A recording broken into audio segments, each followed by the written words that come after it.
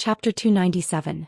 Guan takes action. The sword light between heaven and earth began to fade, and the voice of the mysterious great cultivator from the great cold demon sect still echoed over the ocean, awakening the continent cultivators who had not seen Guan's figure just now.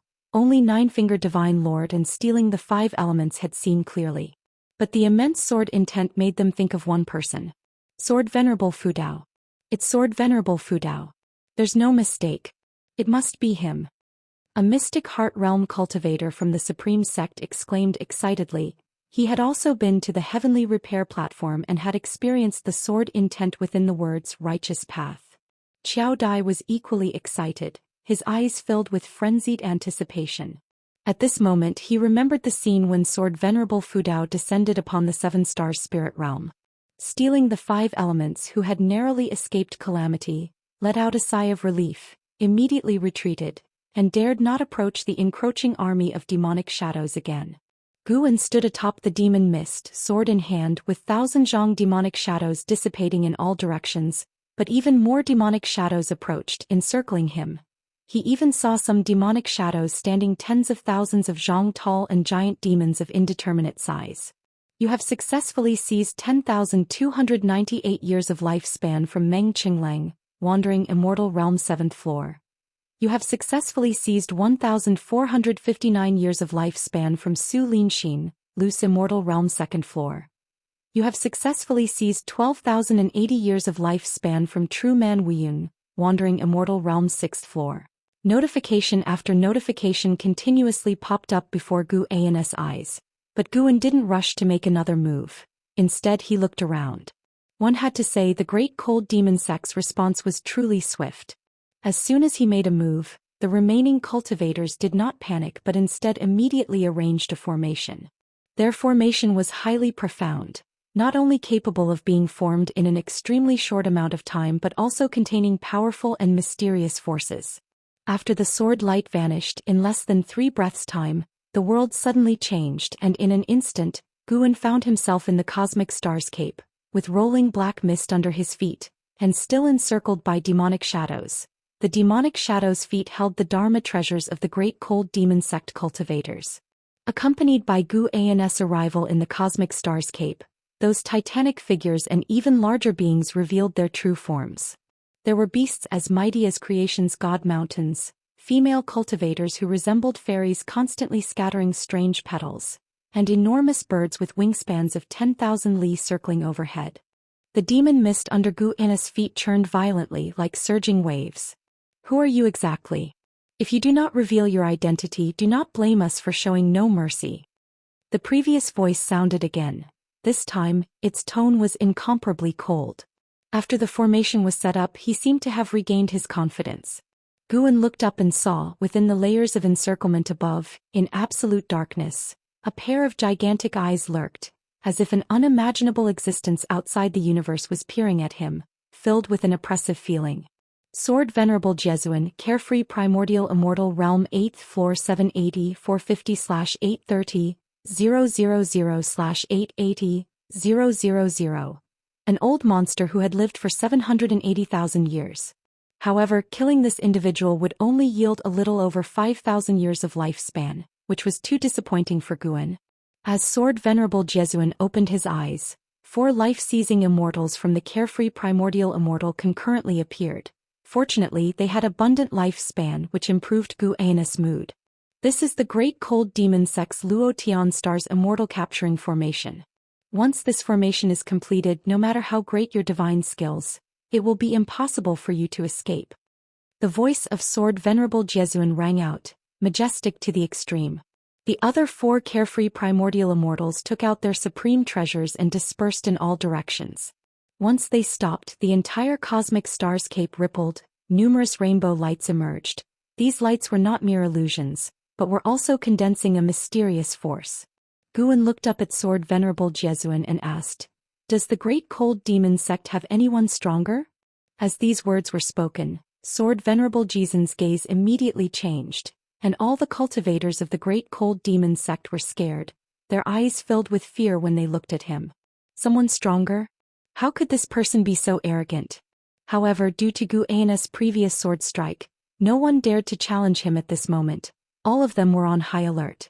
The face of life seizing Immortal turned extremely ugly, intuition telling him that the other party was not being arrogantly presumptuous. At this moment he was filled with dread. Luckily he wasn't rash but instead gathered the strength of the great cold demon sect. Otherwise he might have ended up with his soul scattered like his disciple Bai Hong. For a time, silence fell within the Luo Tian star's immortal capturing formation. It seems there's no one stronger? Truly disappointing. You're acting so recklessly, I thought you'd have more to back it up. Guan spoke again and suddenly he threw the heavenly resident's sword out. Boom.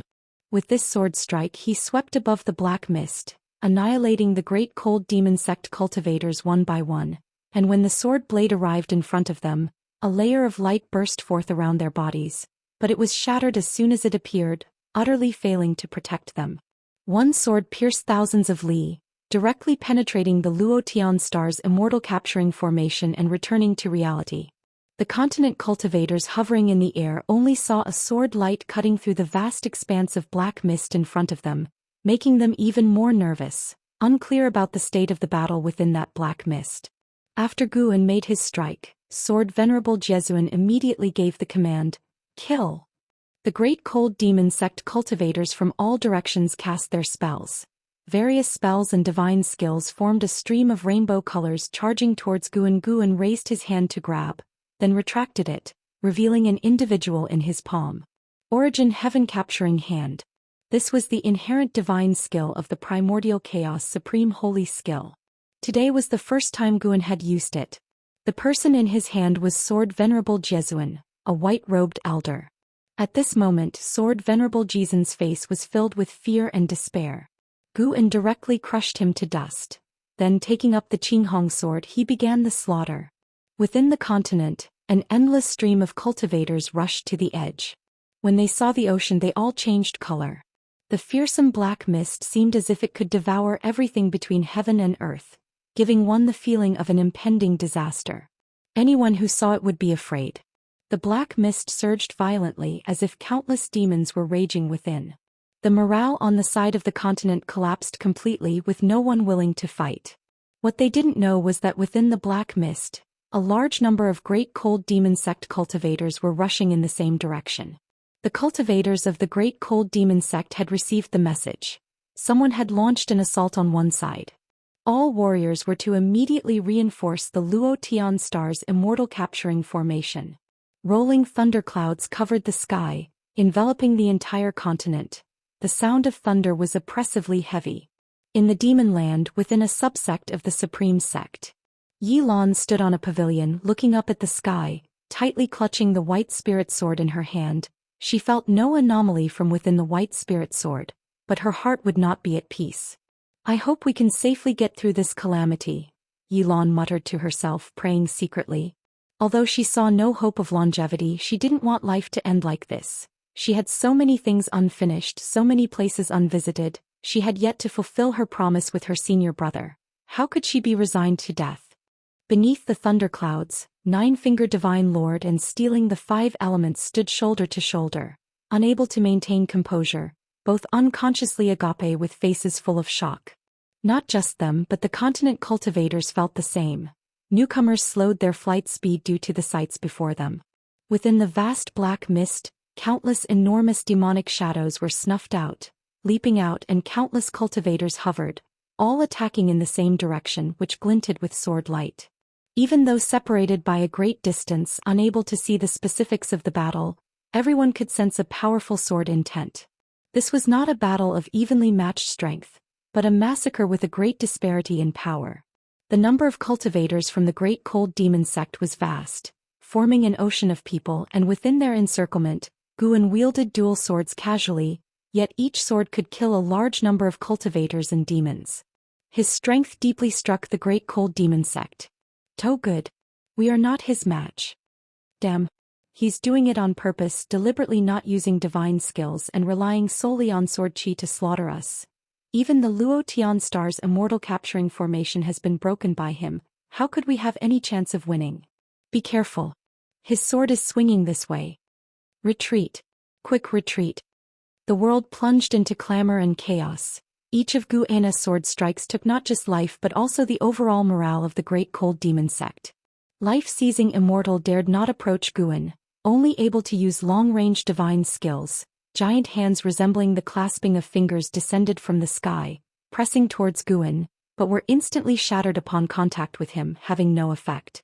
Guan strolled leisurely, walking above the black mist, each step followed by a sword swing as casually as if taking a walk, with no swordsmanship to speak of. Every time the Great Cold Demon sect tried to form the Luotian Star's Immortal capturing formation, it would be dispersed by Guan's sword chi. Guan looked at the notifications before him, struggling to contain the emotions in his heart. He was not killing for the sake of killing, he was enacting justice on behalf of the heavens. Suddenly, Guan stopped in his tracks, and as he did, all the Great Cold Demon sect cultivators retreated, leaving a 100-li radius around Guan where no one dared to tread. The cultivators of the Great Cold Demon sect fell silent, all staring dead ahead at Guan. Life-seizing Immortal gritted his teeth and said, "The sect leader will arrive soon, don't panic everyone." His voice reached the ears of every Great Cold Demon sect cultivator, yet these words did not boost their morale. "Don't panic." Gu Ain's voice rose, filled with sarcasm as if he had heard the world's biggest joke. Before life-seizing Immortal could speak, Guan suddenly vanished from the spot, frightening the cultivators of the Great Cold Demon sect. Up there, a voice rose laden with despair. Countless cultivators and demons all looked up, their eyes wide with astonishment. What they saw was a colossal figure whose height could not be judged by the naked eye, standing proudly above the clouds, showing only its upper body, an almost illusory sight. Even the 10,000 zhang demonic shadows appeared tiny in front of this figure, who was none other than Guan himself. At that moment, all the cultivators of the Great Cold Demon sect felt an overpowering suppression that rendered them immobile. Some of the highly cultivated cultivators of the demon sect unconsciously looked down, only to see the billowing black mist below give rise to a land ablaze with dark purple flames, rushing towards them. Life-seizing Immortal lowered his gaze and his complexion drastically changed. What was that? A land on fire? No, it was unmistakably a hand. A hand large enough to grasp all of them. In the distance, 9-fingered Divine Lord, stealing the 5 elements, and the continent cultivators were all dumbfounded. At the edge of the ocean, a city was rapidly approaching, and it was none other than Divine Exotic City. Li Ya, standing atop a tower in the city, had his eyes wide open, trembling all over as he watched an immensely huge hand rise from within the infinite expanse of black mist. Even with his eyesight he couldn't take in the entire hand. He had never imagined such a large hand could exist in this world. If there were hands of heaven and earth, surely it would be this one. Chapter 298. Breaking through a lifespan of 100 million years. I'm not dreaming, am I? Li Ya muttered to himself, questioning the divine exotic immortal spirit perched on his shoulder. The divine exotic immortal spirit also widened its eyes in shock, its mouth agape. From their perspective, the huge hand at the horizon of the sea seemed as large as the ocean itself. If not for the curved fingers, they could hardly tell it was a hand. It felt like it could grab an entire continent with ease. Li Ya recognized the demonic chi emanating from the gigantic hand as somewhat familiar. Wait, wasn't this the hand of the primordial ancestor? At that thought, a surge of blood rushed through Li Ya's body uncontrollably, exciting him to the extreme. At the same time, the entire continent's populace could see Gu An's figure, whose massive presence shook mountains and clouds on his path, a sight that overturned their understanding and imagination. In the Third Medicine Valley, thousands of disciples watched with their mouths agape. Ji Xiaoyu also stepped out of his house, completely dumbfounded when he saw Gu An's towering figure. It was as if they were beholding the descent of a deity. What is that? It's Sword Venerable Fudao. It's the silhouette of Sword Venerable Fudao. Really? How can it be so large? Is it not an illusion? Many texts record that Sword Venerable Fudao perceives others using the Demon Shadow divine skill. I knew Sword Venerable Fudao wouldn't abandon us. A roar of cheers erupted across the continent. Though the Demon Shadow divine skill was terrifying, the thought of it representing Sword Venerable Fudao uplifted their spirits rather than causing fear. Since the fame of Sword Venerable Fudao, which righteous deed hadn't he done, and which person he killed wasn't among the evil? If it were a normal competition among sects, Sword Venerable Fudao wouldn't have intervened. Otherwise, Supreme Sect would have long become the foremost under heaven. Because of this, other sects respected Sword Venerable Fudao, acknowledging Supreme Sect's luck. In confrontations with Supreme Sect, they were wary of Sword Venerable Fudao, but they weren't afraid he'd harm them as long as they didn't commit heinous acts. Since Sword Venerable Fudao appeared, many disciples had perished during Supreme Sect's expansion, yet Sword Venerable Fudao hadn't sought vengeance. The sects and clans that decided to stay were bustling with excitement, as if the spring festival had come early. While the continent was invigorated, the cultivators of the Great Cold Demon Sect fell into despair. They watched as Guana's fingers slowly rose, appearing like ancient colossal peaks ascending, creating an overwhelmingly impactful scene. Even Immortal Path Realm cultivators watched in awe. The life-seizing Immortal desperately mobilized his mana, but he couldn't move an inch, feeling as insignificant as an ant. How many years had it been? Ever since he entered the Nirvana realm, not to mention the carefree primordial immortal realm, he hadn't been so embarrassed. The other 3 carefree primordial immortals were in the same state, utterly immobile despite their full efforts, despair beyond common understanding. If they were so affected, not to mention cultivators of other realms, despair shrouded every heart. This hand had captured millions of the Great Cold Demon Sect's cultivators and demons. Those arriving cultivators from the Great Cold Demon Sect, upon seeing this gigantic hand, fled in panic, throwing aside all their rules and consequences. Guan looked down at the Great Cold Demon Sect cultivators and the demons they brought within his palm. He also hesitated. Killing too many would weigh on his conscience and he worried it might bring greater troubles. But remembering the countless lives Bai Hong had slaughtered, his heart hardened. Such a wicked sect, if it's to be extinguished, so be it. If even this act brought divine retribution, then Guan would question what heaven really stood for. Once Guan's thoughts cleared, he suddenly clenched his hand. His palm was so huge that a simple clench stirred up a terrifying storm, unleashing waves sweeping toward the horizon. The fierce winds assaulted Divine Exotic City, forcing it to activate its city protection array immediately. Leah watched as the protective barrier around Divine Exotic City violently distorted. He couldn't concern himself with the safety of the city as he looked into the distance, trembling. The sight of that mighty clenched fist was simply too magnificent. He even doubted whether immortal cultivation could really reach such a mighty level. He wondered whether the primordial ancestor was born an immortal, a true immortal, not merely a mortal who had cultivated into one. As Guan clenched, the heaven and earth fell silent. The terrifying oppression that had engulfed the continent and the surrounding seas was gone. Despite the rolling thunderclouds above, the masses felt as though they had emerged from the clouds into clear skies. You successfully seized 1,228 years of lifespan from Bai Lai, Loose Immortal Realm 7th layer. You successfully seized 493 years of lifespan from Qin Sushin, Nirvana Realm 9th layer. You successfully seized 58 years of lifespan from the Sei Crossing Old Immortal, Nirvana Realm 8th layer. You successfully seized 2,780 years of lifespan from Yunhai Tianjun, Wandering Immortal Realm 5th layer. Alerts continuously popped up before Guana's eyes and then he vanished, but his remaining image in the sky left the beings in awe. The black fog enveloping the sea swiftly dissipated, signifying the end of a massive calamity. Leah recovered his senses and quickly urged the divine exotic immortal spirit to head towards the mainland. In the distance, the master of divine exotic realms stood atop the thunderclouds, infinite divine exotic resentful ghosts behind him, all displaying faces of fear, many visibly trembling. Even degraded to divine exotic resentful ghosts, they still felt terror from the formidable being they had just witnessed. How could such an existence be defeated? Their fear was palpable, dreading the realm master might order an attack. Fortunately, as the formidable presence disappeared, the realm master did not issue the command. The realm master turned and said, "Back to the divine exotic realm." Guana's strength filled him with ecstatic relief, though he restrained his emotions vigorously. Aligning with Zhang Buku was a move well played.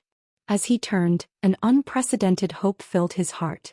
Guan returned to Mystic Valley, feeling Jiang Qiong's restless presence in the 8 scenic caves. Her steps were brisk. He immediately headed towards the 8 scenic caves. As Guan entered the cave pathway, Jiang Qiong's footsteps abruptly stopped. Meanwhile, the lifespan alerts continued to appear before Gu An's eyes. Not yet reaching the cave entrance, Guan halted, his attention captured by 2 alerts. For the first time, your lifespan has breached 1 billion years, unlocking the Lifespan Samsara feature. Lifespan Samsara. Every 100 years, execute once, undergoing reincarnation evolution. The evolution will reflect into reality, each use consuming 10 million years of lifespan. All memories acquired during the reincarnation will be transferred into your mind as if you experienced them personally. The duration of the reincarnation evolution is limitless, entirely dependent on your karmic choices during the evolution. Integration of real-world memories requires only an ancient hour. You successfully seized 487 years of lifespan from Zhu Changming, Mahayana realm, 9th layer. Lifespan Samsara. Seeing the 10 million year lifespan cost made Guan feel it was a ripoff. But after reading the explanation, he suddenly thought it might not be so bad. If during the reincarnation evolution he lived long enough, the Daoist sorcery, divine skills, and understanding of the Tao achieved in one lifetime could potentially be worth more than 10 million years of lifespan. Of course, he might also not survive past 100 years, a huge loss of 10 million years of lifespan. This was a massive gamble. As Guan pondered, Jiang Qiong's voice floated over. "What are you standing there for? Come in already." On hearing this, Guan immediately strode forward. Tips indicating lifespan seizures continued. This series was a massive win. Guan had originally planned to use high-rank medical herbs from an outer world cave to push his lifespan over 1 billion years. But inevitably, some would push their luck too far. Folks get cocky, but if the heavens don't act, then he would. As Guan reached the base of the green vine tree, he couldn't help but laugh and cry. Jiang Qiong had dug a hole and placed a coffin inside. What was this, planning to bury himself? Jiang Qiong pointed at the coffin. "Lie down here with me, it might help us avoid disaster." Guan pretended to be reluctant. "Is this really necessary?" Jiang Qiong glared, swiftly came forward and pushed him. If he hadn't suppressed his Daoist gang primal energy, Jiang Qiong might have been obliterated. Guan had no choice but to lie down in the coffin. Jiang Qiong jumped in after him, forcibly pressing him down. Lying in the coffin, she swung her right hand, and the lid immediately covered them, plunging their vision into darkness. From the outside, the coffin began sinking into the earth, soon vanishing from sight. Confined in the cramped space of the coffin, Guan and Jiang Qiong squeezed together. In that moment, Guan's heart calmed. Massacring so many, even if all evil, his heart couldn't stay tranquil easily. Excessive killing bred malevolent energy, even a thrilling emotion of breaking free from moral shackles. He needed time to adjust. Now, lying in this darkness, his mood inexplicably steadied. Despite being in the dark, Guan could still see his lifespan alerts. Jiang Qiong's body began to squirm. Her arm was soft, she seemed to feel too squeezed, constantly pressing against Guan. Guan couldn't help asking, "If the calamity doesn't strike, how long must we hide here before we can leave?" Being squeezed in the coffin with Jiang Qiong, he actually found it quite amusing, a completely novel experience for him. "Hide for a few decades, at least until we get past the life-seizing Immortal's 100-year mark." "That long? No, I need to go back, there are disciples in the valley, I can't abandon them." "Humph, don't even think about it. Now that you've already lain down, don't think about leaving." As her words fell, Guan felt his left hand grasped by hers. Her hand was cold like a corpse's. Guan tried to break free, but she held on tightly. Only after all the lifespan alerts had settled did Guan come back to his senses. He hadn't checked his lifespan yet, planning to later enjoy the moment of unveiling his lifespan. He spoke up, "It's a bit uncomfortable squeezing like this, don't you think? Squeezing like this for decades, I'm afraid I might die." Jiang Qiong didn't respond but began to shift her body. Guan stiffened instantly. Jiang Qiong actually lay on top of him face to face. In the darkness, Guan distinctly felt her breath was a bit agitated, though faint, not escaping his senses. Suddenly, Jiang Qiong's face pressed against Guan's chest, and he could feel one of her legs rubbing against his shin. "This is bad. Things have gone too far." Guan fake coughed. "Why are you so heavy?" Jiang Qiong's breathing hitched, then Guan felt a hand land on his waist, fingers pinching his flesh. Chapter 299. Terrifying Lifespan. "Kid, Do you truly not know how to speak, or are you purposely trying to irritate me? In the darkness, Jiang Qiong's voice resounded, somewhat grinding her teeth in frustration, but her hand did not forcefully pinch Guan, it was merely a warning. Guan, of course, had intentionally disrupted the atmosphere. He feigned a cough and began asking Jiang Qiong what she would like to do after the disaster was over. Jiang Qiong fell into silence, her limbs ceasing to move as she started to contemplate the question seriously. In truth, she had always been unclear about what she really wanted to do. She had done many things to become stronger, but when the apocalyptic disaster arrived, she felt that her actions were meaningless. Guan did not disturb her, allowing her to think it over. However, the moment the silence settled, his mind began to wander. Pinned down by Jiang Qiong, Guan could feel every part of her body pressing against him. How could he remain calm? At that moment, the plots of Green Hero Travelogue, Supreme Secret Records, Black Heroes Travelogue, and many others flashed through his mind. Suddenly he felt Jiang Qiong tremble slightly. He hurriedly shifted his thoughts to ponder what exactly lifespan samsara was. As his thoughts shifted, Jiang Qiong calmed down. She spoke up. If we truly can survive this catastrophe, then I'll focus on developing the Juhua sect. I won't wander around anymore. I feel like all these years of running about haven't really counted for much. That's good, Guan replied, to avoid any dangers. Jiang Qiong suddenly stretched out her hand, hugged Guan tightly and whispered softly, "The calamity of the ephemera sect left me without any relatives. You are now the only person I care about. Back when you first entered the 8 scenic caves, I was considering whether to kill you or not. Who would have thought that after so many years, you would become so important to me?" Hearing this, Guan stiffened slightly and replied helplessly, "Is it that serious? I haven't been all that good to you. On the contrary, you've taught me quite a few spells." Setting aside the matter of Sword Venerable Fudao supporting Jiang Qiong, Guan genuinely felt that his outward contributions to Jiang Qiong paled in comparison to what she had offered him. Many spells Jiang Qiong taught him he still used to this day. She had also given him magic artifacts and heavenly treasures. How can you say you haven't been good to me? You've managed the 8 scenic caves very well and you've never betrayed me. Every time I've come back you've taken good care of me. Affection isn't entirely about contributions. If you were stronger you would definitely treat me even better, I understand that. And I felt right from our first meeting that you had the ability to kill me. You hid it well, but I knew not only that you didn't kill me, but also that you were obedient to me. Listening to Jiang Qiong, Guan suddenly didn't know what to say. Of course, you rascal, you are good to everyone. Everyone in the valley praises you, Jiang Qiong suddenly snorted. Hearing this, Guan immediately said, "That's what makes me a scary talent, being good to everybody, making it hard to interpret my thoughts."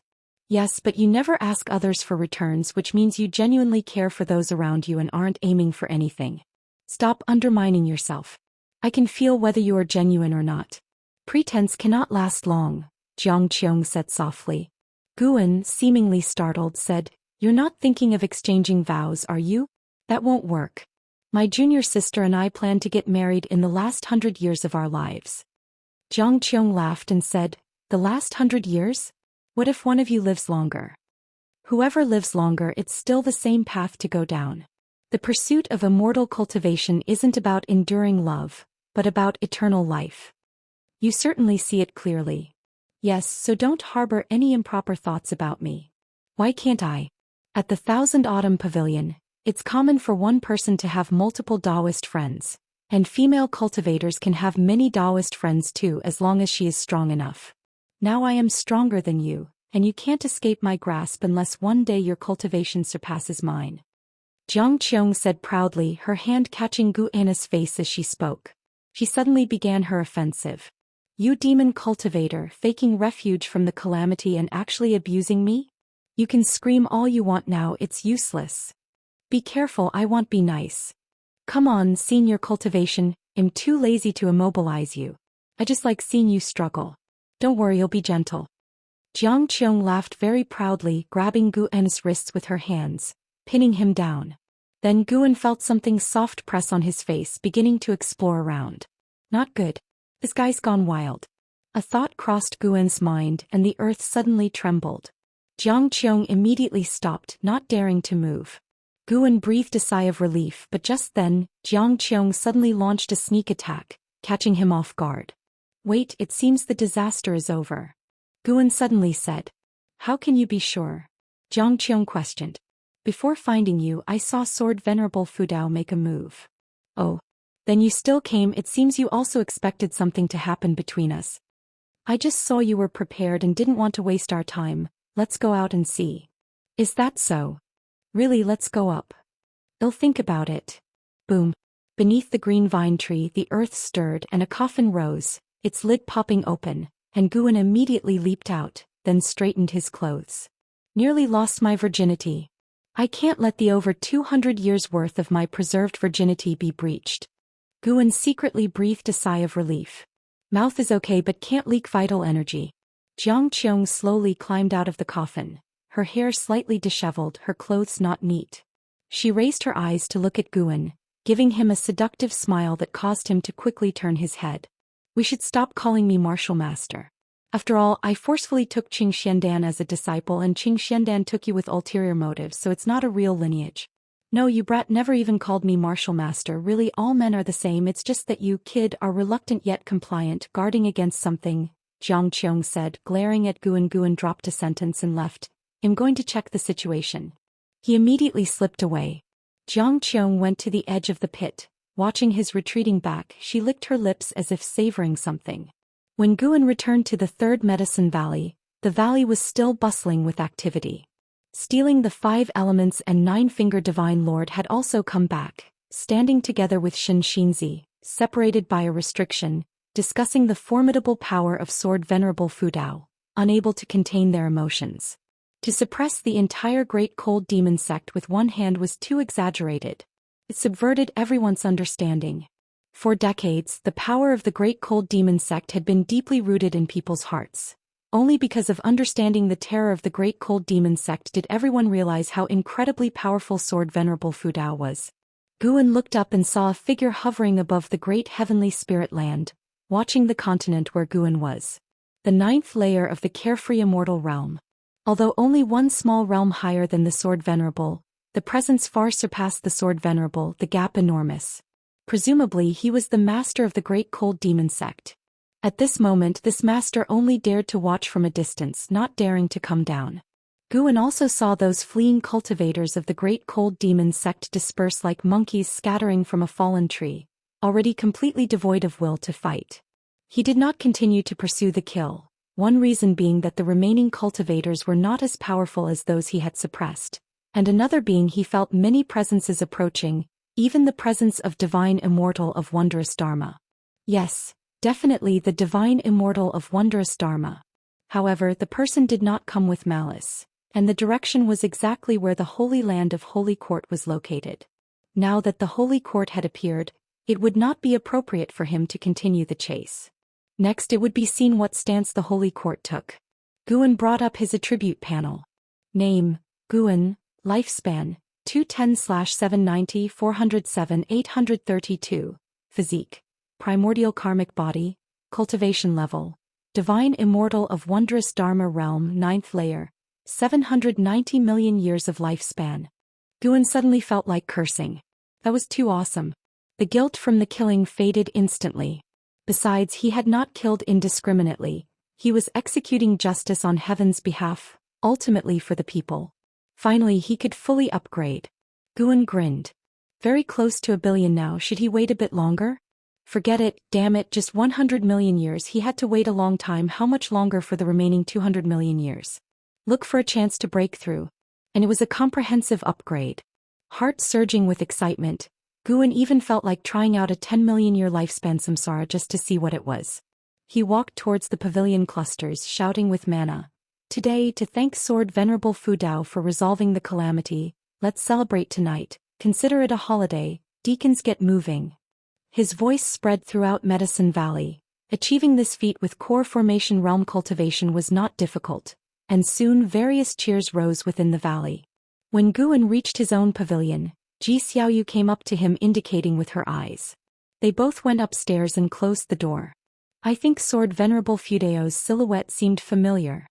Ji Xiaoyu said seriously, causing Guan's heart to tremble. What did that mean? Could she have linked it to me? Guan immediately became uneasy. A supreme power who suppressed the great cold demon sect spooked by a core formation realm cultivator. He asked with a frown, could it be that sword Venerable Fudao originates from the Ji family? Ji Xiaoyu shook her head. No, I saw him in a dream, it must have been a scene from a past life. Hearing this, Guan breathed a sigh of relief, but his brows furrowed even deeper. Today's battle was an eye-opener. I suddenly feel that I can't die too early in this life. I need to follow in the footsteps of Sword Venerable Fudao. Ji Xiaoyu spoke again, her face full of admiration. Chase after Sword Venerable Fudao? He was divine immortal of wondrous Dharma realm, 9th layer. Guan didn't discourage Ji Xiaoyu. What if she really could achieve it? He started motivating Ji Xiaoyu. They chatted for a while before Ji Xiaoyu finally left, but when she reached the door she stopped, turned back to look at Guan and said, the scent of a woman on you is stronger now. It's still the same woman as last time. You two must have entangled a bit, although you don't seem to have leaked any essence. After that she pushed the door open and left without closing it. Guan stood there puzzled. How did she figure that out? What kind of divine skill was that, or was it a talent?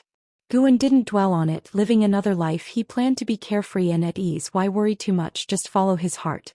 He started waiting for that divine immortal of wondrous Dharma to leave, as long as the person didn't mess around, and once they left he would find a place to break through. Chapter 300. 7 Divine Golden Bodies, Primordial Ultimate Body. The mysterious divine immortal of wondrous Dharma wandered in this mortal world region, never stepping onto the continent where Guan was located. A day and a night later he left.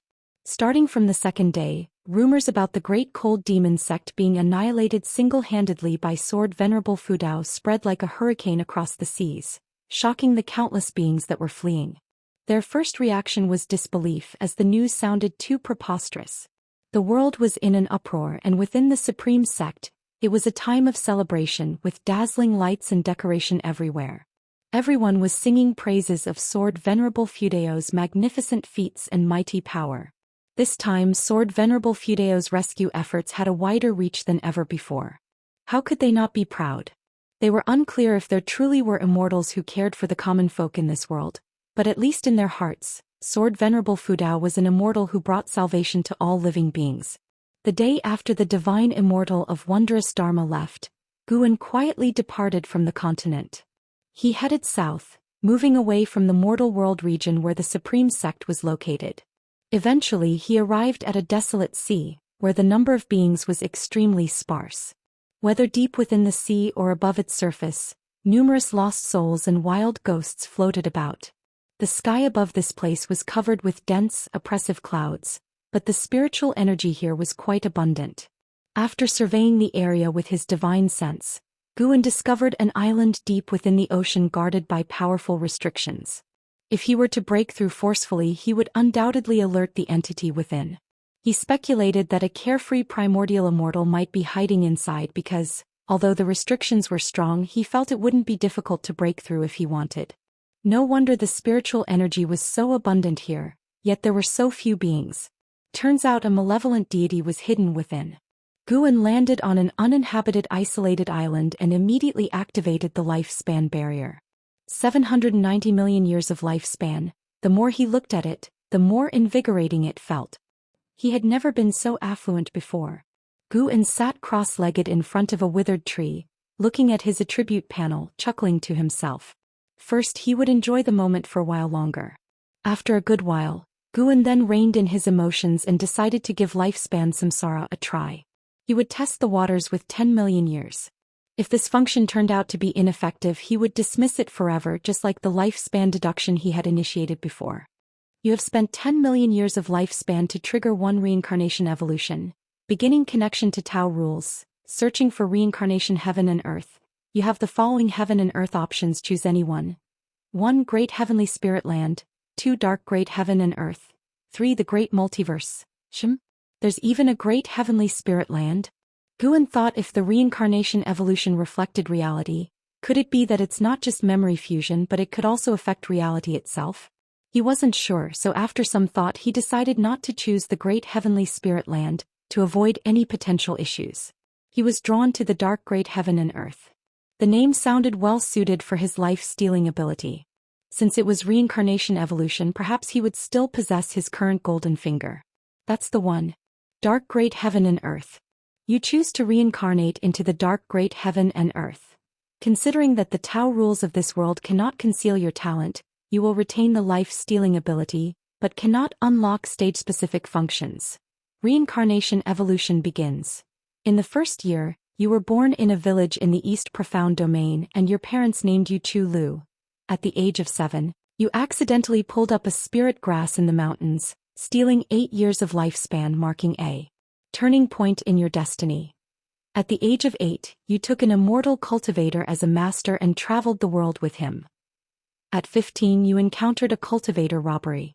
To protect you, your master died. You harbored a grudge, hid in the mountains, and began to accumulate lifespan. By 18, you evolved your cultivation level to the nascent soul realm through lifespan evolution and you began your revenge. At 19, you infiltrated the residence of your enemies, killing everyone until only one person remained, a girl. Seeing her fearful demeanor, you felt some reluctance and struggled internally. Do you choose to execute her? The prompt stopped here. Guan paused for a moment, choosing not to execute her. Joking aside, with his life-stealing ability, he certainly wouldn't be hunted by this girl. You spared the girl, Xianxia, and resumed your path of immortal cultivation. Seeing this prompt, Guan smiled. This girl, like his junior sister, also had Lan in her name. The previous prompts had no names. It seemed the deceased don't get named unless they survive. Hold on, his parents and master were initially alive as well, but they were not named. He suddenly had a bad feeling. Could it be that this Xianxia would live a long time? At 20, you joined the Tai sect, and with your exceptional cultivation level and talent, you became a direct disciple, making a name for yourself within the sect. At 21, you utilized the life-span deduction cultivation technique to master the 7 hearts technique. At 22, jealous of you, the sect leader's son ambushed you while you were on a mission, surrounding you with his people. You executed all his followers, leaving only the sect leader's son alive. He knelt before you, begging for mercy, and you hesitated. Do you choose to execute him? Kill. Guan didn't hesitate, and the prompt continued to appear. Killing men and sparing women? Seems like there's something wrong with the standard, huh? Guan criticized himself internally. Subsequently, the him in the reincarnation returned to the Tai sect, faced continuous strife and enmity, and he always chose to kill since it was others who provoked him. Killing led to the unveiling of secrets, and he was pursued by the Tai sect and even placed on a wanted list. After that, almost every year he was embroiled in battles, sometimes several times within a year. Once, Guan chose to save a wounded cultivator he encountered by chance, only for that person to summon a large group of cultivators to ambush him, intending to seize the magic artifact in his possession. Angered, Guan's killing intent intensified. One betrayal after another, jealousy and feuds kept unfolding. What an impressive turn of events. Indeed, this was the dark great heaven and earth, and the world seemed excessively grim. Over the first 50 years, Guan encountered not a single kind-hearted cultivator. He was fighting alone the entire time. The most distressing part for him was that, in order to get back at him, his enemies extracted the souls of his family still in the mountain village and refined them into resentful ghosts to be embedded in ghost devices. Furious, Guan became even more ruthless in his subsequent choices, always responding to killing with killing. His lifespan accumulated rapidly, and by 50 he had reached the cultivation level of loose immortal realm, becoming the East Profound Domain's killing god. At the age of 65, you encountered the girl you once spared, Xianxia. She had now become a disciple of the Blue Sky Holy Sect, a renowned genius. She recognized you and was very grateful. You were moved by her attitude. At 66, pursued by Xianxia, you both became Daoist friends. At 67, Xianxia gave birth to a son and a daughter for you, and you cherished her even more. At 68, while you were cultivating, a wandering, carefree primordial immortal from the Blue Sky Holy Sect descended. He was known as the Black Profound Emperor and crushed you to death. Reincarnation ends. What? It's over already? Guan nearly spit blood. For 10 million years of lifespan he only got 68 years of life? Black Profound Emperor. Okay, very good. Without giving Guan time to ponder more, a vast array of memories flooded his mind. the life of Chu Lu as if he had experienced it himself. However, since it was reincarnation evolution, he didn't feel the length during the assimilation process. It was like recalling past memories, recalling some experiences, a rather peculiar sensation. Although he only lived for 68 years in this life, Chu Lu improved a cultivation technique over his lifetime, and even evolved it into a divine skill that caused a sensation in both the past and the present. Developed from the 7 Hearts technique after numerous enhancements, it is now known as the 7 Divine Gold Bodies. 7 Divine Gold Bodies with an inherent cultivation technique. Once mastered, it forms 7 souls, each equipped with divine skills, allowing him to resurrect even if killed. In memory, getting crushed by the Black Profound Emperor wasn't as straightforward. He resurrected 6 times in the Black Profound Emperor's hands, but the result was the same. The gap in cultivation level was too vast. His teleportation divine power was unable to let him escape. After assimilating the 7 divine gold bodies, Guan felt somewhat placated. It is hard to say if the value of the 7 divine gold bodies could match 10 million years of lifespan, but it certainly was not something to be gained with just 1 or 2 million years of lifespan. The skill was extremely powerful, allowing nascent soul realm Chu Lu to severely injure enemies of the 2nd level of wandering immortal realm, proving its strength. It was not enough perseverance. Guan realized that in reincarnation evolution he could only make decisions at destiny's turning points and couldn't control his reincarnated self. Thinking about it, didn't this mean that all other worlds of reincarnation also had their own thought processes? Isn't this also the case with reincarnation in reality? Ji Xiaoyu in this life was completely different from her previous life. Guan withdrew his thoughts, noticing that the ground was full of spiritual energy. This showed that reincarnation evolution also consumed real-world spiritual energy. Fortunately, he had changed locations to avoid affecting the Supreme Sect and the continent. Time to get down to real business. Today he would break through a major realm. Guan accessed the attribute panel and poured 20 million years of lifespan into physique. Primordial karmic body advanced to primordial chaos body, then ascended to primordial ultimate body. Awakening the great divine power, the primordial chaos grand disc. This divine skill was an amalgamation of attack, defense and sealing abilities, larger and more formidable than regular heaven and earth rules, possessing the might to crush heaven and earth rules. Guan immediately trained this divine skill to mastery realm. Vast spiritual energy surged into Guan's mind, and his consciousness entered a state of sudden enlightenment. Primordial ultimate body and primordial karmic body, although both named after primordial, had a huge disparity. By reaching ultimate body, one could easily see through heaven and earth rules as well as cause and effect, exerting absolute suppression over the primordial body type. Although Guan had not yet encountered a primordial body type, he felt that primordial must exist. After all, it was achieved through the elevation of his own body type, indicating that if the mortals of the great heavenly spirit land traced back their ancestry, they might very well be linked to primordial. He just did not know where primordial was located. As Guan devoured the spiritual energy, the silent and gloomy sea stirred into a tempest, as a powerful divine sense swept across the sea. Unfortunately, no matter how much it searched, it could not find Guan. An ancient hour later, Guan finally opened his eyes, and his physique was completely transformed into a primordial ultimate body. His current strength had reached a terrifying level, and the sensation of power was exceedingly delightful. He even wanted to find someone to test his newfound strength against.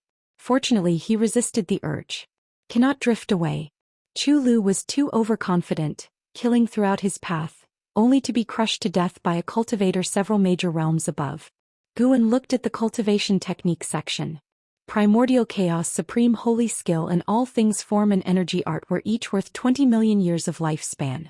The reason he only used 20 million years of lifespan was that he started to covet the function that would unlock with a billion years of lifespan. Chapter 301. Breakthrough to the 9th layer of the Tao Void Mysterious Immortal Realm. In the next ancient hour, Guan enhanced the primordial chaos supreme holy skill to the great accomplishment of infinite primordial creation. And yet 20 million years of lifespan only advanced him by 1 level, luckily reaching the peak of perfection. At the same time he awakened the divine skill unlimited avatars. Every element of the 5 elements spiritual energy could turn into an avatar.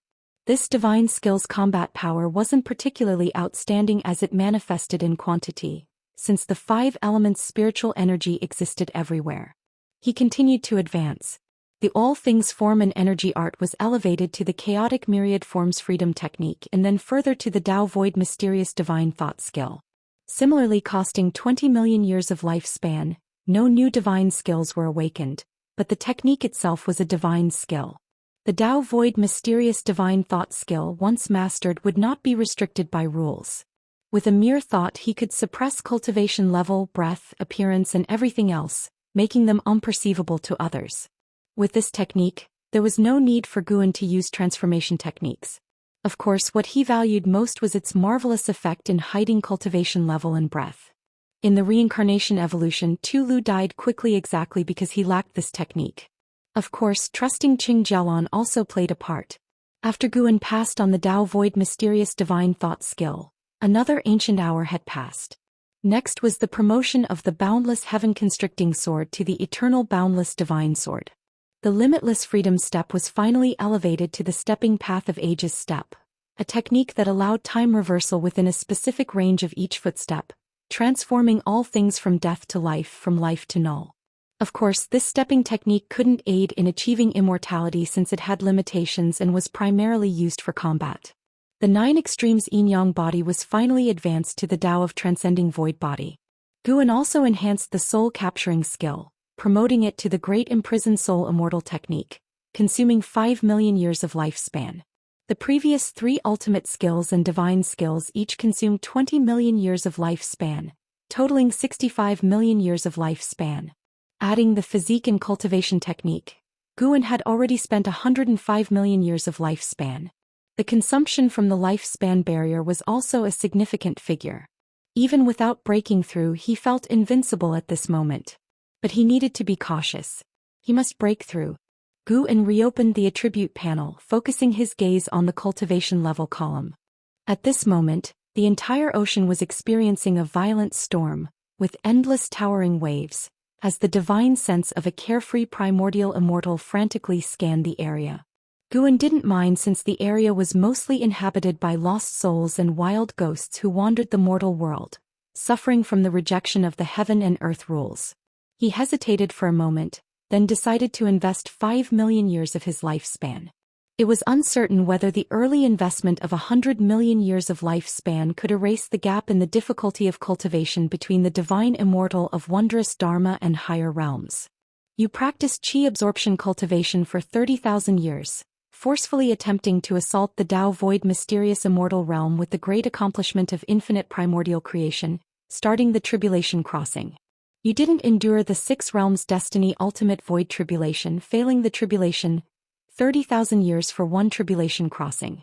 Guan was thrilled, knowing that previously when he attempted to reach the divine immortal of wondrous Dharma realm, it took 60,000 years for one chance to cross the tribulation. However, even more surprising events occurred.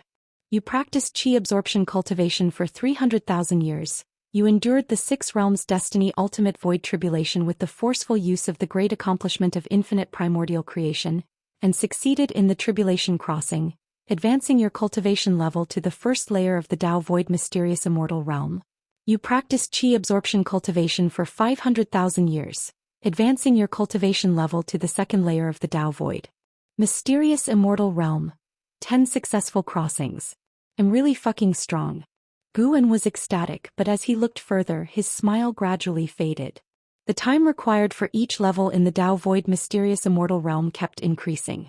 You practiced qi absorption cultivation for 4 million years, advancing your cultivation level to the 8th layer of the Tao void mysterious immortal realm.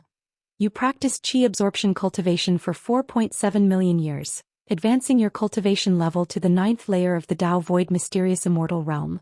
You practiced qi absorption cultivation for 5 million years, forcefully assailing the divine thought true immortal realm with the great accomplishment of infinite primordial creation, starting the tribulation crossing. You didn't endure the heavenly Tao 49 mysterious void tribulation, failing the tribulation. That's good. Reaching the 9th layer of the Tao void mysterious immortal realm in 5 million years was an unexpectedly pleasant surprise. But what's after was shocking. An attempt of tribulation every 300,000 years. Following the old pattern, failing 100 times would mean 30 million years of lifespan. Failing 200 times would mean 60 million years of lifespan. That's ridiculously exaggerated. Is the divine thought true immortal that mighty? It's a big leap. Guan didn't question it much, given he hadn't even heard of the Tao void mysterious immortal, let alone the higher divine thought true immortal. Once again, nature's spiritual energy surged towards him. The entire ocean's spiritual energy abruptly sank, and its range rapidly expanded. Damn. This commotion is a bit excessive. Guan was secretly alarmed, feeling he might once again bring about a calamity to the mortal world. The vast amounts of spiritual energy required to transition from the 9th layer of the divine immortal of wondrous Dharma to the 9th layer of the Tao void mysterious immortal far exceeded Guan's imagination. However, he could judge the resources of the great heavenly spirit land through this disturbance. If his breakthrough affected the entire great heavenly spirit land, it would indicate that the Tao void mysterious realm cultivators in the great heavenly spirit land were few and far between. While feeling the transformation within himself, Guan observed the surroundings. The range of spiritual energy extraction grew larger, and in less than 30 minutes, it exceeded the size of the area the great cold demon sect planned to annihilate and was still rapidly increasing. Time swiftly passed. An hour later, Guan forcefully achieved the Tao void mysterious immortal. Regardless of the realm, the evolutionary cultivation would always compress the breakthrough into 1 hour. The mysteries of the Tao void mysterious immortal flooded into his mind. A Tao void mysterious immortal could transcend universal rules and travel through the Great Thousand World. The so-called Great Thousand World consists of countless realms like the Great Heavenly Spirit Land, and only reaching this level would one touch the barriers of the universe. Of course, not all universes can be easily traversed as there are also differences in strength among them.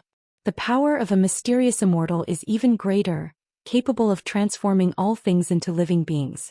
Reaching this level means starting to condense one's own Tao. The so-called Tao is the condensation of the overall path of immortal cultivation, manifesting as will, capable of condensing a Tao form and using it to battle and suppress everything. Guan was immersed in the transformation brought by the Tao void mysterious immortal, unable to extricate himself. Only when his cultivation level broke through to the 2nd layer of the Tao void mysterious immortal realm did his consciousness awaken. He looked up, the universe no longer looked so distant to him. His gaze and divine sense reached perfect unity, allowing him even to peer into the ends of the universe. He saw the silent destruction domain described by Zia, a place of utter darkness emitting a terrifying aura that made it difficult for him to infiltrate lightly. For he sensed auras within that made him wary, not just one but several. Time continued to move forward. Guan began to detect the approach of various cultivators' aura. Looking up, he saw a massive number of cultivators flying out of the Holy Land where the Holy Court was located, quickly approaching, the numbers even surpassing those of the Great Cold Demon sect. His breakthrough had indeed alarmed the Holy Court. It must be said, compared to the Holy Court, the Great Cold Demon sect was utterly incomparable. The cultivators who flew out were of loose immortal realm at the lowest, numbering over 5 million and still increasing. More than 5 million loose immortals, what an exaggeration. He even sensed the aura of divine immortals of wondrous Dharma and carefree primordial immortals, with more than 10 divine immortals of wondrous Dharma among them. The cultivators of the Holy Court dispersed to protect various continents and islands. The ocean stirred up world-shocking waves, the speed of the sinking spiritual energy causing many continents to shatter. Seeing the Holy Court coming out to protect the common people, Guan breathed a sigh of relief, holding the Holy Court in much higher regard. He didn't want his breakthrough to result in the extinction of countless beings. It seems the support of the Great Cold Demon sect by the Holy Court was only the will of that Holy King. If the Holy Court became his enemy in the future, regardless of the animosity, simply for today's actions of the Holy Court, he wouldn't thoroughly exterminate them. Of course, it would be even better if he could establish friendly relations with the Holy Court. Cultivation doesn't have to be all about fighting and killing. The benefits derived from slaughtering the Great Cold Demon sect were indeed massive, but it also attracted much wariness. Look now, the battle just ended and divine immortals of wondrous Dharma have shown up, a realm previously unheard of. If he became too arrogant and a more terrifying existence than the divine thought true immortal appeared and slapped him to death with one palm, what could he do?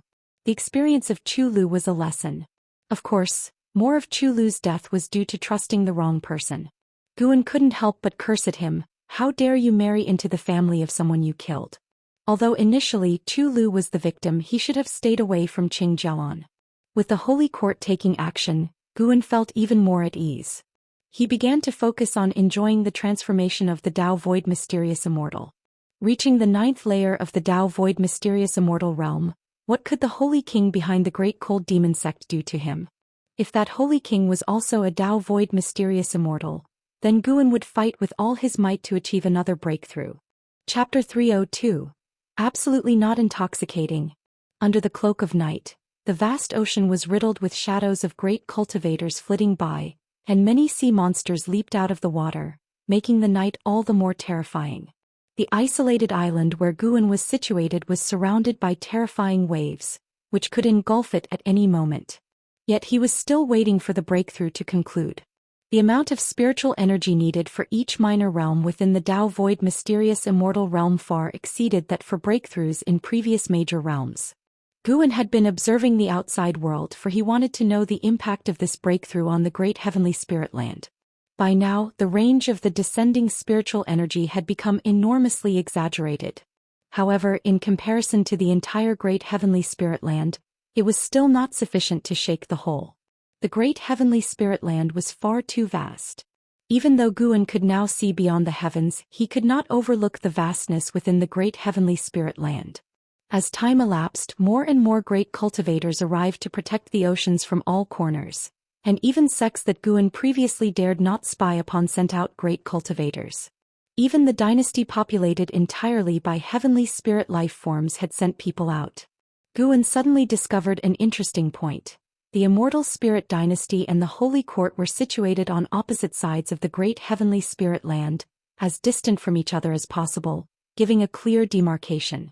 He would have to find an opportunity to learn about the Immortal Spirit Dynasty from Baizia next time. Guan saw that apart from this stretch of the ocean, the continents and islands and other seas were all protected by great cultivators, even floating in the air near the continent where the supreme sect was located, holding back the waves. The Holy Court's efficiency was truly formidable. It could offer swift protection to the common people within a short period of time, truly worthy of its name. It is worth mentioning that the carefree primordial immortal of this ocean region had been the target of a manhunt. He was besieged by several other carefree primordial immortals and had already fled to outer heaven. Guan couldn't help but mourn him silently. My sin. Although the other party became involved because of him, Guan had no choice. He had to break through. Going anywhere would attract attention. Going to outer heaven would attract at least those at the heaven and earth flying immortal realm, which would be far too dangerous. However, considering the current commotion, Guan's next breakthrough would have to take place outside of heaven. Although outer heaven was dangerous, Dao Void Mysterious Immortal was not weak. Guan had already seen the words, Divine Thought True Immortal, and had a vast lifespan. He couldn't feel at ease without reaching the 9th layer of Divine Thought True Immortal. He would have to control his next breakthrough a bit more. Reaching the 9th layer, he would have to restrain himself and not prematurely peer into the name of the next realm, lest his heart itch with curiosity. Guan thought silently to himself. The anomalies above the ocean had not affected outer heaven. The moon set and the sun rose. When morning arrived, the turmoil of spiritual energy over the ocean gradually returned to calm. Guan had finally reached the 9th level of Dao Void Mysterious Immortal. He slowly opened his eyes, and the golden patterns on his forehead shone with an illusory vertical golden eye. The pupil of the primordial divine eye was gradually turning black, then deep gray, making this vertical eye all the more terrifying and oppressive. With a thought, Guan caused the primordial divine eye to disappear. He slowly stood up. Without taking a step, his figure vanished on the spot from the island. Almost instantaneously he arrived within the Nianchu cave of Heavenly Phoenix Mountain. Tian Yaoer, Tian Qing and Tian Bai were all immersed in cultivation. The cave was quiet, save for the sound of dripping water, exuding a profound serenity. Guan clapped his hands and the 3 demons awoke. They quickly came out of the house and upon seeing Guan, were overjoyed and rushed to meet him. Master, what exactly happened outside these past 2 days? Yes, indeed, such a terrifying aura came through. Master, are you all right? The 3 demons chattered excitedly, their questions buzzing with enthusiasm. Guan felt a pang of guilt. He should have visited sooner. Instead he had let them worry for so long. "Come on, let's go to the outer world cave," Guan called out, then took the 3 demons away with him. Along the way the 3 demons talked incessantly, and Guan did not hide anything from them, recounting the calamities they encountered outside. Divine exotic resentful ghosts, divine exotic ghost kings, the great cold demon sect, the heavenly fire catastrophe and more. All of these stories made them tremble with fear. But hearing from Guan that the calamity had passed, they finally breathed a sigh of relief. They began to wonder who had resolved the calamity. Guan said even he wasn't sure. When they arrived at the outer world cave, Guan raised his hand. Countless storage bags, storage rings and storage dharma artifacts flew out of his sleeves and piled up on the open ground. The 3 demons were stunned. Tianyao couldn't help but ask, "Why are there so many?" Guan didn't answer. After piling the collected storage dharma artifacts into a mountain, he swept over them with his divine sense, dispelling all restrictions. In an instant he obliterated anything that might be harmful. "I entrust these to you. On ordinary days refrain from touching them to avoid attracting powerful beings," Guan warned them. In truth, no matter how much they handled them, they wouldn't attract other cultivators. He was only worried they might accidentally harm themselves. The 3 demons nodded blankly, still not fully grasping the situation. Guan didn't explain further and disappeared on the spot. Tianbai came to her senses and tentatively asked, "Could the mysterious great power who saved us from the calamity be our master?" Tianyao had a strange expression. Long suspecting that Guan downplayed his own strength when he said he was no match for the Heaven Phoenix Demon Mother, she became even more certain now. She just didn't understand why Guan would hide his true cultivation level. Elsewhere, Guan returned to the Supreme Sect. The continent where the Supreme Sect resided had not been affected by the disturbances of the previous night, though the winds between the heavens and the earth were a bit stronger. He first returned to the 8 scenic caves to inform Jiang Qiong that the great cold demon sect had been eradicated. Jiang Qiong was shocked and immediately left. Guan didn't follow her. Instead he used the teleportation array in the valley to return to the 3rd Medicine Valley. Even after 2 days had passed, the atmosphere in the valley was still lively. Most people were discussing the great cold demon sect. Stealing the 5 elements and 9-finger divine lord resumed their chess game, occasionally shouting, drawing laughter from the surrounding disciples. The servant disciples who were laboring were also spirited, and even the white spirit rat under the mystic pure tree was unusually awake, lying at Enzin's feet, enjoying her petting. Everything seemed so harmonious, bringing a smile to Gu An's face. He had taken the risk to intervene so that he could see such a scene every day. Guan walked towards his own loft, his divine sense turned towards outer heaven. His next breakthrough had to take place in outer heaven. He wondered if it was because of last night's anomaly, but there were many great cultivators patrolling above the great heavenly spirit land. Although their cultivation levels were not as high as his, he still didn't want to appear at this critical juncture. He would wait for those great cultivators to disperse before he went to outer heaven for the breakthrough. With his remaining lifespan, breaking through to divine thought true immortal should not be difficult. Thinking of this, Gu An's mood became even more pleasant. He hummed a tune as he ascended to his loft, where the blood prison great saint lying in wait watched his master deep in thought. After Guan entered and closed the door, blood prison great saint finally thought, "The master seems to have become stronger again. How high is his realm?" On the day the great cold demon sect attacked, the colossal figure that stood taller than heaven and earth fell into the eyes of blood prison great saint, and he immediately knew that it was his master. He felt more than ever that ending up in Guan's hands was an incredible stroke of fate. Others couldn't get such a chance even if they wanted it. Thinking this, he wore a proud smile. Considering the millennium term, it now seemed like nothing in comparison. When the millennium came, he would choose to stay and continue to serve Guan, whether as an ox or a horse. He had already set his sights on the position of the head disciple of the 3rd Medicine Valley. Considering Enzin's talent, he was sure she would be buried by then, so who could compete with him? As for Yang Jian, he would definitely want to venture out. The boy also had such ambition. At the same time, inside the loft, Guan sat in a chair and lay down in the position he found most comfortable. Looking at his remaining lifespan of over 600 million years, the corners of his mouth just couldn't help but turn up. He must not become complacent. He would have to continue cultivating medicinal herbs in the future. Dao Void Mysterious Immortal was not his final destination, nor would Divine Thought True Immortal be. He had to keep growing stronger. Right now he was indeed powerful, but there were still things in the world he could not see through, and thus needed to keep cultivating diligently. For the next few days, Guan began moving between the various medicine valleys, returning to his usual life. During this time, Sage Xian Miao of the North Sea Mountain inquired about his opinion of Sword Venerable Fudao. Guan casually praised him without elaborating much. 5 days later, Guan noticed a group of cultivators with strong cultivation levels sneaking into the continent, investigating the public opinion about Sword Venerable Fudao. These cultivators were all from the Holy Court. It was not just this continent. Cultivators from the Holy Court were also investigating the Great Cold Demon Sect and the surrounding seas. Guan did not intervene. The Holy Court beginning to investigate the Great Cold Demon Sect suggested that the matter had alarmed the upper echelons of the Holy Court, and the Holy King could no longer act unilaterally. After harvesting all the mature medicinal herbs in the various medicine valleys, Guan began to relax and rest. He found Nine-Finger Divine Lord and played a game of chess, winning 3 rounds in a row. Stealing the 5 Elements became interested and wanted to play as well. Starting from Guan's first move an hour later, Guan stood up, holding the 7 stars mirror as a fan, strutting off in a superior manner. Stealing the 5 Elements sat stunned on the stone stool, gazing at the chessboard, utterly lost in thought. The surrounding disciples were thrilled, all praising Guan.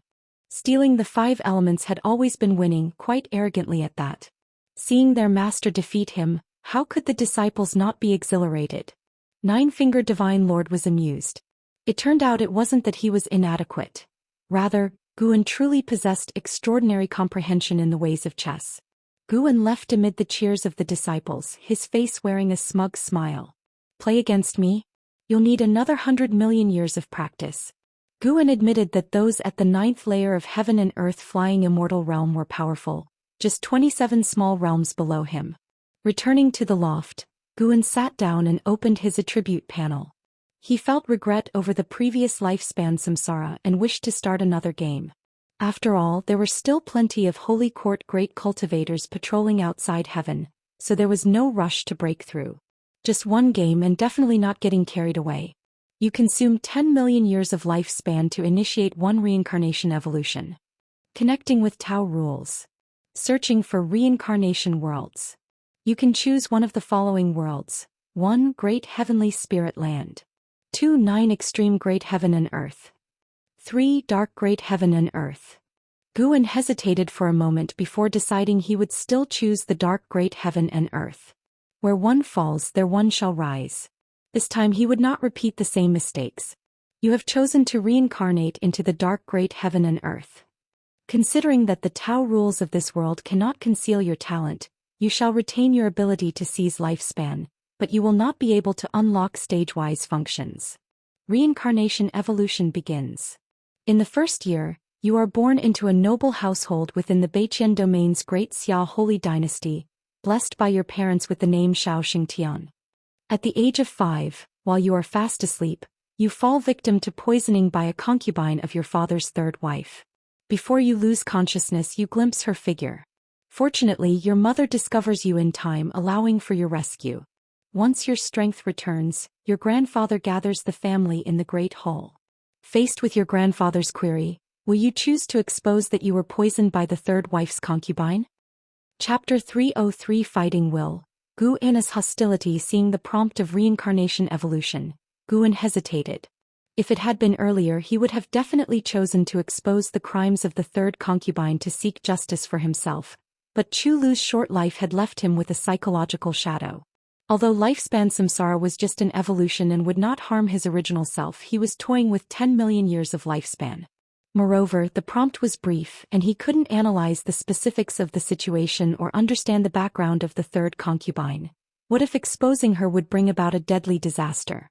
Forget it, he should endure it for now. Although it was grieving, it wasn't something he personally experienced. You choose to reveal you were poisoned by the 3rd concubine. A turmoil in the Shao Kingdom's mansion thus resolved. At the age of 8, you began to practice swordsmanship and accidentally cut a spirit grass during the process, claiming 8 years of lifespan and marking a turning point in your life of immortal cultivation. At 12, thanks to lifespan evolution, your cultivation level broke through to the nascent soul realm. At 17, the Great Ming dynasty was besieged by 3 dynasties, the lands shattered, and you followed the Shao family's southward migration, continuously encountering attacks and fierce battles, and your lifespan grew quickly. At 18, during the escape, you encountered 2 severely injured cultivators, one male and one female, each begging you to save them and kill the other, plunging you into hesitation. You choose to save the male or the female, to kill the male or the female. Neither save nor kill. Guan made his choice without hesitation. You didn't make a move, you watched the 2 die, and after their death you took their storage bags. Seeing this line of prompt, Guan almost cursed loudly. Why so impulsive? The following years were filled with various escapes and battles. At 27, an elder of the great Daoist sect from the Mahayana realm suspected you of slaughtering his descendants since you possessed their descendants' storage bag. You vehemently denied it, yet he still tried to kill you, and finally, both of you were heavily injured and you got separated from your family. Fighting a Mahayan realm cultivator at the age of 27, Zhou Xian indeed had some substance. It seems his path was quite wild.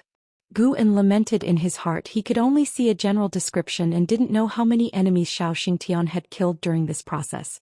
At 30, you entered the Luoqing sect to focus on cultivation. At 45, the Shao family was slaughtered. Deeply grieving upon learning this, you began to investigate who the enemy was. At 50, after 5 years of investigation, you found that the power that slaughtered the Shao family was the Li family from the East Profound Domain. You left the Luoqing sect alone to rush to the East Profound Domain. Seeing the words East Profound Domain, Guan secretly felt that something was amiss. Why, out of nowhere, was his family destroyed again? Speaking of which, Guan in this life also had no relatives, living alone in the Ji family mansion. Could this be fate? At 60, you stormed the secret realm assessment of the East Profound Saint Mansion, swept through the geniuses of East Profound Domain, and became renowned throughout the world. At 70, you cultivated the Heavenly Gang Holy Body in the East Profound Saint Mansion. The mansion master favored you greatly, wishing to betroth his youngest daughter to you, whether you accept. Do not accept. You refused the mansion master's goodwill. He then took you as a disciple, and you received great cultivation resources from the East Profound Saint Mansion. Guan smiled when he saw this. That's more like it. The following life was filled with various cultivations. Zhou Xian continually enhanced his physique, cultivation technique, and divine skills. His choices were limited, focusing on only one method of each type. Years swiftly passed. At 137, you participated in the holy competitions of the 5 domains. With an overwhelmingly dominant appearance, you claimed the title of the strongest prodigy of the era, and the name of the Heavenly Gang Holy Body spread across the great heaven and earth.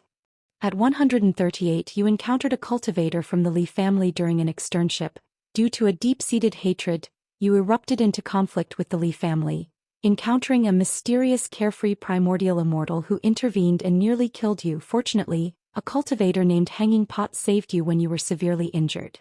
At 139, before your injuries fully healed, the Li family attacked again, vowing to annihilate you. Hanging Pot consumed his true yuan, using a great divine power to shift you and his children into a space-time rift. The 3 of you fell into the Dark Continent. At 140, Hanging Pot's son couldn't withstand the invasion of dark powers, ultimately perishing, his soul turning into a dark undead and disappearing, and you took his sister to search for him. At 142, the 2 of you failed to escape the Dark Continent. Hanging Pot's daughter also turned into a dark undead. You, enraged, began slaughtering the dark undead of the Dark Continent. At 143, you encountered the Black Profound Emperor from the Dao Void Mysterious Immortal Realm, who extinguished your soul. Reincarnation ends. What? Damn Black Profound Emperor again. How did he reach the Dao Void Mysterious Immortal Realm this time? Guan's eyes widened, his anger uncontainable. If the Black Profound Emperor had the ability to anticipate lifespan, he would have already sensed the intense hostility from Guan.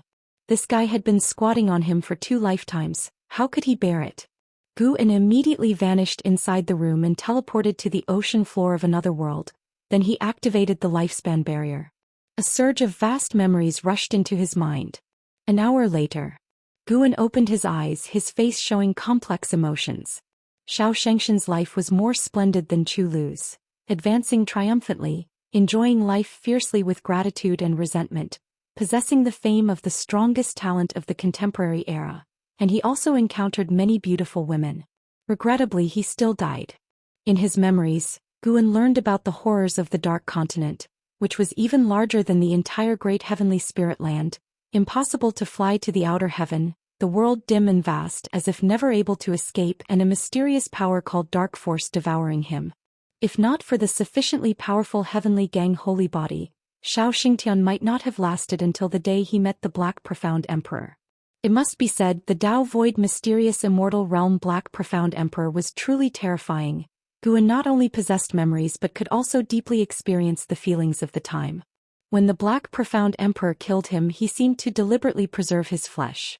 The thought of his body being used by the Black Profound Emperor really irked Guan. He also did not know where the Dark Continent was, whether the timing could match up, and if they met, if the opponent's cultivation was not as good as his, he must make the Black Profound Emperor truly feel despair. The second reincarnation evolution ended at only 143 years old, which was quite annoying. However, the gain was greater than last time. Although the heavenly gang holy body was not as good as his primordial ultimate body, he could pass it on to his disciples in the future. The real gain was Xianxia's will. Xianxia cultivated a kind of fighting will. The more severe the injury, the stronger the burst of strength, capable of sweeping all opponents of the same realm, and even had a chance to counterkill higher realm opponents. Of course, for Guan, the main use of the fighting will was manifested in crossing the tribulation. With this will, would his evolutionary practice in crossing the tribulation be easier? Guan felt deeply and pondered whether he in the Dao Void mysterious immortal realm was stronger than the Black Profound Emperor. With his whole Bodhi's ultimate skills, he really wanted to try challenging the Black Profound Emperor. He then disappeared from the seabed, returning to the attic of the Third Medicine Valley. Although merging memories caused some disturbance, it wasn't as significant as his previous breakthrough. Guan sat on a chair, suddenly feeling like trying again. He couldn't pick the Dark Continent next time. There was no need to stubbornly confront the Black Profound Emperor. Forget it. Bad luck. In the reincarnation evolution, Guan could only make significant choices. He couldn't control how his evolving self specifically acted, meaning reincarnation evolution was unknown. Since it was unknown, it needed to be mystical. Moreover, Guan still needed to break through. He couldn't get overexcited and delay his breakthrough. Guan took out the Green Hero Travelogue and flipped through a few pages, completely shifting his thoughts. This book is truly incredible. Even if Xianxia died now, with this book in Guan's heart, he was a saint. The news of the Great Cold Demon sect being wiped out by Sword Venerable Fudao spread wildly for a long time, making Sword Venerable Fudao's fame spread even wider. In the blink of an eye, half a year passed and time came to the end of the year. Winter snow covered the vast heaven and earth. Guan was writing a book in the attic, recording all the Daoist sorcery and ultimate skills practiced by Chu Lu and Xianxia in his lifetime into a secret book, not wishing to immediately disseminate it but just writing for fun. If it could prove useful later, he could directly bring it out. He suddenly sensed something, raised an eyebrow, then put down his pen and vanished inside the room. Far away on the ocean, Baizia lay on a large gourd, the gourd soaring among the clouds, his legs crossed, looking very stylish. He sensed an aura and immediately opened his eyes, leaping up. Then he saw a figure swiftly approaching, his face breaking into a surprised smile. It was Meng Lang, whom he wanted to see. Guan quickly flew in front of Baizia and greeted with a fist and palm salute. Daoist friend Bai, didn't expect to meet you here. Baizia frankly stated his purpose, then greeted him back, smiling. Daoist friend Meng, long time no see, are you well? Have you been affected by the Great Cold Demon sect? He had already flown into the area endangered by the Great Cold Demon sect, of course. This was just the peripheral region, so Guan dared to meet him. No, I wasn't here at the time, I only came back after hearing that the Great Cold Demon sect was extinguished. Guan shook his head. Doing well.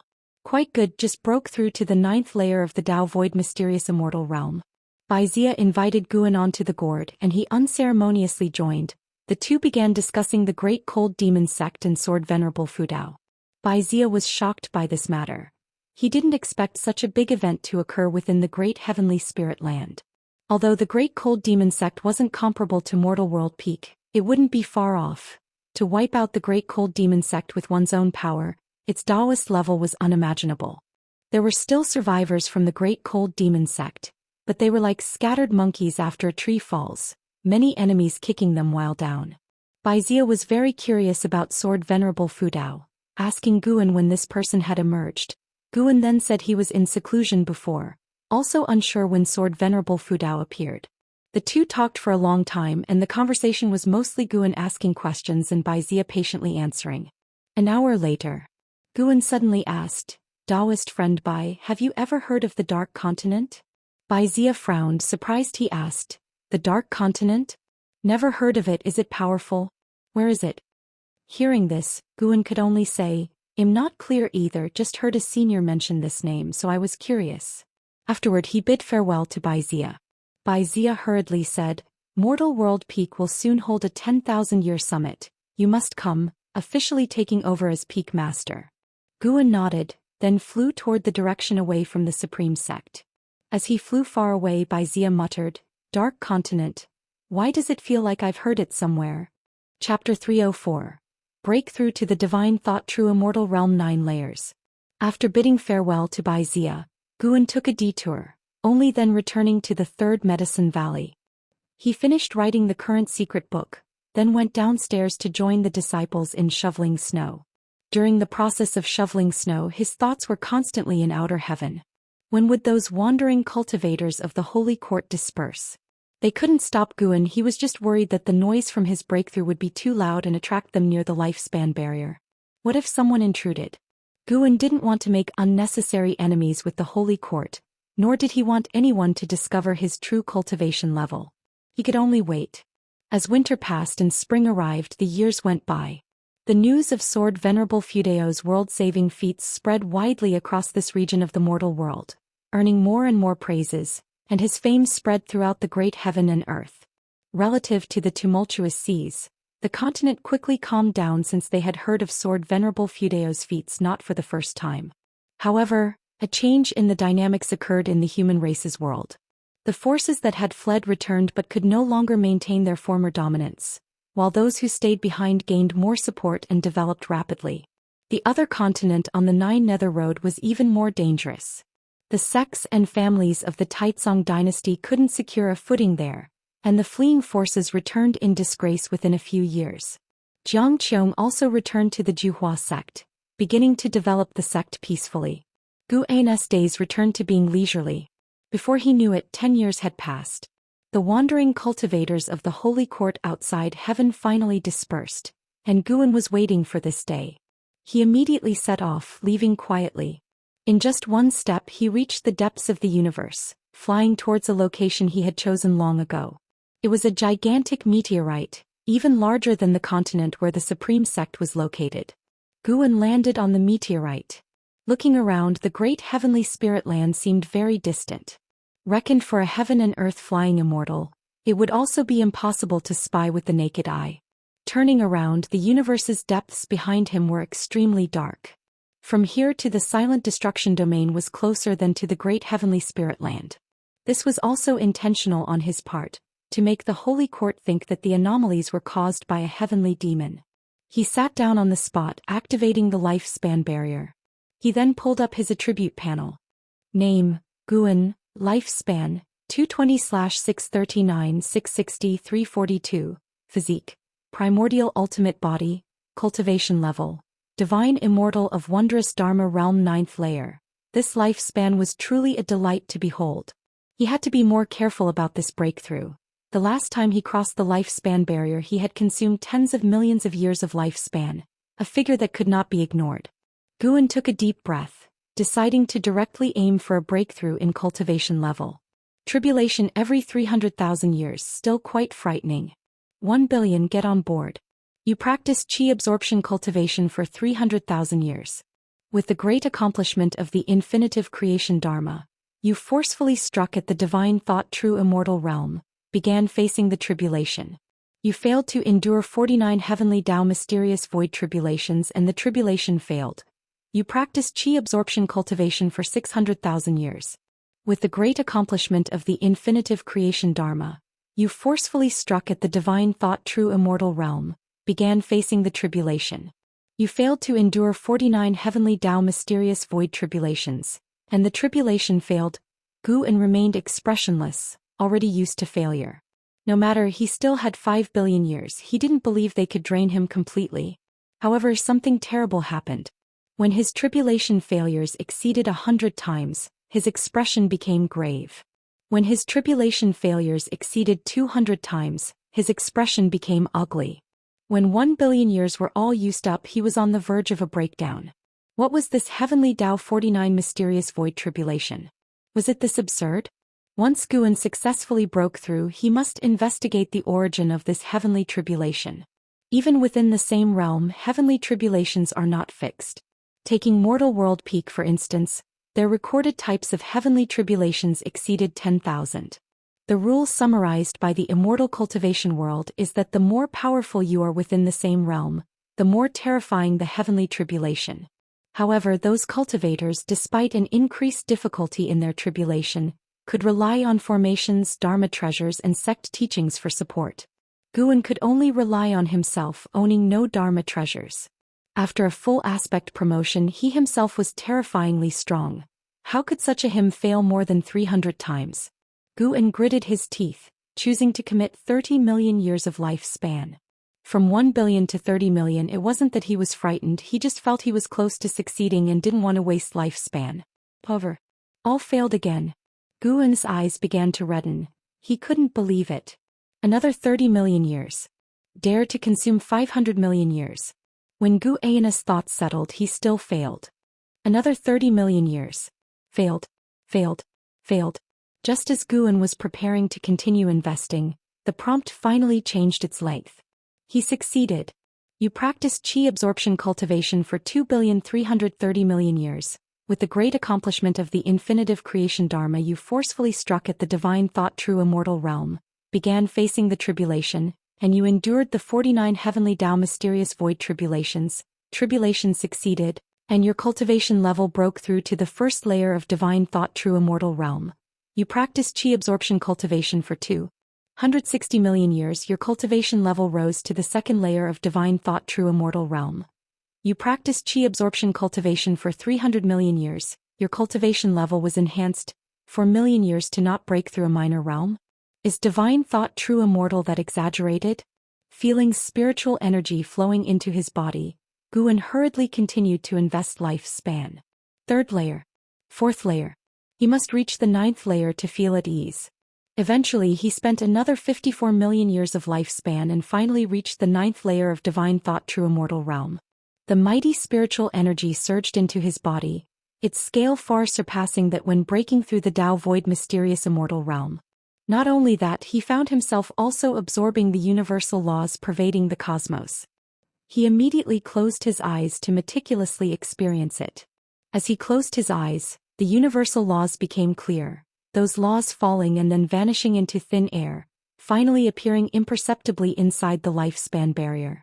Soon, Guan noticed a divine sense sweeping over from the silent destruction domain. It was the carefree primordial immortal. As time passed, the noise from the breakthrough grew louder, attracting more and more divine senses, with the lowest being at the heaven and earth flying immortal realm. After 30 minutes, Guan sensed the divine sense of a divine immortal of wondrous dharma. Fortunately, those guys didn't dare show themselves yet, only daring to hide and use divine sense to spy. About half an ancient hour passed. Guan suddenly sensed something, subconsciously opened his eyes, and then his eyes widened.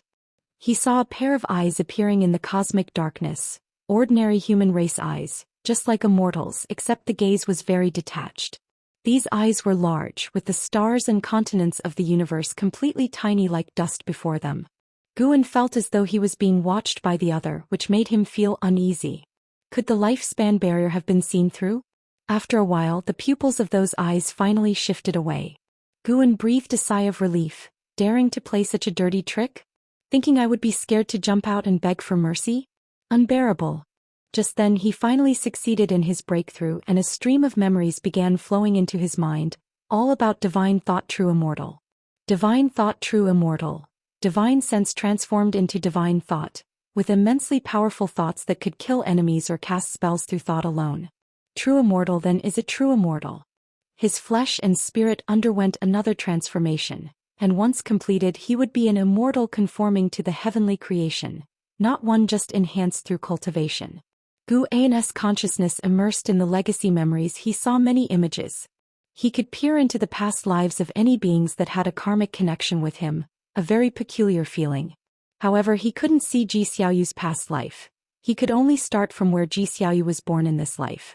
The most surprising thing for him was that he could even peek into the lives of beings with karmic ties established with Chu Lu and Xiaoxingtian. So, doesn't this prove that reincarnation evolution could really turn into reality? This led Guan into endless conjecture. He was immersed in the karmic images, unable to extricate himself, not feeling the slightest discomfort but rather a kind of indescribable ease. Peering into karma, his mind was filled with countless images, yet it felt as exhilarating as qi absorption cultivation, making him even more invigorated. By the time Guan successfully broke through to the divine thought true immortal realm, he was still in those images. Cultivation continued to break through. From the first layer to the second layer. From the second layer to the third layer. Gradually, powerful beings began passing by this area, sweeping over the meteorite where he was located. Chapter 305. Absolute Order. After Guan reached the 9th layer of the divine thought true immortal realm, the spiritual energy and rules within the universe that had been violently disturbed returned to tranquility. Looking around, powerful figures were darting in all directions, while the pair of eyes that had been spying on the universe had already disappeared.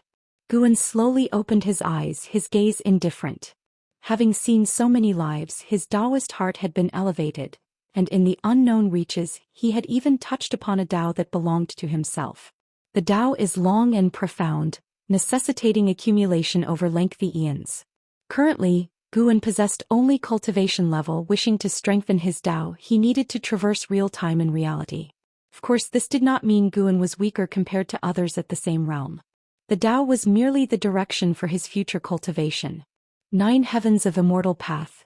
Divine thought true immortal was already the 8th heaven. Qi cultivation, foundation establishment, core formation, nascent soul, divinity transformation, void crossing, unification, mystic heart, Mahayana, nirvana, loose immortal, wandering immortal, heaven and earth flying immortal, carefree primordial immortal, divine immortal of wondrous dharma, Tao void mysterious immortal, divine thought true immortal. Unknowingly, Guan had transcended so many major realms. He was only 220 years old now. His future achievements were limitless. What realm lies above the 9 heavens? Guan fell into endless reverie, uncaring about the figures moving in various directions. Let alone other divine thought true immortals, currently no Tao void mysterious immortal had appeared, likely hidden in the shadows. Considering the mysterious giant eye he had encountered before, he now recalled and still could not see through the opponent's cultivation level. Guan looked at the consumption of the lifespan barrier and frowned. This breakthrough alone had consumed over 50 million years of lifespan. Now he had only 340 million years left. This breakthrough exhausting nearly 300 million years made it hard to imagine how many years the next breakthrough would require. Nevertheless, the cultivation of the 9th layer of divine thought true immortal realm was enough for him to protect himself. Guan stood up, thinking of the scene inside the 3rd Medicine Valley Pavilion. Just as the thought arose, he returned indoors. This was the prowess of a divine thought true immortal. Thinking of a place, moving at will, he had already achieved the ability to be omnipresent to an initial extent. The whole heaven and earth appeared different to Guan. He saw more rules and the universe became clearer. He once again spied on the great heavenly spirit land, his divine sense far surpassing his previous divine perception, allowing him to penetrate the formations and restrictions of those great powers without being noticed. This great heaven and earth indeed harbored divine immortals of wondrous dharma. Though few in number, all were in seclusion, detached from worldly affairs. Zhou Xian's gaze turned to the immortal spirit dynasty, which was located on a continent much larger than the one beneath his feet, with newborns starting at the nirvana realm. There too were divine immortals of wondrous dharma, even Tao void mysterious immortals, as well as places too profound to probe. In his eyes, the standard for being unprovable was silence. His divine thought could forcefully intrude, but it would surely disturb the beings inside. This immortal spirit dynasty is strong. If it weren't for the Holy Court, it would not be difficult for this dynasty to unify the great heavenly spirit land. However, they seemed not to desire hegemony but were isolated from the world. Guan saw no immortals coming in and out.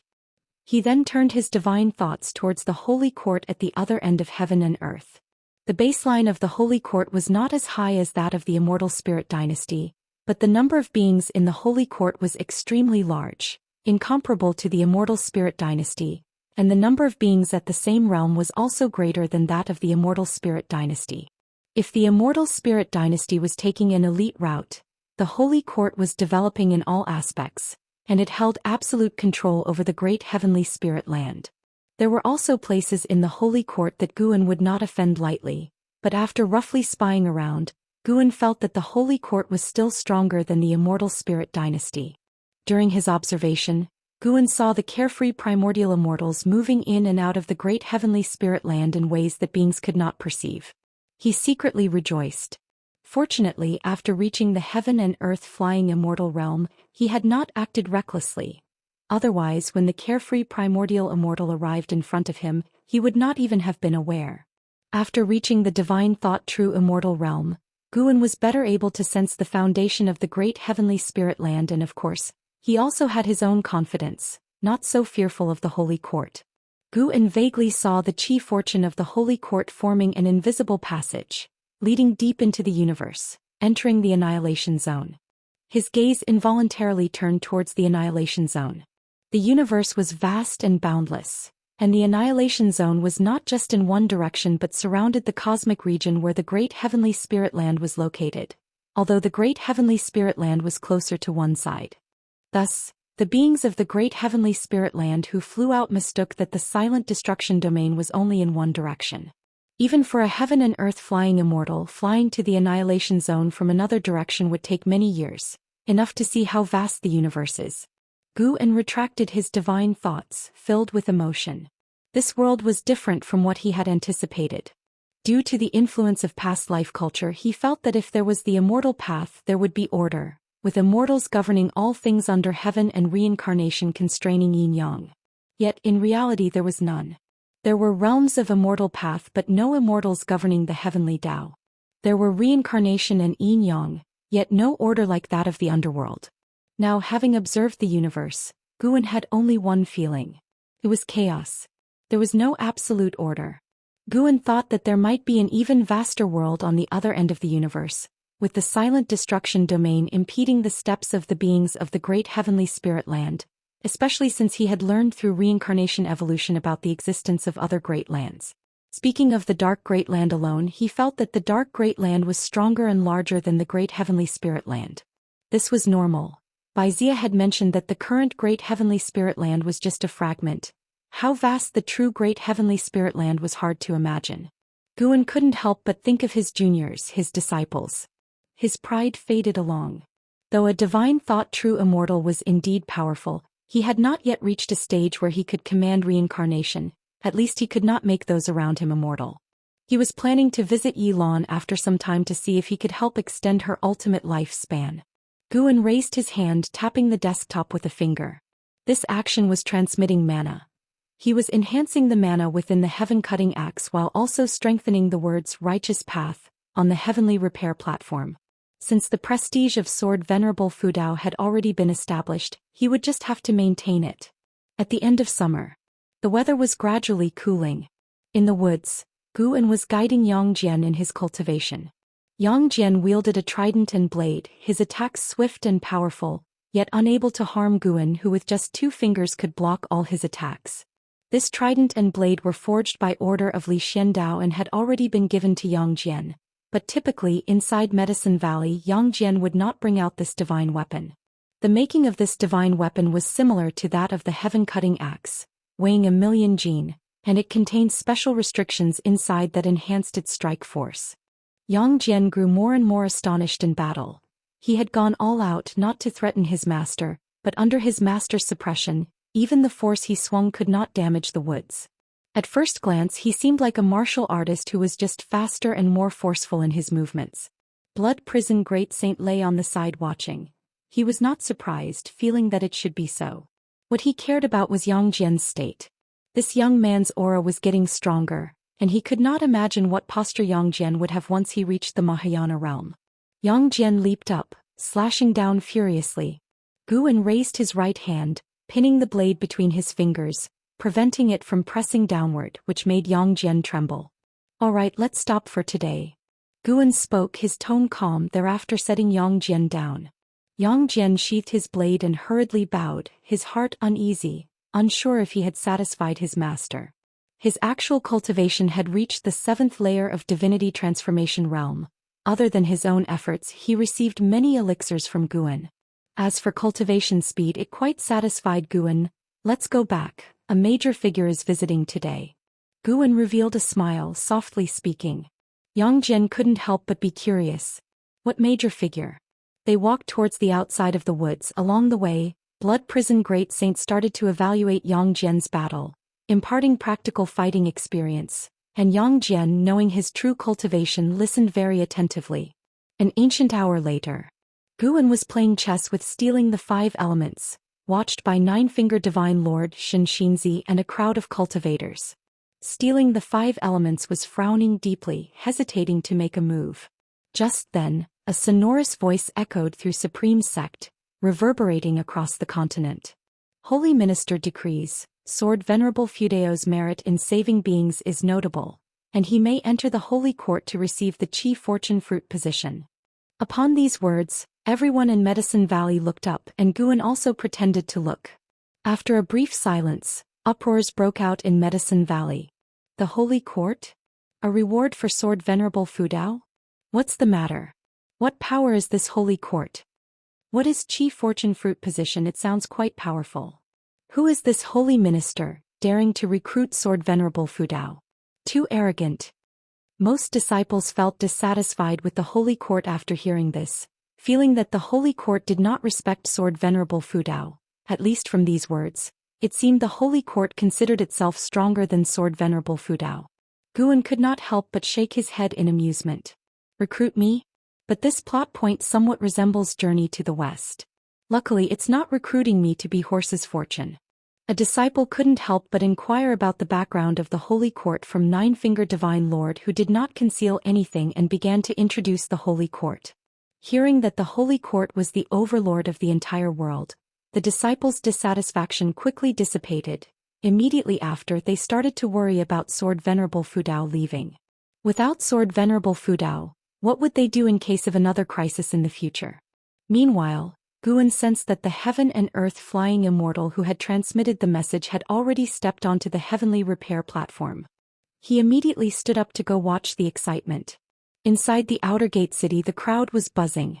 People on the heavenly repair platform were discussing the Holy Court, many also believing that the Holy Court was undervaluing Sword Venerable Fudao. A man in white walked among the crowd, his pace not quick, his long sleeves fluttering, his appearance handsome, holding a folding fan in his hand. He wore a smile on his face, his heart scornful. "A group of mortals dares to question the Holy Court?" The man in white was not angry. He would not bother with mortals over this, and since this was Sword Venerable Fudeo's territory, it would not be good to offend Sword Venerable Fudao. A great power capable of eradicating the great cold demon sect was not someone he could provoke. After delivering the holy minister's message, he did not care whether Sword Venerable Fudao agreed or not. He now wanted to try out that heaven-cutting axe. Before coming to Supreme Sect, he had heard about the legend of the heaven-cutting axe while traveling in the Taizong dynasty. Chapter 306. I am Sword Venerable Fudao. The man in white walked for a while, slowly arriving in front of the heaven-cutting axe. Zhou Xian saw his extraordinary bearing and couldn't help but scrutinize him with curiosity. The man in white asked with a smile, "I am Lu Xini, may I try my hand at the heaven-cutting axe?" The creatures of this continent are too weak. Naturally, it would be impossible for them to receive the inheritance of Sword Venerable Fudao. If he could achieve that, it would also be a fortuitous opportunity for him. Leaving aside his identity, for him as a heaven and earth flying immortal, great cold demon sect is certainly an immovable behemoth that he could easily sweep away. The man in white speculated that Sword Venerable Fudao might possess abilities comparable to a holy king. Go ahead, but you can only pull once per day, said Zhou Xian, neither haughty nor humble. Over the years he had seen too many great cultivators, and the pride in his heart had also been growing. In his eyes, the honor of Sword Venerable Fudao was even higher than the prosperity of the supreme sect. The man in white nodded and turned his gaze to the heaven-cutting axe. At the same time, Guan stood among the crowd, watching the man in white from afar and sending out a lifespan detection. Lu Xini 9 layers of heaven and earth flying immortal realm 67980/500000/890000. An extreme lifespan of 890,000 years. It was unknown what realm he could reach in his lifetime. Guan suspected that a certain realm might once again bring a transformation of extreme lifespan, but since his breakthroughs did not increase his lifespan, he was not clear about which realm would bring about such a transformation. Furthermore, in his view, the previous great realms all had the feeling of being reborn from the ashes. Under Gu Ayan's watchful gaze, Lu Xini grasped the handle of the heaven-cutting axe and his expression changed slightly. The gaze of more and more onlookers fell upon them. Anyone looking at Lu Xini would think that he came from an extraordinary background.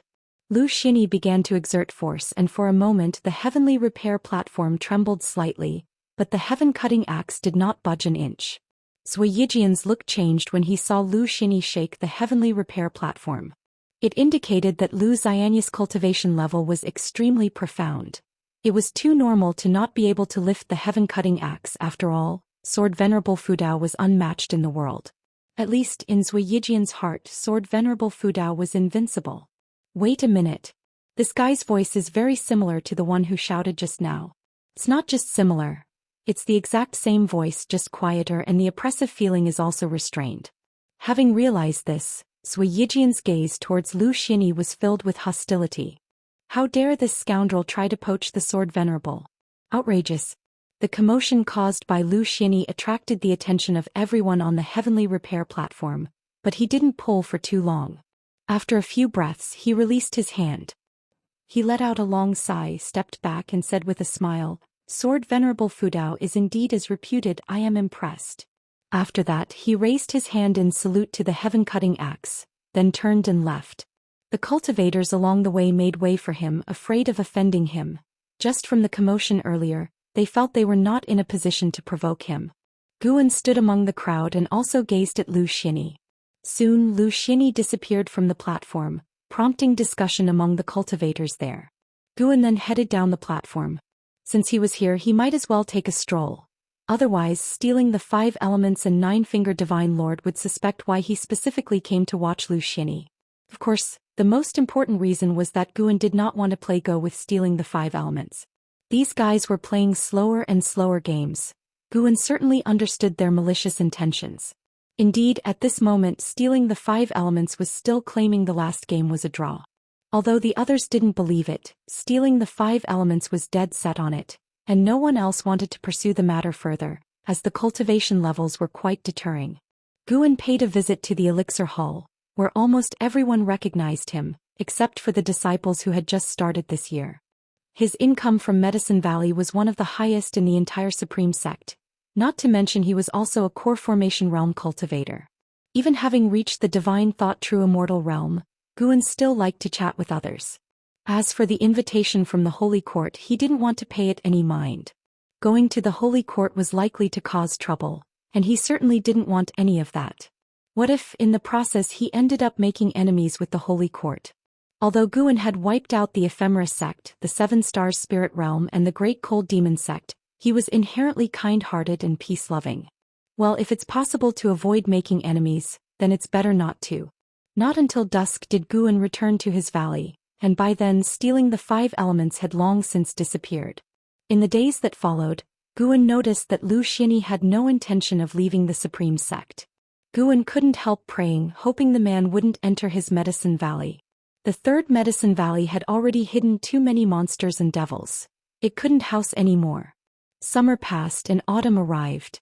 In the 3rd Medicine Valley, under an old tree, Guan held the 7 Stars mirror, using it like a fan, relaxing blissfully. Sitting opposite him, Lu Xian's complexion was ugly, his hand holding the ghost stones, unable to make a move for a long time. Stealing the 5 elements and 9-finger divine lord sat aside, both revealing sincere smiles. A being in the 9 layers of heaven and earth flying immortal realm and still less than 70,000 years old was definitely a top-notch genius of the current era. Even stealing the 5 elements, who was also in the 9 layers of heaven and earth flying immortal realm, felt a dangerous aura from Zhou Xian. After learning to play Go, Zhou Xian was able to beat stealing the 5 elements on the same day. After losing the position of the second best Go player in the world, stealing the 5 elements had always been displeased with Zhou Xian. Today he finally got to see Zhou Xian get put in his place. Suddenly Zhou Xian raised his eyes to look at Guan and asked in a deep voice, "Impossible. Who exactly are you?" While Go is indeed exquisite, he felt that the reason the other party could win was because they anticipated his next move. This suggests what? That the opponent's deductive abilities were stronger than his own. His talent and comprehension might not be considered top-notch in the Holy Court, but he still believed he was a genius. He refused to believe that Guan's comprehension exceeded his own. There's only one possibility. This person is hiding their true cultivation level. After hearing this, Guan said with a proud smile, "I'll tell you, I am Sword Venerable Fudao. Do you believe that? Kid, you can't even recognize the immortal path supreme treasures in my hand and on my head, yet you aim to see through my cultivation level?" On hearing Guan's words, Zhou Xian suddenly stood up, and quickly bowed with clasped hands towards Guan. Stealing the 5 elements, 9-finger divine lord and those around them were taken aback for a moment, then burst into laughter. Zhou Xian looked up, confused. What was so funny about that? Weren't these people afraid of offending Sword Venerable Fudao? 9-finger divine lord could not help but laugh and say, "Young brother, you can inquire around if you wish. This lad is only in his 200s, how could he possibly be Sword Venerable Fudao?" Sword Venerable Fudao became famous over 100 years ago. On hearing this, Zhou Xian looked at Guan in disbelief. Now he naturally didn't believe that Guan was Sword Venerable Fudao. What can be accomplished in 200 years? With talent like his, he could at most cultivate to the mystic heart realm. What is a realm before nirvana worth? No different from ants. Even if they said Sword Venerable Fudao was 200 years old, he wouldn't believe it. Sword Venerable Fudao must definitely be an existence that transcends the carefree primordial immortal. "You?" Zhou Xian stared at Guan, quite angry. Guan stood up and said, "Someone is looking for me, you guys continue playing." Having said that, he slipped away. Zhou Xian watched his retreating figure, unable to let go for a long time. Luckily, this guy didn't harbor enmity toward Guan, otherwise he would have been extinguished this evening. Stealing the 5 elements immediately took the seat that Guan had vacated and said, "Let's continue, I think I have figured out your game." Zhou Xian took a deep breath and could only sit down. He knew that Guan, being the Valley Master, couldn't escape, and he refused to believe that he couldn't beat a mere mortal in a game. Guan was not using an excuse. Someone was indeed looking for him. He waited at the base of his own attic. After a while, a figure flew into the valley. It was Xianxia. "Big brother, long time no see." Guan exclaimed with joy. Xianxia was as spirited as ever. He patted Guan on the shoulder and observed him closely, praising, "You learned to dress up, you have a bit of my aura. But your cultivation hasn't increased, you're disgracing me." Zhou Xian, who was playing Go downstairs, heard this and immediately dismissed his doubts. Someone who could greet a junior cultivator of the Mahayana realm as a brother, could that be some profound master? It seems this lad's invention of Go really is based on unique insights. Guan took Xianxia upstairs to catch up. Once inside, Xianxia began to recount his experiences over the years. He too had dealt with divine, exotic, resentful ghosts and had a wealth of experiences. Guan listened intently, sometimes shocked, which pleased Xianxia. He liked chatting with this younger brother. So invigorating. Xianxia mentioned Li Ya and In Hao, especially In Hao, whose tone was filled with envy. He truly understood what an unmatched genius was. Compared to In Hao, his own talent seemed mediocre. And he had also learned that In Hao's master was Sword Venerable Fudao. What? His master is? No wonder, no wonder. Guan marveled. The attic was protected by Xianxia's restrictions, so they didn't worry about the disciples overhearing. As for the likes of stealing the 5 elements, even if they did hear, what of it? If they dared to plot against In Hao, Guan wouldn't consider their friendship over Go. After Great Cold Demon Sect withdrew, the sea became chaotic since quite a number of forces had escaped previously, freeing up a lot of maritime and land resources, and the Star Sea congregations are also vying with others over them, Xianxia reflected.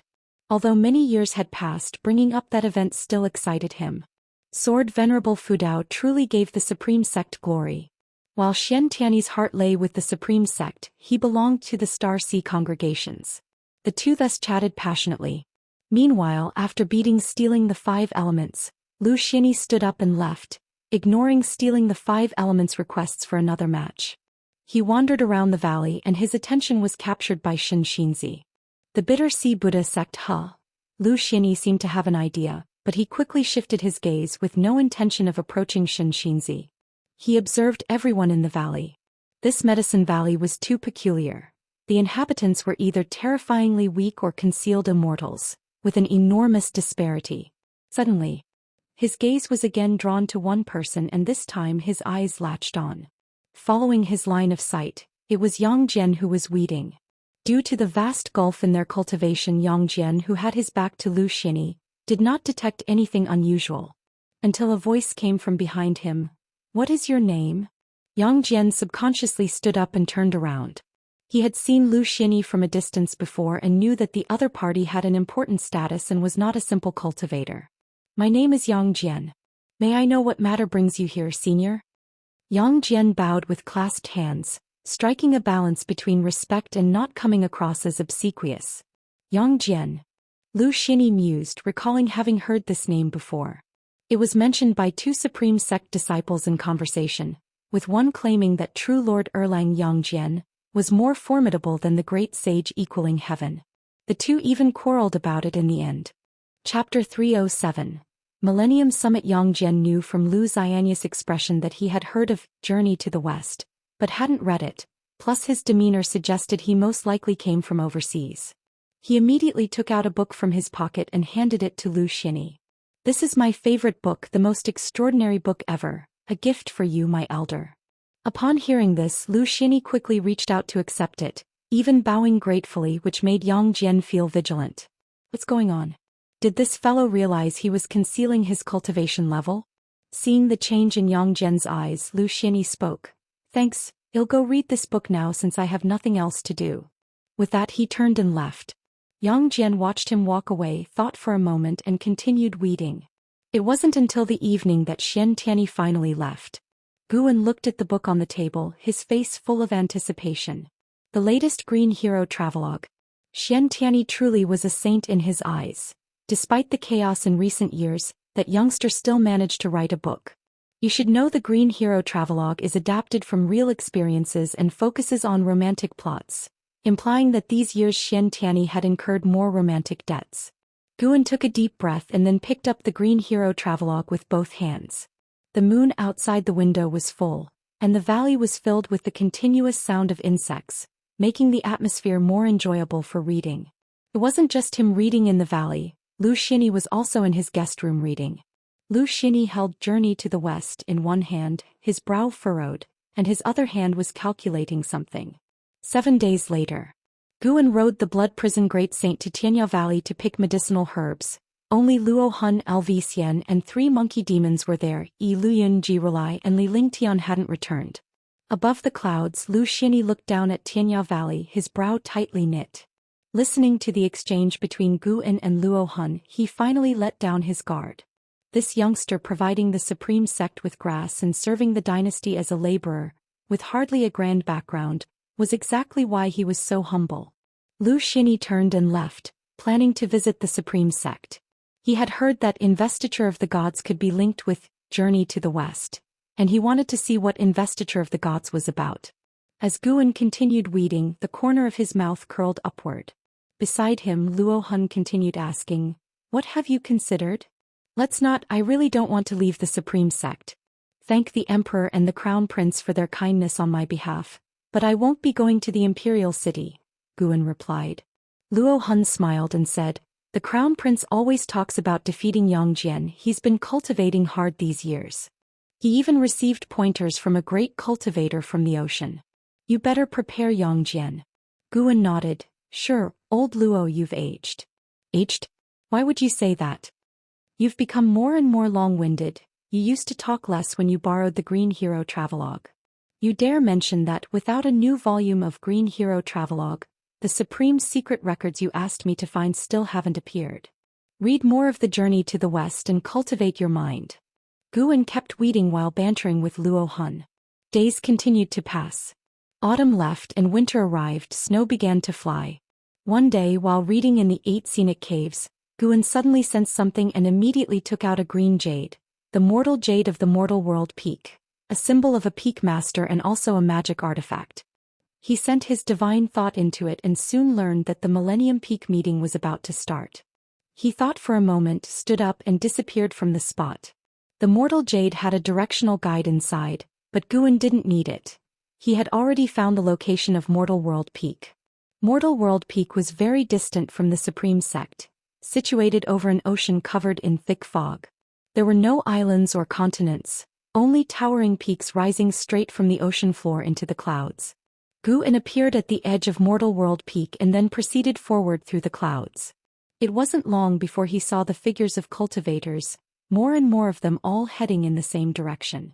Guan didn't speed up, flying at a leisurely pace, enjoying the scenery along the way. He was considering now as a peak master, whether to plant medicinal herbs on his own peak. Arriving at Mortal World Peak, he couldn't rely entirely on picking his own herbs, as that would be too suspicious. After all, here he was a heaven and earth flying immortal. Daoist friend, please wait. A voice came from behind and Guan stopped and turned to look. He saw 2 cultivators approaching on swords, a man and a woman, both at the Nirvana realm. Guan performed a lifespan detection.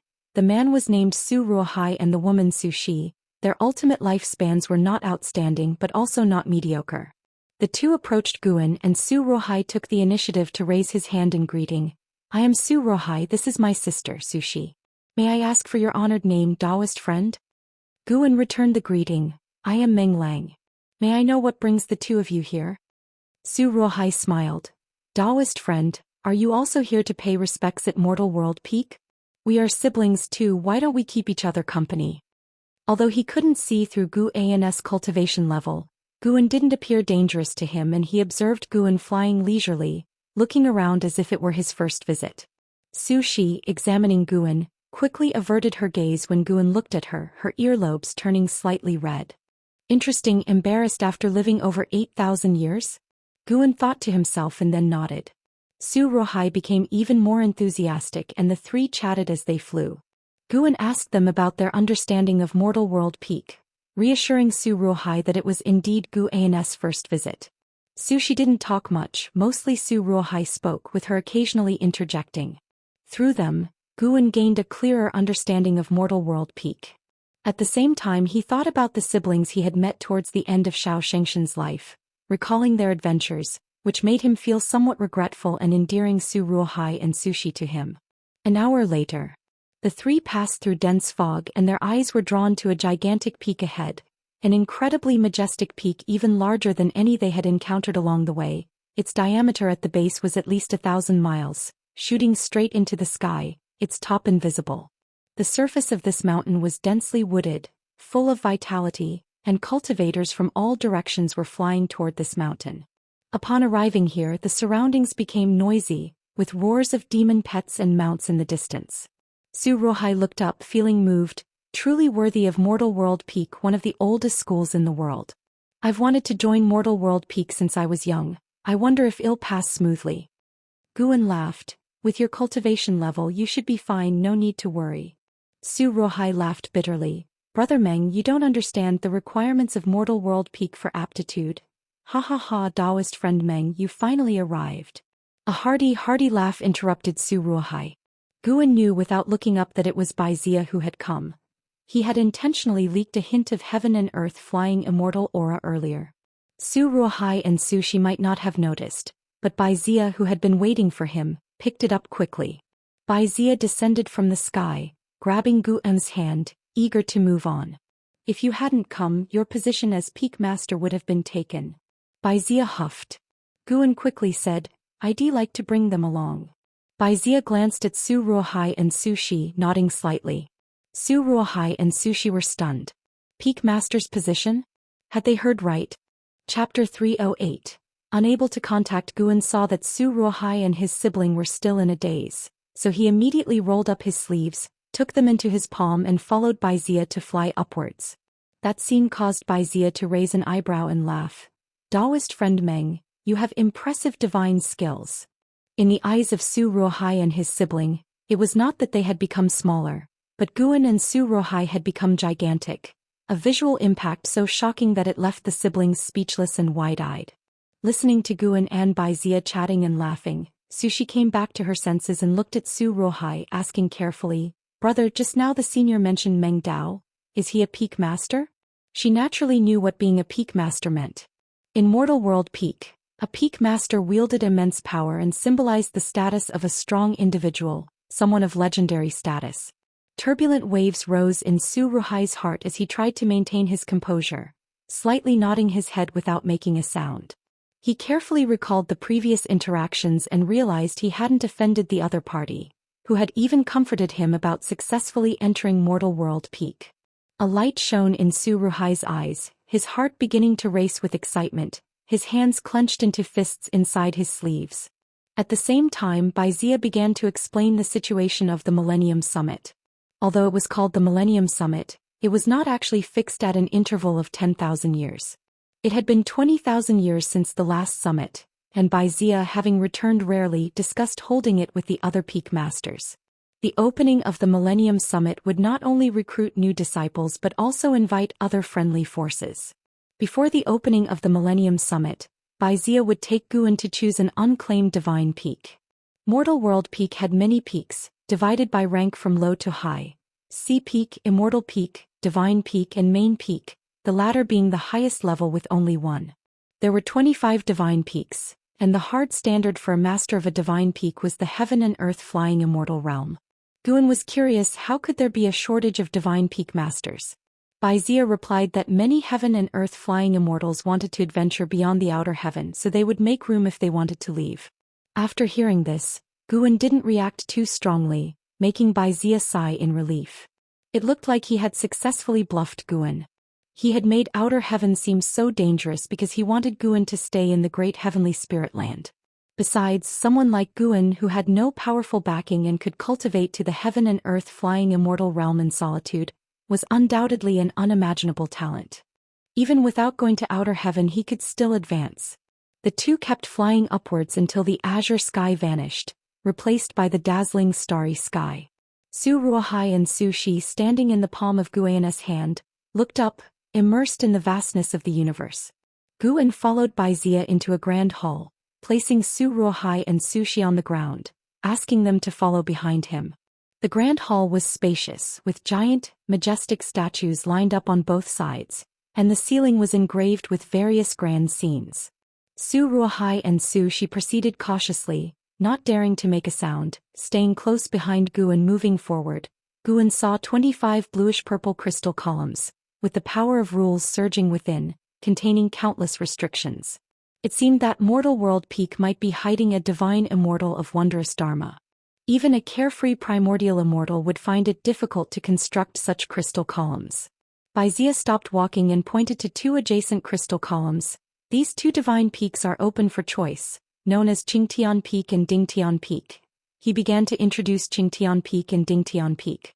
Qingtian Peak had over 1 million disciples, and its height was moderate since it had a long history, so the disciples' cultivation levels were generally strong. The height of Dingtian Peak was second among the divine peaks. Because it had experienced internal strife, there was a gap in the disciples' cultivation, with most of them below the level of loose immortals, and resources were also scarce, with many areas left idle. Currently, the number of disciples on Dingtian Peak was just over 200,000. Guan immediately spoke up, "Then Dingtian Peak it shall be. I will see to its improvement and contribute to Mortal World Peak." Upon hearing this, Bai Zia looked at Guan with newfound respect. Afterward, Bai Zia asked Guan to bring out the mortal jade and place it on the crystal column. Having done all this, they proceeded to other palaces for a tedious process to unlock Guan's rights on Dingtian Peak. Su Ruohai and Su Shi also registered in the process, becoming disciples of Dingtian Peak. An hour later, Bai Zia took Guan and the siblings to Dingtian Peak, then left. He didn't support Guan's position. Jokingly, did a heaven and earth flying immortal even need someone to stand up for them? Who would dare to stir up trouble? That would be courting death. In Mortal World Peak, disciples were not allowed to defile the Peak Master. Su Ruohai and Su Shi looked with excitement at the majestic Dingtian Peak. Guan looked at them and asked with a smile, "From now on, how should you address me?"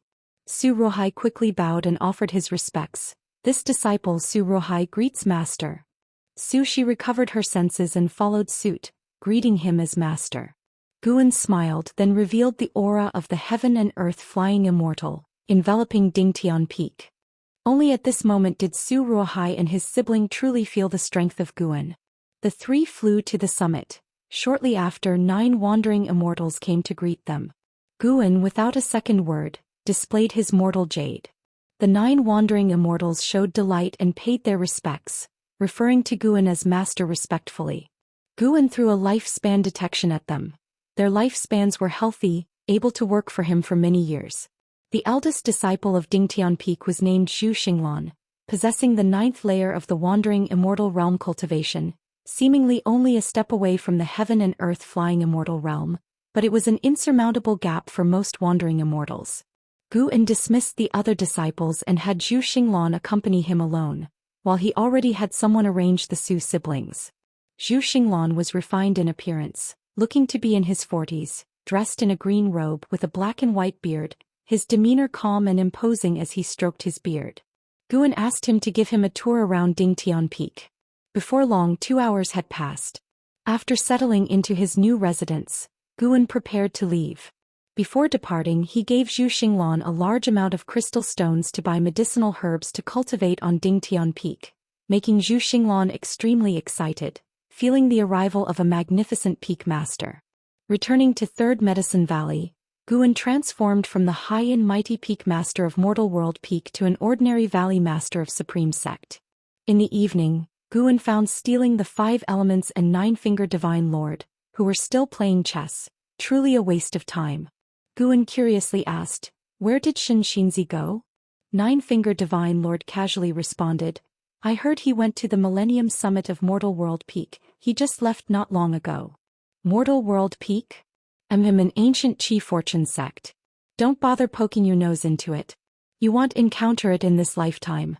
It's a sect much more powerful than the Great Cold Demon sect. 9-finger Divine Lord casually replied, prompting Guan to stare at him. Then he turned and walked away. Stealing the 5 elements, then said with a smile, "That's not necessarily true. If he could invent this game, I think he might encounter great opportunities in the future. Who knows? You're so powerful, yet I haven't seen you help him." 9-finger Divine Lord replied, and although he had grown familiar with Guan, he had no intention of changing Guan's destiny. With Guan's talent, even if he was taken to a great sect, it might not be for the best. At least here, Guan could live effortlessly, live happily. Guan, hearing their conversation, thought to himself with a hint of amusement, "If I revealed my realm, you might have never even heard of it." Guan hummed and went to chat with Ji Xiaoyu. With some time left before the Millennium Summit, Guan was in no rush to head there. Days later, Guan came to Immortal Seeking Island and made his final deal with the island master. Henceforth, Immortal Seeking Island would belong to him. Due to the calamity brought by the Great Cold Demon sect, the forces behind the island master had already withdrawn, not willing to look back, and could only sell it off to gain as much as possible. Before leaving, the island master said to Guan, "You had better have your backing force send a wandering immortal here. Otherwise, you won't be able to keep order." Guan nodded with a smile. After the island master and his people had left, Guan turned to Hu Shaojian and said with a smile, "From now on, Immortal Seeking Island is mine, and I won't treat you unfairly." Hu Shaojian immediately knelt down, banging his head on the ground in excitement. Afterward, Guan summoned the elders of Sea Protection Mansion, briefly instructed them, and upon hearing that Guan would arrange for a wandering immortal to come later, all the elders' expressions became respectful, no longer daring to underestimate him. Guan wasn't just boasting. There were wandering immortals on Dingtian Peak, and he could easily arrange for one. After all, he was using the identity of Meng Lang on Immortal Seeking Island. Time flew swiftly by. Until the Spring Festival had passed, the Millennium Summit of Mortal World Peak was finally about to begin. Above the sea of clouds, Holy Mother of Western Spirit stood on a lotus throne, moving swiftly with Lu Lingjun standing beside her, and a small snake lying on her shoulder, the white spirit demon emperor who had ascended with her. Lu Lingjun's beautiful eyes widened as she saw the peaks through the clouds, feeling as though she was witnessing the immortal realm of mortals. The white spirit demon emperor flicked its tongue curiously and asked, "How does Mortal World Peak compare to the Great Cold Demon Sect in terms of strength?" Upon hearing this, Lu Lingjun couldn't help but look toward Holy Mother of Western Spirit, curiosity gleaming in her eyes. She could not forget the sight of the Great Cold Demon Sect surrounding the continent. At that time it felt like the Great Cold Demon Sect was invincible. In terms of historical heritage, Mortal World Peak is stronger, and Mortal World Peak also has considerable power within the Holy Court. Even we, the Bitter Sea Buddha sect, cannot compare, Holy Mother of Western Spirit replied, her face calm. Lu Lingjun and the White Spirit Demon Emperor could feel the might of Mortal World Peak even more. Holy Mother of Western Spirit continued speaking of Mortal World Peak's past. While listening, Lu Lingjun gazed into the distance, her anticipation for the upcoming Millennium Summit growing. Passing through layers of clouds, they observed the peaks along the way, their eyes never resting.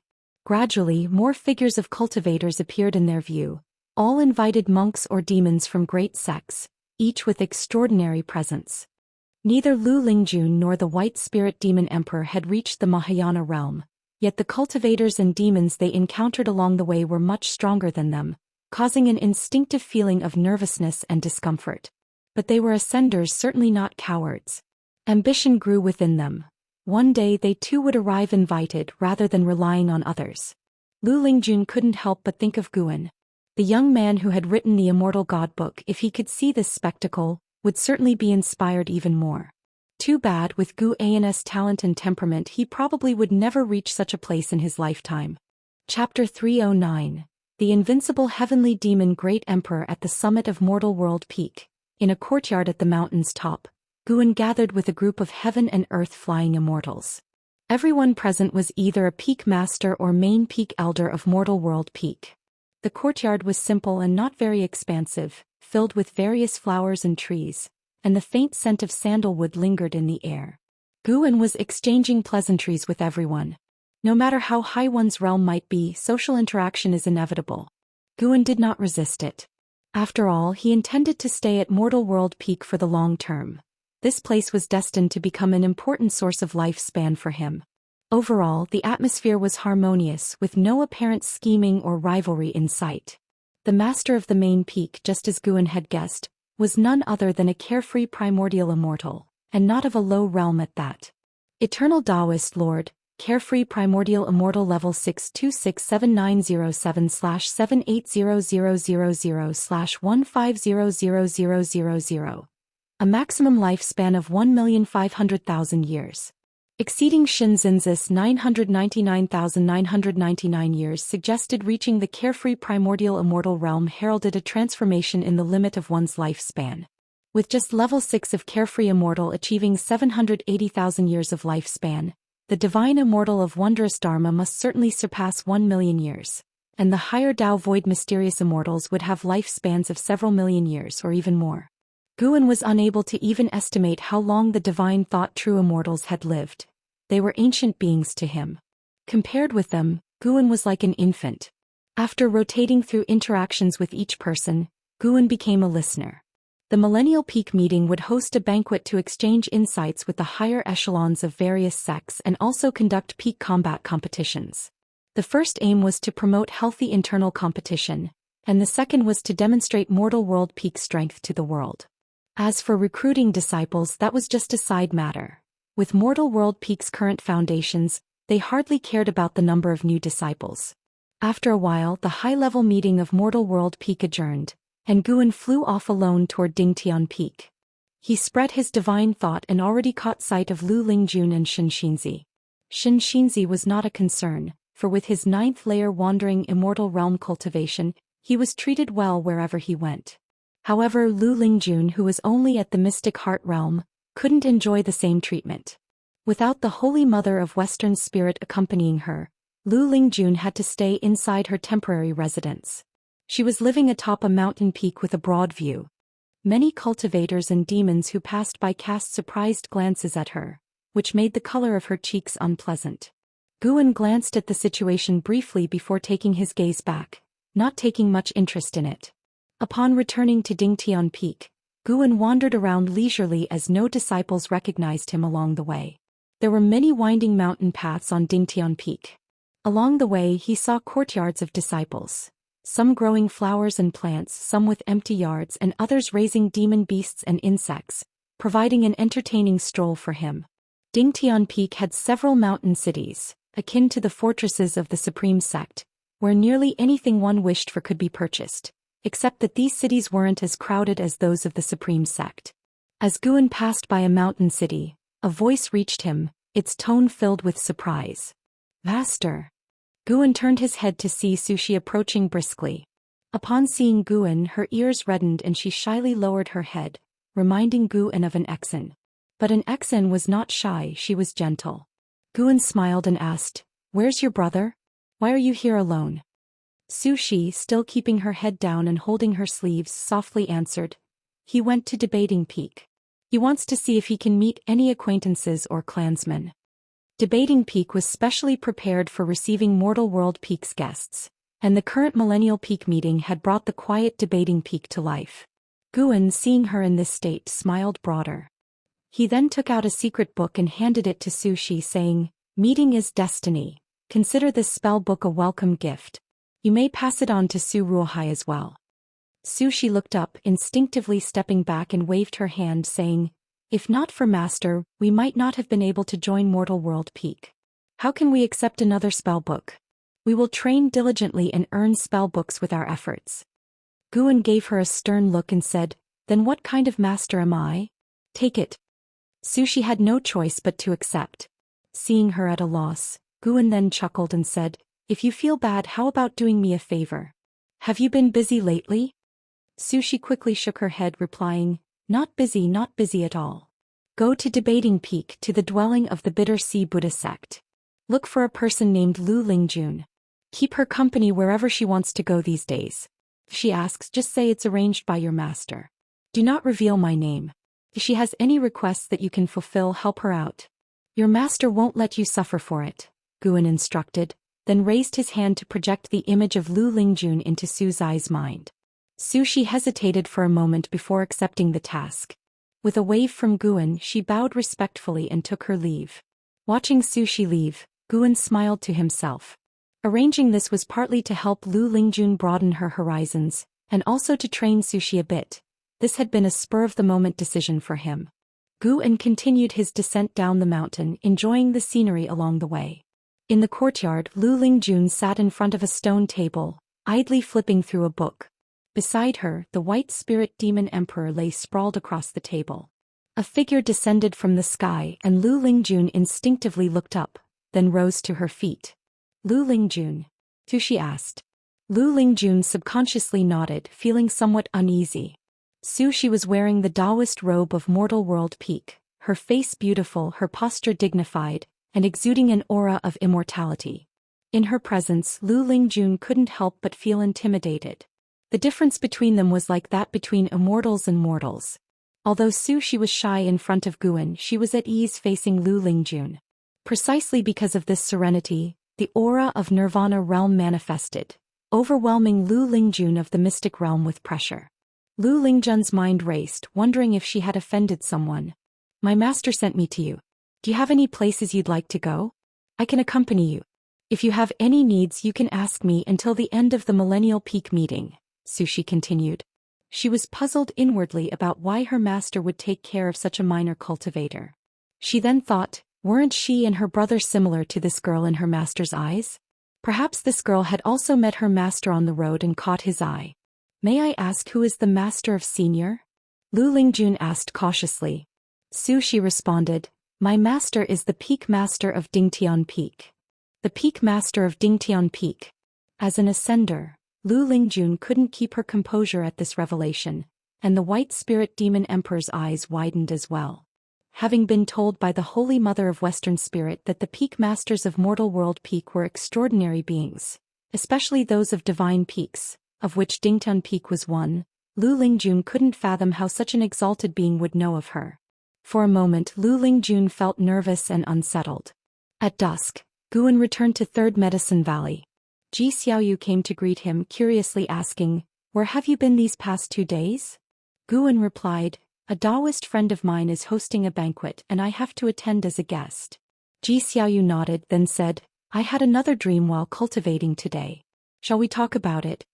"I don't want to get involved with your great karma." Guan thought helplessly, but he immediately said aloud, "Of course, no problem." They both ascended to the upper floor. After Ji Xiaoyu set up restrictions, only then did she sit down at the desk, frowning slightly as she said, "I dreamed that I was in a dimly lit space surrounded by stars, some of them immensely vast. I was surrounded by many demons and fighting outer heaven." Having never been to outer heaven, the mortal spirits of this world couldn't imagine what it looked like, so Ji Xiaoyu could only describe it as a dimly lit space. Listening attentively, Guan quickly determined that Ji Xiaoyu's dream involved heavenly demons. Had she been to the silent destruction domain in a past life? He wasn't surprised. He had known for a long time that Ji Xiaoyu was no ordinary person. What puzzled him was not only that Ji Xiaoyu's previous lifetimes had battled with the heavenly demon army, but she also mentioned a terrifying being. This being commanded the heavenly demons. He said that no matter how many times I reincarnate, he would be waiting for me to challenge him. Ji Xiaoyu took a deep breath and said, the memory of the fierce battles in her dreams causing her to grip the teacup in her hands tightly. After a moment of thought, Guan comforted her. "Don't worry, you won't be able to challenge him for many years, maybe not even in this lifetime. Anyway, I can't imagine how to slash a star so large with a single sword stroke." Although his words were a bit harsh, they indeed comforted Ji Xiaoyu. Just then a voice came, "That is the heavenly demon emperor, who once single-handedly suppressed the great heavenly spirit land. The voice of stealing the 5 elements." As he spoke, he appeared out of nowhere inside the room. Ji Xiaoyu frowned but did not speak out. The identity of Reincarnation Path Emperor was revealed to them by stealing the 5 elements, so Guan did not stop him from entering. Suppressed the great heavenly spirit land? How strong must that be? Guan cautiously asked. With a grave expression, stealing the 5 elements replied, "Very strong, unimaginably so. Even the Reincarnation Path Emperor once mentioned to me that her destiny was to challenge the heavenly demon emperor, but she soon reincarnated, and her fate entered the cycle of reincarnation." Guan pressed on, "You mean the heavenly demon emperor won't attack our realm actively?" "Correct, the establishment of the Holy Court has kept the heavenly demon's ravages at bay. As long as the Dao level of Xingtian remains intact, there's no way for the heavenly demon emperor to reach us. The being behind me has also been to the land of the heavenly demons and was cursed as a result. It's a place of utter horror beyond my comprehension. However, seeing her growth rate in this life, it will be hard to encounter heavenly demons without 30,000 years," said stealing the 5 elements, casting a glance at Ji Xiaoyu. Guan did not speak further but adopted a shocked expression. It was entirely normal for a mortal to be shocked upon hearing of the existence of heavenly demons. Or so stealing the 5 elements thought Guan should seem. After hearing this, Ji Xiaoyu returned to calm. Stealing the 5 elements continued to describe the might of the heavenly demons. A good while later he left. The room fell silent. Guan sighed and said, "He said that not even the sword Venerable Fudao could defeat the heavenly demon emperor. This is a good thing, at least you don't have to worry for now." Looking at him, Ji Xiaoyu's gaze was serene as she said, "I had hoped to lead a peaceful life and pass away peacefully, but after what he said, I suddenly don't want to die. I want to cultivate to the level where I can meet that heavenly demon emperor." Taken aback, Guan replied, "Having a larger goal is certainly a good thing." Ji Xiaoyu rose from her seat and turned to leave. Just as she reached the door, she turned her head back and said, "Why don't you give up either? I've dreamed of many people. Some started from nothing and ended up shining brilliantly. If you could be by my side to fight the heavenly demon emperor, wouldn't that be wonderful?" With that, she turned her head and pushed the door to leave. Chapter 310. Why don't you give your place to me, heavenly demon great emperor? Guan looked at the moon outside the window, his lips curving into a smile. If Ji Xiaoyu really could achieve it, according to stealing the 5 elements, she would need to cultivate for 30,000 years. 30,000 years. I wouldn't even know how terrifying I would become by then. The mere heavenly demon great emperor easily squashed. By then, I'll pretend to be weaker than Ji Xiaoyu, let her fight strenuously and step in when she almost can't hold on. The thought is quite exhilarating. Guan even laughed at the thought, choosing not to get up and close the door but instead pulling out a book to read. The Millennium Peak Conference had begun with cultivators of various ranks competing near the debating peak, making it a lively place. During these days with Su Zai's company, Lu Lingjun explored Mortal World Peak, greatly broadening his horizons, and their relationship had also grown closer, though Lu Lingjun still addressed Zhou Xian as his senior. The competitions between peaks continued for half a month, with Gu Anus Dingtian Peak ranking third from last among the divine peaks, which he didn't feel too strongly about since the disciples of Dingtian Peak were used to it. That day the grand banquet of the Millennium Peak Conference began, with tables set up all around the debating peak.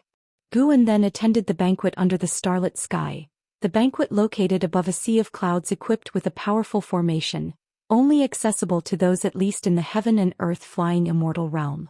Xianxia of the wandering immortal realm couldn't participate, which actually relieved Guan. If Xianxia had come he wouldn't have attended. There were hundreds of heaven and earth flying immortals and over 10 carefree primordial immortals at the cloud banquet, with Guan standing beside Baizia listening to him introduce the guests. The participating forces numbered over 20, including even cultivators from the Holy Court. The atmosphere was harmonious and Guan was enjoying the feast. The exquisite delicacies here were truly exceptional, with just one bite enough to save mortals decades of hard cultivation. With Baizia's help, Guan got acquainted with quite a few heaven and earth flying immortals. An ancient hour later, a carefree primordial immortal suddenly walked to the middle of the cloud banquet, laughing as he spoke. Daoist Lord, I wish to join Mortal World Peak. May I ask if that's permissible? Upon these words, everyone turned to look at him. The peak master of Mortal World Peak's main peak, Everlasting Daoist Lord, looked towards him and laughed. Hen, although you've left the great cold demon sect for tens of thousands of years, can you really sever all ties given your sect's current crisis? Other carefree primordial immortals followed with light jabs at Hen. Mentioning the great cold demon sect invariably brought up Sword Venerable Fudao, but Hen wasn't upset. He looked at Everlasting Daoist Lord and cheerfully said, I've long severed those ties. It's normal for that group of useless people to be annihilated. Don't provoke me, Sword Venerable Fudao isn't someone I can afford to antagonize. I advise you all to speak well and avoid substantial karmic retribution. Hearing this, other carefree primordial immortals stopped making fun of him. Even they did so not to mention the heaven and earth flying immortals. Though all were present at the banquet, the division of hierarchy was clear and heaven and earth flying immortals were definitely not the protagonists. Everlasting Daoist Lord pondered and said, the position of the peak master of Qingtian Peak is still vacant. Would you accept that? Hen shook his head and said, I set my sights on Dingtan Peak. He then turned and looked towards Guan in the crowd, smiling, Dingnan Peak's peak master, how about you cede your position to me? All eyes were now on Guan. Before Guan could speak, Baizia angrily said, what do you mean by this? Bullying the weak? Guan looked at Baizia, not expecting him to be so aggressive. He's got quite the backing. Hen wasn't upset and chuckled, there was internal strife on Dingtian Peak back then and a good friend of mine died there. I'm just being nostalgic. Yet his tone obviously left no room for negotiation. Suddenly the banquet fell silent. Baizia looked towards Everlasting Daoist Lord. Carefree primordial immortals seemed amused by the situation, while the heaven and earth flying immortals looked at Guan sympathetically. They all knew Guan had just become the peak master of Dingtian Peak, and now, just days later, he was being asked to vacate his position, which must be hard to accept. Guan remained silent while everyone thought he was weighing his options. In reality, he was feeling sentimental. My ties with the great cold demon sect are truly cursed. Is this to continue the karma? To make me completely annihilate the great cold demon sect? Guan felt no pressure, being the strongest person present with a cultivation level 2 major realms higher than anyone else. What was there to fear? He wanted to see the attitude of Everlasting Daoist Lord. If Everlasting Daoist Lord didn't defend him, then there was no reason to stay in Mortal World Peak. As for Hen, a bad ending was inevitable. Everlasting Daoist Lord slowly said, that won't do, choose another one. His tone was unquestionable and very firm, giving the great cultivators of Mortal World Peak a sense of backbone. Regardless, Mo Hen was an outsider, and although the combat power of a carefree primordial immortal was important, it didn't give him the right to do whatever he pleased. If Meng Lang were kicked out today, tomorrow it could be any of them. Mo Hen shook his head. Don't be hasty, what if this young friend agrees? The term young friend was filled with disdain. His gaze turned to Guan. Young friend, if you cede your position to me, I won't let you suffer losses. You can ask for anything. Guan replied, thanks for your kind offer, senior, but no need. I'm not the type who likes to change mess. Everyone's expression changed slightly, none expecting Guan to defy Mo Hen, everlasting Daoist lord included. At this level of cultivation, recklessness was impossible unless facing a lower-level cultivator. Mo Hen's smile disappeared instantly, his face darkening as he said, I can give Daoist lord face, but have you considered the consequences of offending me? Everlasting Daoist lord frowned, appearing suddenly in front of Guan, looked at Mo Hen and said coldly, Daoist friend, you are going too far. Mo Hen stared at Guan with a cruel smile, blatantly threatening him. Mo Hen harbors hostility towards you, despising you deeply. Would you like to conduct a lifespan detection on him? This constitutes deep hatred? Typical of a demon cultivator, heartless and ruthless. Sigh. Guan sighed deeply, attracting everyone's attention. He walked past everlasting Daoist lord towards Mo Hen. What are you doing? Baizia hastily grabbed Guan.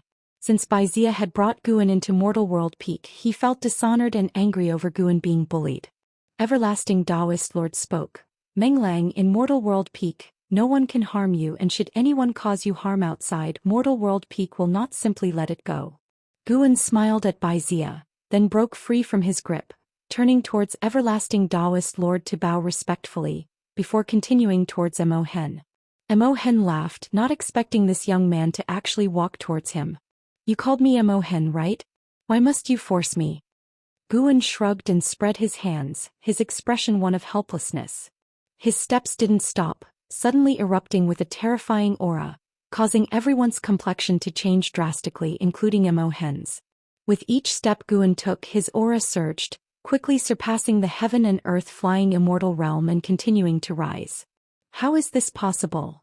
A carefree primordial immortal widened his eyes in disbelief. Others were similarly shocked, and Baizia was dumbfounded. When Guan reached Mo Hen, his aura had reached the 9th layer of the carefree primordial immortal realm, with the strongest present only at the 6th layer, and Mo Hen himself only at the 4th layer. Guan lifted his chin, looking down at Mo Hen, asking, How did you address me just now? Mo Hen's face looked extremely unpleasant as Guan's aura completely overwhelmed him. The banquet fell into silence. You could hear a pin drop. The most alarming incident then occurred. Guan actually reached out and patted Mo Hen's wrinkled face. Though the gesture was gentle to everyone watching, this was the making of a deadly feud. Chapter 311. A million years is far from enough. After Guan slapped him, Mo Hen's face showed disbelief. He had not expected Guan to be so audacious. Despite the gap in their cultivation levels, they both existed as carefree primordial immortals. Mo Hen clenched his teeth and asked, Who exactly are you and from which sect do you come? Everyone else stared at Guan, waiting for his response. A heaven and earth flying immortal who had just joined Mortal World Peak was a carefree primordial immortal? Everyone felt it was absurd and even suspected Guan had ulterior motives. At this moment Baizia could not help but entertain doubts, but upon rethinking he recalled that it was he who had persuaded the individual to join Mortal World Peak, and it did not seem like a setup at that time. Guan fixed his gaze on Mo Hen and said, Does that really matter? If I were merely an ordinary peak master of Mortal World Peak, how would you seek revenge on me? As soon as Mo Hen exhibited hostility toward him, Guan had already marked him as a dead man in his heart. Guan's statement made Daoist Lord Yongyan narrow his eyes. After hearing this, Mo Hen's expression grew uglier, and for a moment he did not know how to respond. Could he also be aiming for Dingtian Peak? Mo Hen thought angrily in his heart, not considering it a coincidence. How could it be that a randomly chosen person turned out to be a great cultivator concealing his power? Now he found himself in a dilemma. Bowing his head in submission would not erase the karma, but refusing to do so would only worsen his situation. Suddenly Mo Hen revealed a smile and said with a clasped fist, If that's the case, I am even more convinced to join Mortal World Peak. As for Dingtian Peak, I no longer want it. Qingtian Peak is also fine. Upon hearing these words, most of the people present heaved a sigh of relief. Daoist Lord Yongyan spoke. Forget it, Daoist friend, please go to another sect. Everyone was taken aback by his rapid change in attitude, and Mo Hen's face turned even uglier. Guan turned around to look at Daoist Lord Yongyan, saw him slightly nodding, and he couldn't help but smile. Very sensible, huh? Humph. Mo Hen let out a cold snort and left with a flick of his sleeves. Everyone urged him to stop, fearing he would stay and escalate the conflict. Guan raised his right hand, causing everyone to look at him, not understanding what he intended to do. 3 breaths later, Guan suddenly clenched his hand, then quickly put whatever it was into his sleeve, the movement so swift that no one saw what he had in his hand. You have successfully seized 8,709 years of lifespan from Mo Hen, Carefree Primordial Immortal Realm 4th Layer. Looking at the prompt before him, Guan remained indifferent, feeling no sense of accomplishment. The surrounding Carefree Primordial Immortals suddenly changed their demeanor. They looked at Guan with fear, realizing that Mo Hen's aura had suddenly vanished. The heaven and earth flying immortals were curious about what Guan had just grabbed.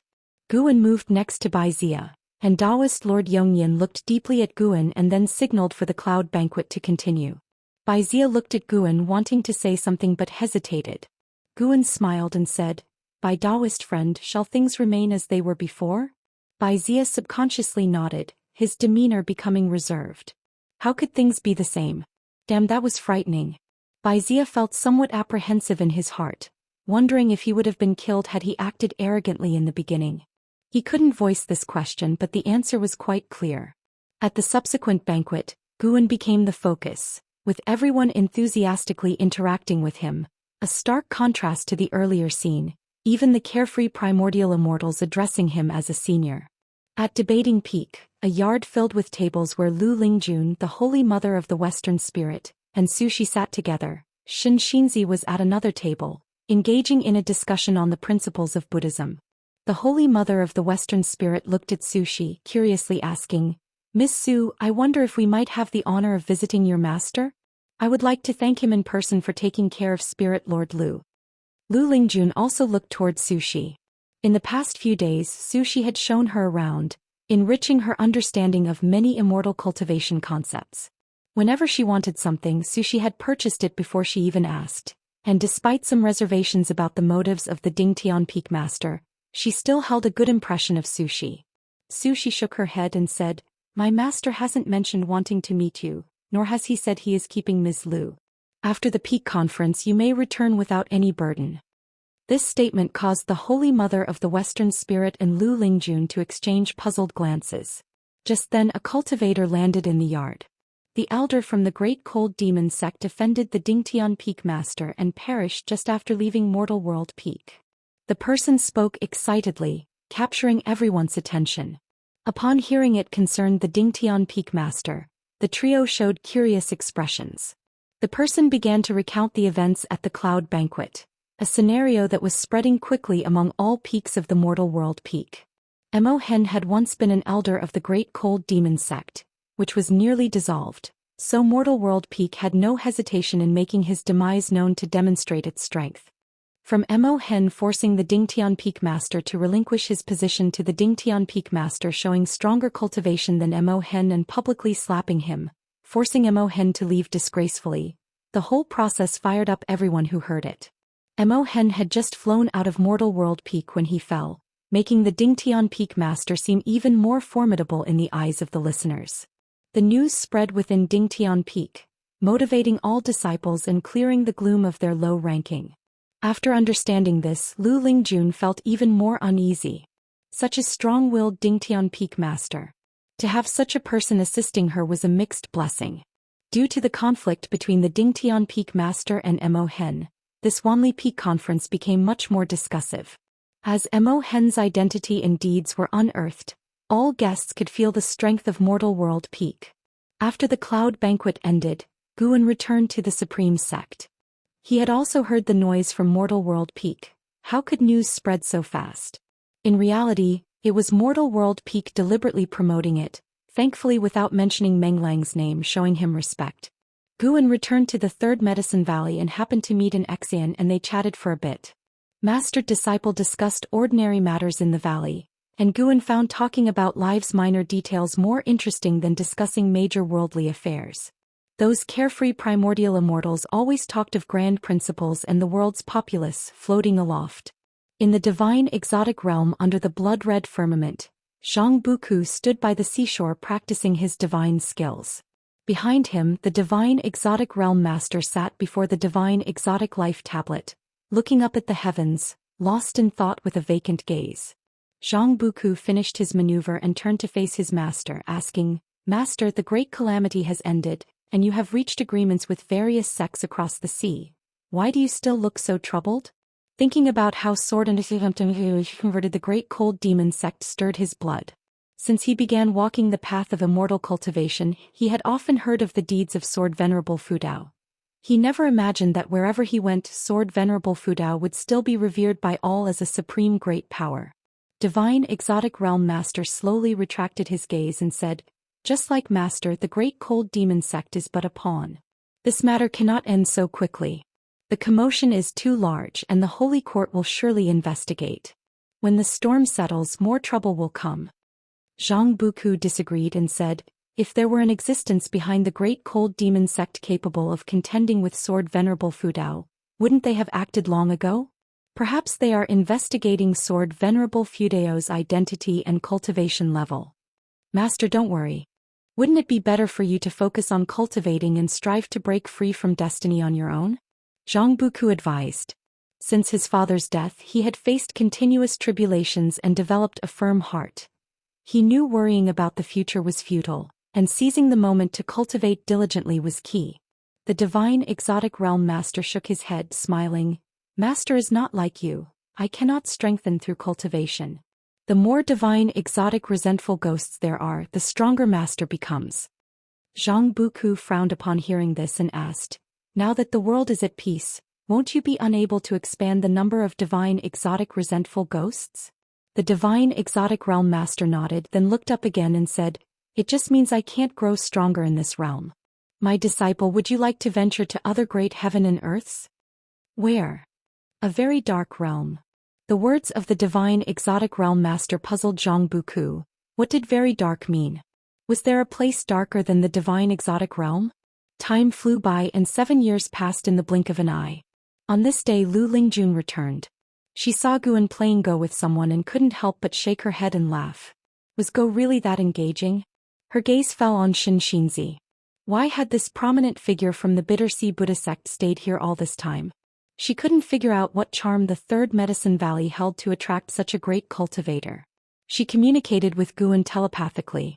Upon hearing her, he immediately asked Yang Jian, who was standing beside him, to help with the game.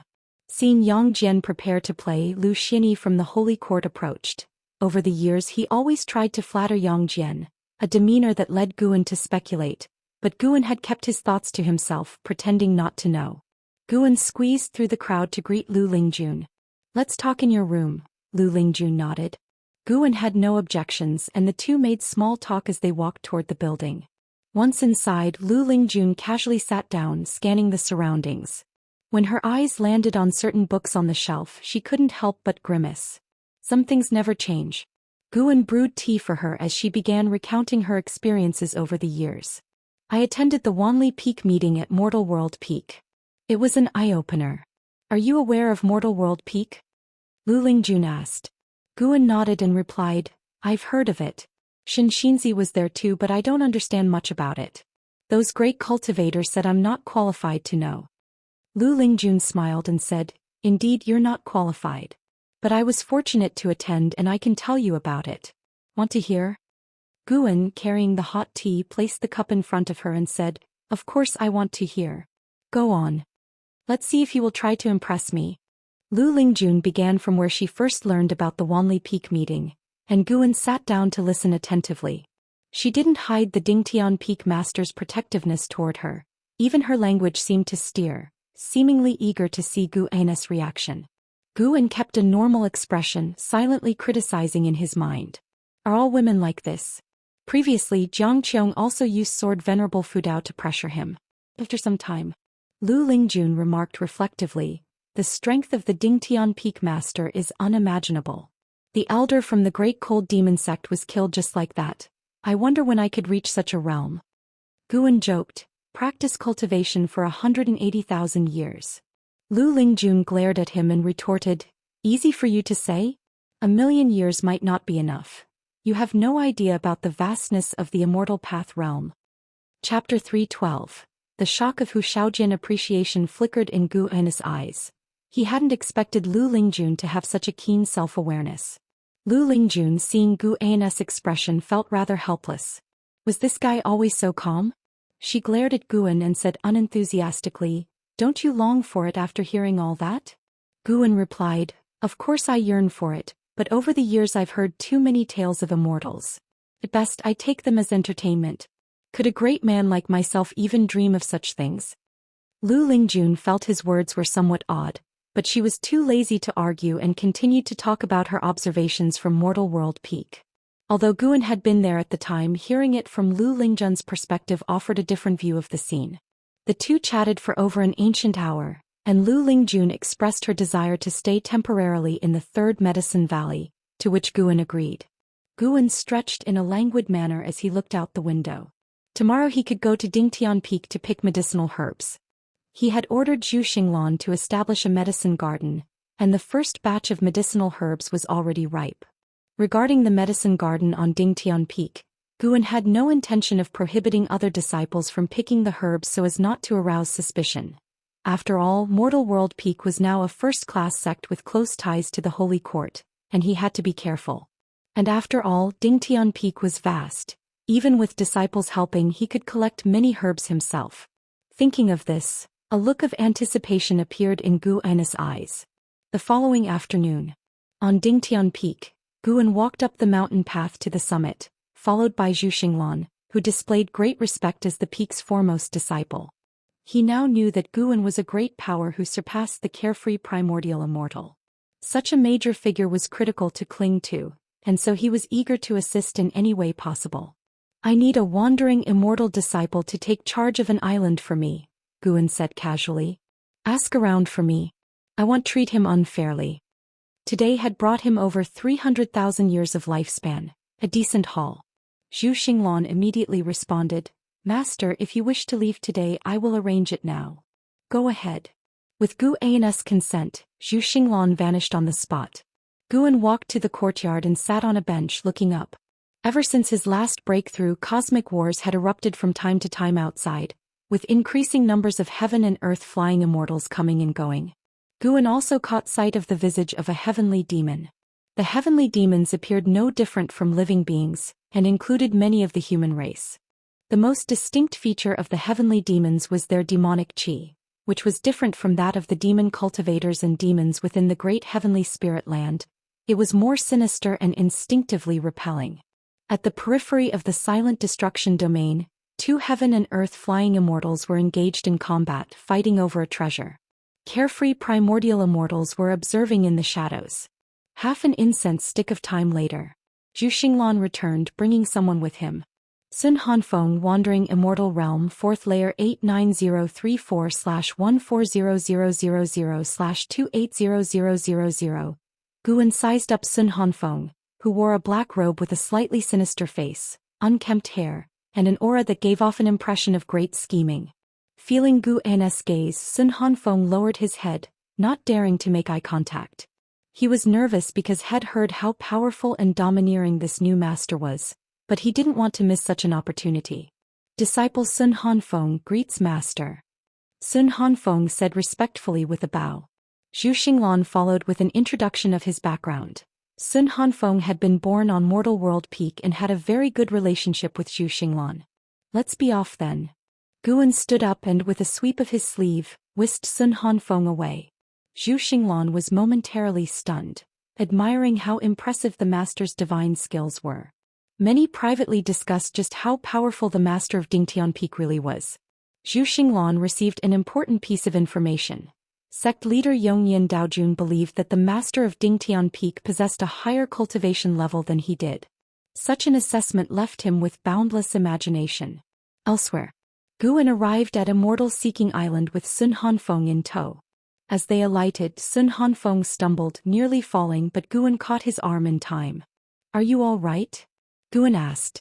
Sun Hanfeng, his face flushed with embarrassment, quickly replied, "I'm fine, master. Sorry for the laugh." Guan nodded and began walking towards the buildings ahead, with Sun Hanfeng hastily following. Guan started to brief him on Immortal Seeking Island. After understanding the strength of the island, Sun Hanfeng breathed a sigh of relief. A place where a wandering immortal alone could be a deterrent?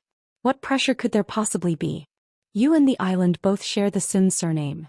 That's quite a coincidence," Guan joked, with Sun Hanfeng offering only an embarrassed smile and not the least bit of dissatisfaction.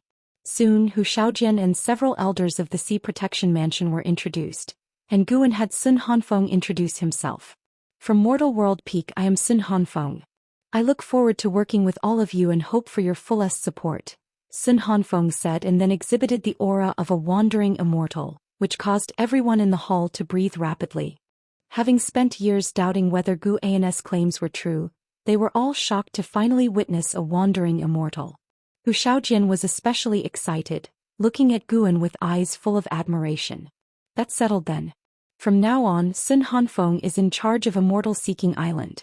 You all talk." With those words, Guan left. Everyone turned their attention to Sun Hanfeng, all quite nervous since he didn't seem easy to approach. After Guan left, Sun Hanfeng sat down with an assertive posture, no longer as restrained as before. "May I ask, Elder, does the island master also hail from Mortal World Peak?"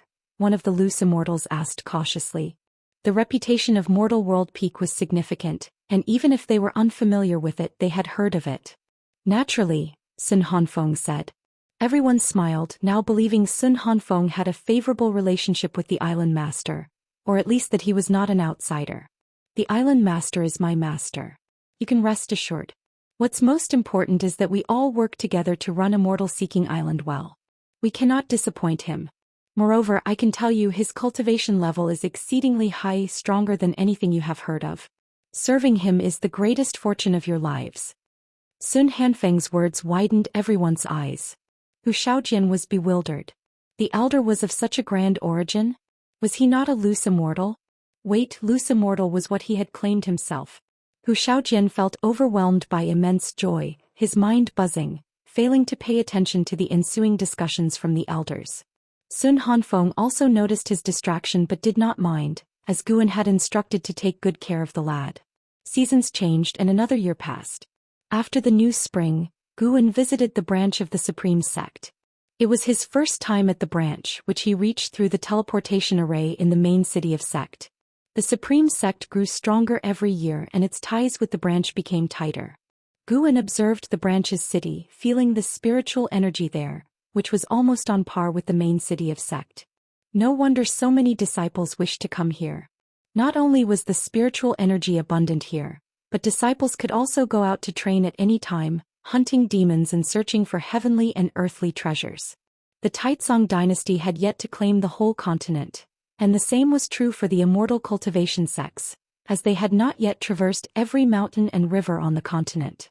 Guan didn't rush to find Yilan and began to wander around. As he wandered, he came across an acquaintance, a friend he had made in the Outer Gate City, with whom he exchanged pleasantries for quite some time. Moving on to the next street, he encountered a disciple from the Third Medicine Valley who had achieved foundation establishment. This was the sediment of a 227-year life. Guan enjoyed chatting with old friends, feeling no distance had grown between them. In the next ancient hour he encountered two more old acquaintances, indicating that the branch had become the preferred destination for many average disciples, all in search of opportunities in the demon land. Guan was briefly contemplative but did not interfere with others' lives, unless he cared deeply for them. Like his junior sister Yilan. By the time Guan arrived at Yilan's residence, she appeared out of nowhere with a joyful cry, "Big brother, what brings you here?" As she spoke, she rushed over to hug Guan. "In public you must behave yourself." Guan quickly raised his hand and protested. Yilan reluctantly stopped, then pulled him toward the residence, all the while giving him a rundown of the current state of the branch. Inside the residence were numerous female disciples looking after the estate, and as they saw Yilan with Guan, curious eyes followed. After they walked away, Guan could hear the maids start to gossip about them. Eventually Yilan led Guan into her room, then closed the door. As the two sat down to chat, Yilan finished sharing her experiences and began to inquire about how Guan had spent his years. Guan recounted his life, and although it was mundane, Yilan's face remained lit with a smile. Who would have thought? They thought back then that 200 years later they would be able to sit together once more. Gradually Yilan's mind wandered as she fell into a strange state. She experienced this because Guan was guiding her toward enlightenment. Guan's divine thought covered the room, helping Yilan perceive the heaven and earth rules, a method beyond the imagination of mortal spirits. Even facing Guan herself, Yilan didn't notice anything amiss. It was as though Yilan had entered a dream state, her eyes distant and unfocused. Guan stood up, carried her to the bed and guided her into meditation. Then he retreated to the table, sitting down to watch her practice. And so he watched Yilan meditate, his heart full of expectation. If he could help Yilan extend her maximum lifespan, he would arrange for her to train at Mortal World Peak. If not, sending Yilan with her few centuries of life to Mortal World Peak would only add to her troubles.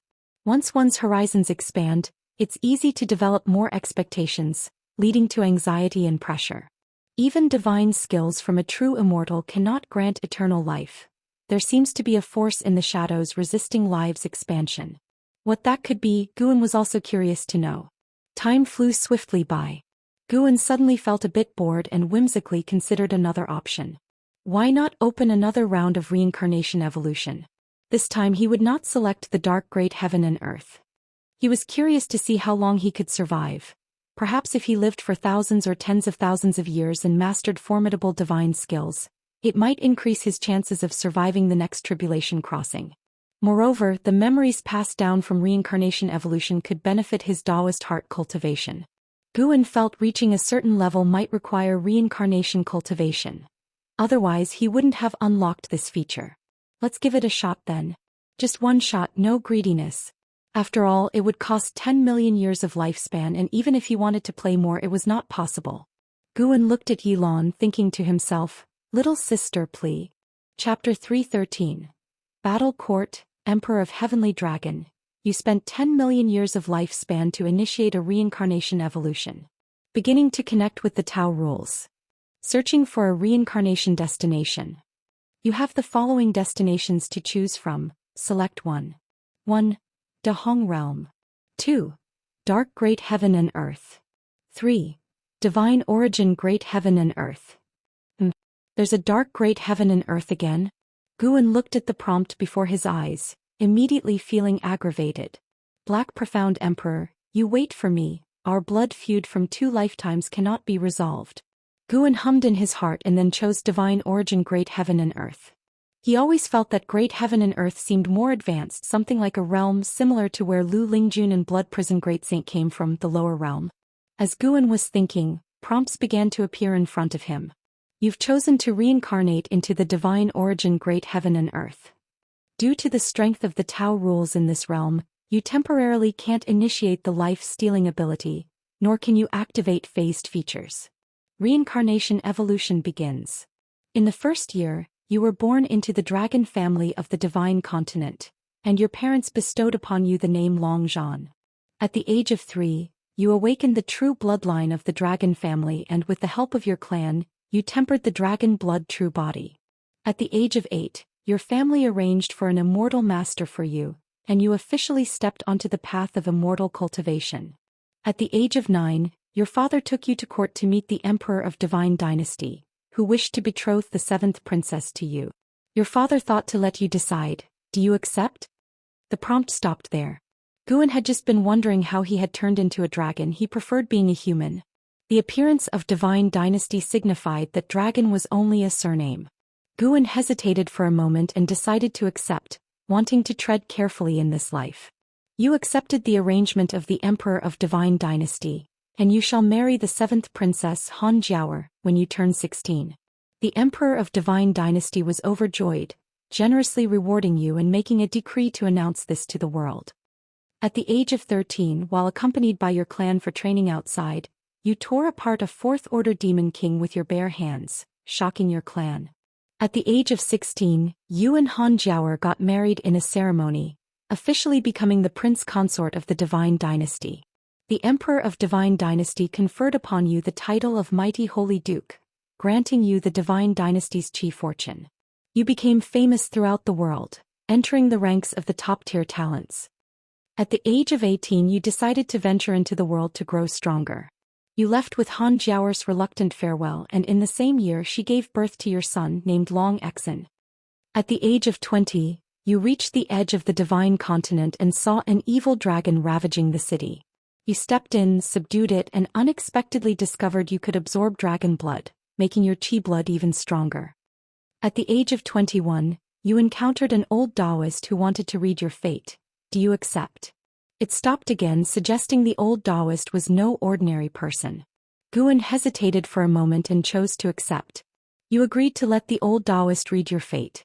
He pinched your muscles and bones and began to calculate.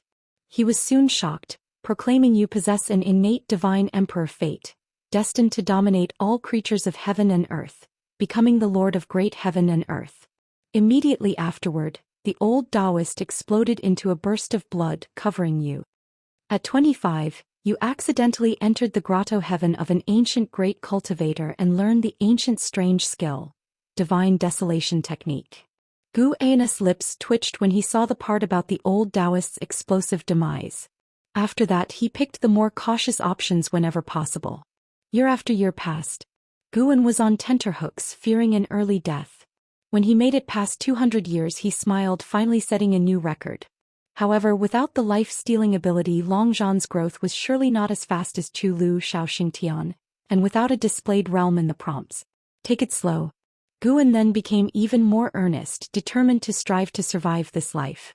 As time ticked by, Yilan was meditating on the bed while Guan sat at the desk, the room engulfed in silence. Birdsong occasionally rang out from outside the window, adding a serene atmosphere of passing years. After an ancient hour, Guan let out a sigh, his expression grave, mired in struggle. At the age of 187,632, you met with the dragon family ancestor who said he could fully awaken your bloodline, allowing it to fuse with your chi fortune and create an unprecedented physique. Do you accept his help? Guan had achieved the status of war god of the divine continent and was now venturing through the cosmos when he encountered the ancestor. He always felt the ancestor was up to no good. He did not want to die after coming this far. If the ancestor was benevolent, he wouldn't make things difficult for a descendant who refused him. If malevolent, not trusting him might lead to disaster, but trusting him could lead to plummeting into the abyss. Do not accept. You refused the help of the dragon family ancestor. The ancestor was enraged and attacked you, intending to suppress you. After a great battle, you escaped with severe injuries. At the age of 187,633, you met with Fairy Ziyuan, who fortunately saved you. Your injuries were healed thanks to her. Next came adventure. Fairy Ziyuan began to follow him on adventures, making him less lonely. As for his wife Han Jiaoer, he had gone to bid her farewell when he was 100,000 years old. They had been parted by yin and yang. It was because of this that he left his descendants behind and ventured alone into the cosmos. Guan became more relaxed in his subsequent choices, as Long Zhan grew stronger and always managed to escape from death. Half an ancient hour later, at the age of 350,896, you unified a small universe, established the battle court and married Fairy Ziyuan. You self-proclaimed as the Emperor of Heavenly Dragon and crowned Fairy Ziyuan as the Heavenly Empress. Quite impressive. Guan suddenly felt a sense of achievement, as if unlocking an epic achievement in a game.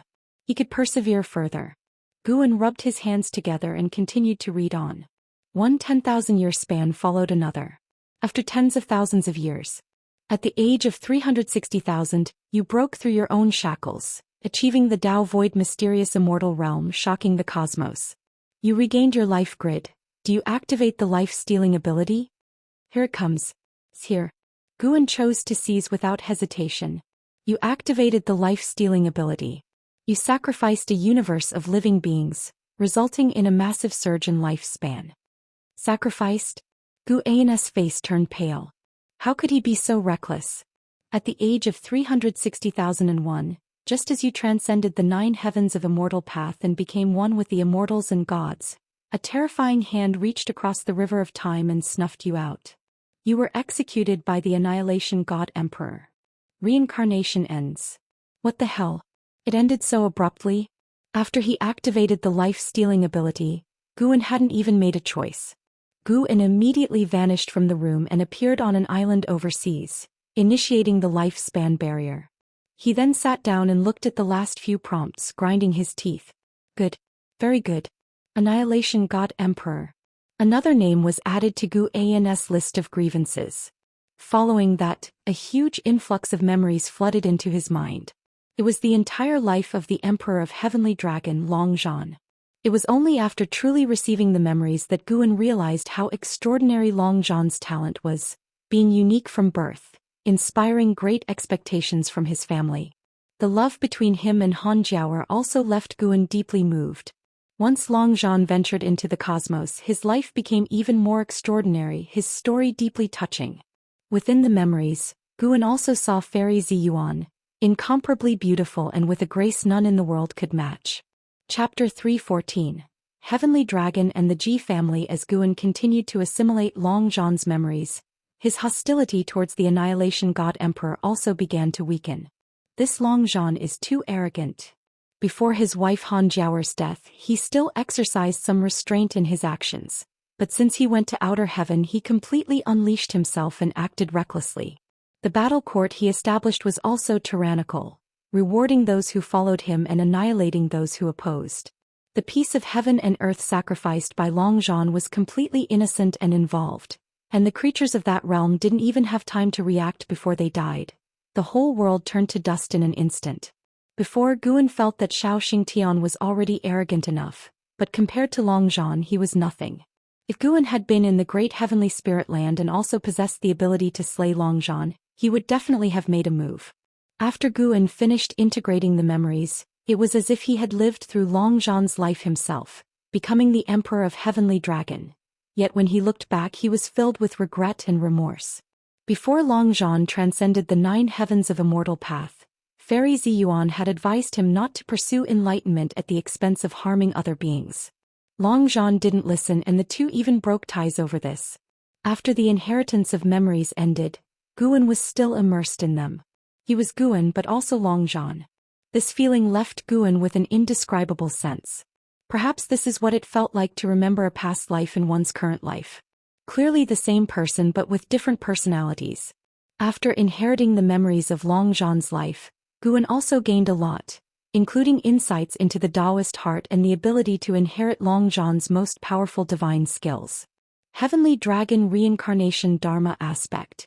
This divine skill could condense the ultimate Dharma aspect of one's Daoist sorcery, and could even condense the Dharma aspect of a past life to fight alongside oneself. After creating this divine skill, Long Zhan had intended to cultivate through reincarnation evolution to create Dharma aspects for tens of thousands of generations, but an accident unlocked the life-stealing ability, and he no longer researched this divine skill, instead continually using lifespan evolution to enhance his divine skill. Guan slowly opened his eyes and then disappeared inside the island retreat, returning to Yilan's estate. At this moment Yilan was still in a state of path enlightenment. Guan sat down and continued to reflect on Long Zhan's life. The Long Zhan who had transcended the 9 heavens of immortal path was truly powerful. The feeling of controlling life and casually manipulating rules fascinated Guan even now. At the same time he was also filled with dread at the power of the Annihilation God Emperor. He had truly been crushed to death by the Annihilation God Emperor with a single hand. He hadn't even seen the true form of the Annihilation God Emperor. It was a means that transcended time and space and was superior to the cosmic rules. After understanding Long Zhan's life, Guan no longer harbored intense hostility towards the Annihilation God Emperor. Unlike Chu Lu and Xianxia, Long Zhan had brought death upon himself. Guan felt somewhat confused. If reincarnation evolution could be realized, he might also create a peerless evil being. Fundamentally, he did not want to, but he couldn't control the personality in the cycle of reincarnation. Yet reincarnation evolution had many benefits. allowing him to remember countless spells and divine skills, adding to his combat experience, and even enhancing his understanding of reincarnation, making it very difficult for him to give up. After much thought, Guan felt he was trapping himself in his own web of thoughts. Why overthink so much? The path to becoming stronger couldn't possibly be achieved without harming the innocent. Many moral judgments are based on perspective, just like in war. Are not the civilians of the enemy's country innocent? At most, the next time he encounters a situation like Long Zhan's, he could choose not to activate the life-stealing ability and rely on his own efforts to cultivate. In fact, even without the life-stealing ability, Long Zhan's talent was very strong. Guan began to review the cultivation technique of the heavenly dragon reincarnation Dharma aspect. He felt this Dharma aspect seemed familiar, as if he had seen it somewhere before. He soon remembered. The Ji family's heavenly dragon demon suppressing form had some similarities. He planned to ask Ji Xiaoyu about it later. Ji Xiaoyu had already inherited divine skills when she returned to the Ji family and might be able to perform the heavenly dragon demon suppressing form. The sun set and the moon rose. A night passed. Yilan gradually woke up and felt as if she had had a dream, one she couldn't remember clearly after waking up. When she opened her eyes, she felt the entire world had changed. Her gaze fell on the table and she saw Guan reading a book. Guan turned his head to look at her and smiled, asking, "Awake?" Yilan, Divinity Transformation Realm Level 5 222/600/800. Her lifespan limit had increased by 200 years. Guan let out a sigh of relief, his face showing a smile. As long as there were results. But the effect was somewhat weak. He was, after all, a divine thought true immortal. Guan carefully examined Yilan and noticed a subtle breath dissipating from her body, like the heaven and earth rules, but even more difficult to detect. "How did I fall asleep?" Yilan asked, puzzled. Guan rolled his eyes and said, "You're asking me? It's not like I drugged you, is it? I'm not even blaming you. I came all this way and while we were talking you fell asleep, leaving me hanging." Yilan showed an embarrassed expression and couldn't help asking, "Then why didn't you wake me up? You were cultivating even in your sleep. It was clearly not ordinary sleep, so how could I dare to interrupt you?" Guan replied, standing up. "I'm leaving. I'll come to see you again next time." "Sister, why not stay a couple more days?" "No can do. Medicine Valley can't do without me." "Really? How come I heard you're always hands-off as a manager?" "How could that be?" The two bickered for a while, but in the end, Guan firmly decided to leave. Yilan walked him to the estate's front door. Guan suddenly stopped in his tracks, turned to look at her and asked, "In your heart, which is more important, good and evil or affection?" He asked this because he was reminded of the scene where Long Zhan and Fairy Ziyuan broke ties. Although Long Zhan brought it upon himself, the end result of his loneliness still left him sighing. Long Zhan might have been overbearing, but towards the people by his side he was quite good. He just didn't tolerate any dissent from them. Yilan was taken aback for a moment, then smiled gracefully and said, "If you were evil, I myself would not be evil, but I would always follow you as long as you don't abandon me." Guan showed a smile and said, "Don't overthink it. I was just thinking about the plot in a book. I don't have the courage to do evil." With that, he waved his hand and walked away. Yilan watched his retreating figure, thoughtful. As summer approached, the weather cooled. In the woods, Guan watched Ji Xiaoyu step onto the clearing with anticipation in his eyes. Ji Xiaoyu's forehead was etched with a red Dao pattern that burst into light. Her whole aura suddenly changed. She raised her right hand, and the spiritual power inside her activated in a sophisticated manner, quickly coalescing behind her into a golden wheel that resembled a round glowing door with intricate and profound patterns. As the golden wheel opened, golden dragons surged out from the intense light. Her heavenly dragon demon-suppressing form differed from her past life, but Guan saw through it at a glance. The essence of the heavenly dragon demon-suppressing form shared the same origin as the heavenly dragon reincarnation Dharma aspect but was weaker and far less sophisticated than the latter. This discovery made Guan's heart tremble. The heavenly dragon reincarnation Dharma aspect was created by Long Zhan himself. Could the Ji family be related to Long Zhan? In Long Zhan's memories, he only passed the heavenly dragon reincarnation Dharma aspect onto his son Long Xin, which implies that Long Xin passed it down. From the life experiences of Chu Lu and Xiao Xingtian, their timelines might differ from Guan's. Could it be that reincarnation evolution might project into the past? Ji Xiaoyu dismissed the heavenly dragon demon-suppressing form, then approached Guan and asked, "How was it?" Although she wasn't sure why Guan wanted to see the heavenly dragon demon-suppressing form, it was renowned throughout the world, and showing it to outsiders did not violate clan rules. Truly formidable, it fills me with awe. The person who created this divine skill must truly be a godly being. Does the Ji family have a record of who created it? Guan exclaimed. Ji Xiaoyu thought for a moment and said, "This divine skill has an ancient origin, created by an ancestor. Who exactly created it I am unsure, but if you care I can look into it when I return." Guan nodded. "I'm indeed curious. I want to write a book inspired by the Ji family's history."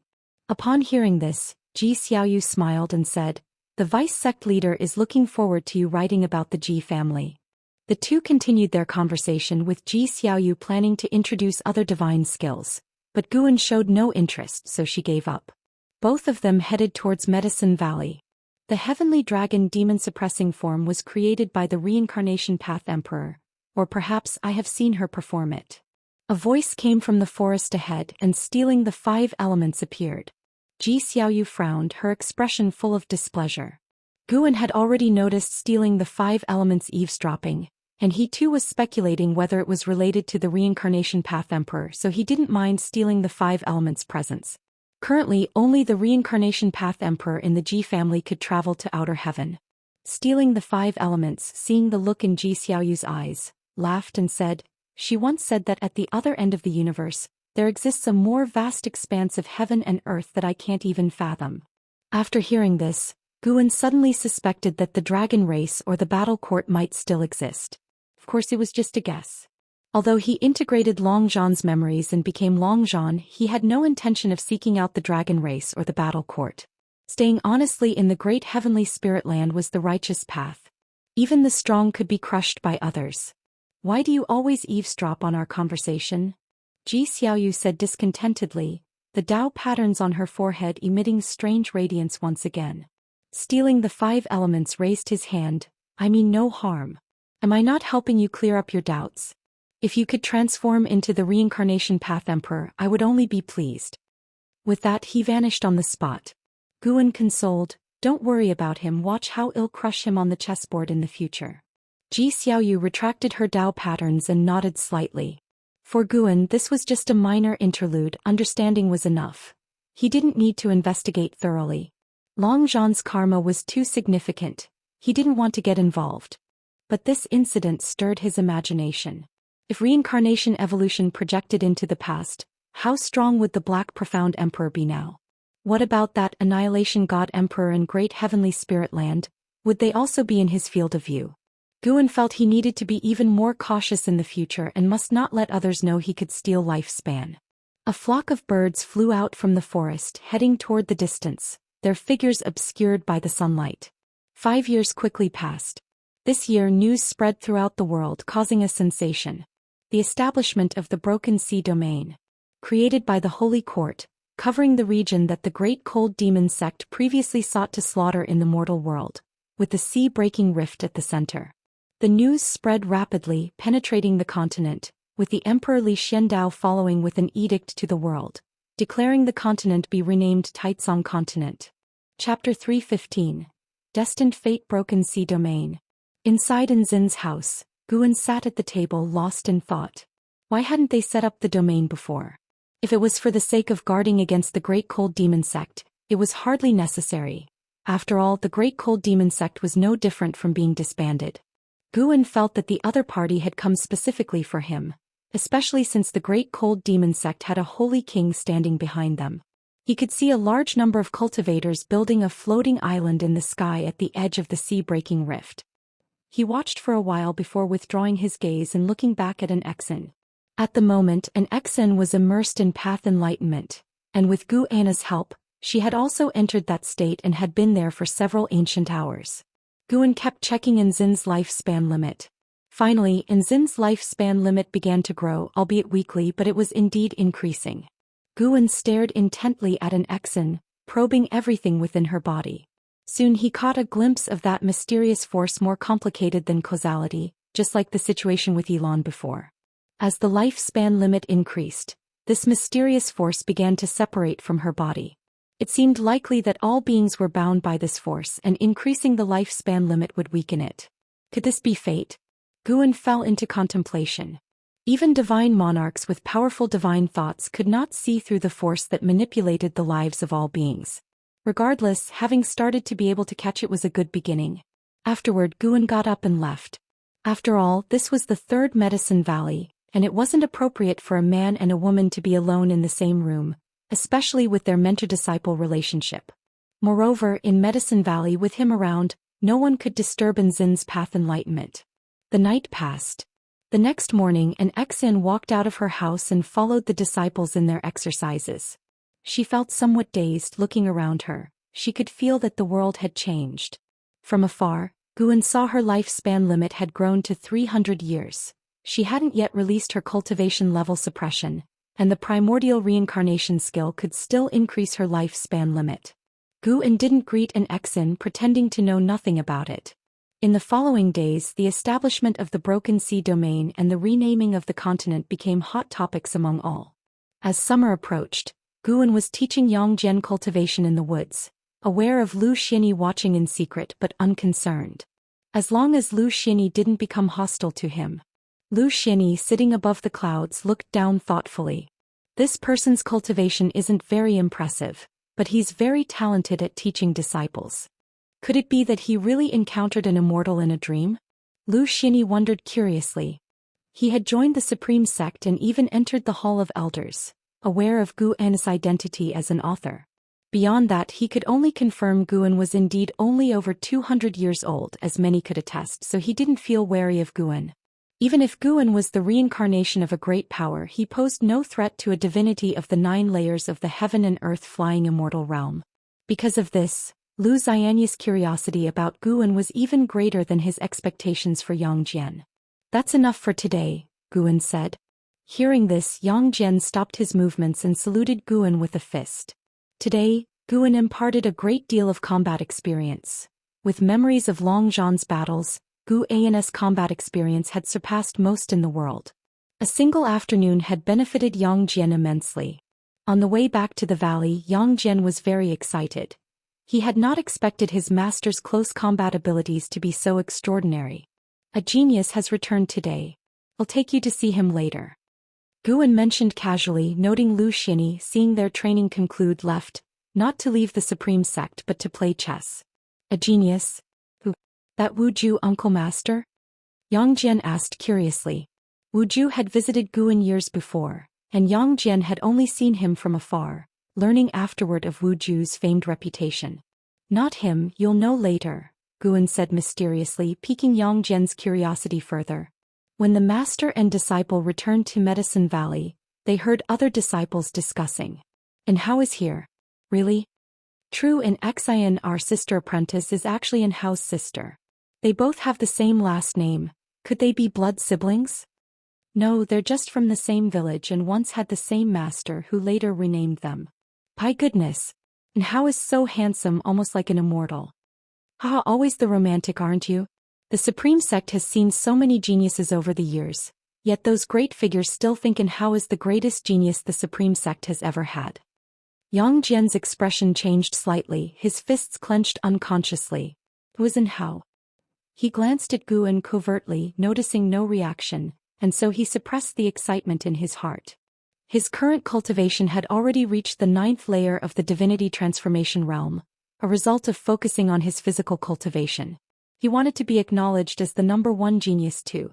He had also suspected that Hao was that mysterious senior disciple. Today he hoped to unravel the mystery. Guan led him to Nzin's courtyard. Guan noticed stealing the 5 elements and Zhou Xian observing Hao with their divine senses. Hao, with the vast gulf in their realms, was unaware. The 9-fingered divine lord didn't come today, and Xianxia was immersed in studying the journey to the west under a tree, much like Sui Jian in his absorption. Guan looked at the imposing Hao and was very pleased. The current Hao had already reached the 8th layer of the unification realm, still cultivating at an impressive speed. Yongjian was a major realm behind him, not yet comparable, but once they entered the immortal path realm, the gap would be trivial. When master and disciple arrived outside Nzin's courtyard, she turned around, smiling, and then pulled Hao out of the house. Hao stood tall, head crowned with an imposing golden dragon crown, dressed in a waist-bound white robe with sleeves long like flowing clouds. His handsome face bore sharp, proud brows, and just standing there he possessed a lofty spirit that commanded the world, without losing the transcendent demeanor of a cultivator. Compared to him, Yang Jian seemed ordinary. Usually Yang Jian stood out among his fellow disciples, but next to Hao he was easily overlooked. Sister, over the years, Master has been extremely kind to me. I haven't suffered at all, an Xin said happily. Hao stood in front of Guan and suddenly didn't know how to address him. Brother Hao, have you forgotten me? Guan asked with a smile, his demeanor warm as the spring breeze, instantly easing Hao's awkwardness. How could I forget? We've been through life and death together. Thank you for taking care of my sister over the years, which has eased many of my worries. Hao smiled, then took out a brocade box to present to Guan. Guan quickly declined, but under the joint persuasion of Xian and Hao, he could only reluctantly accept it. The box contained 8th-rank medicinal herbs. The young man was thoughtful. Hao's gaze inevitably landed on Yang Jian, who had been unabashedly staring at him since earlier. How could he not have noticed? Intuition told him Yang Jian was not simple. He felt like he was facing impermanence Tian. Of course, while Yang Jian was far from as strong, Hao suspected he might also possess an ancient treasure body. Who is this? Hao asked proactively.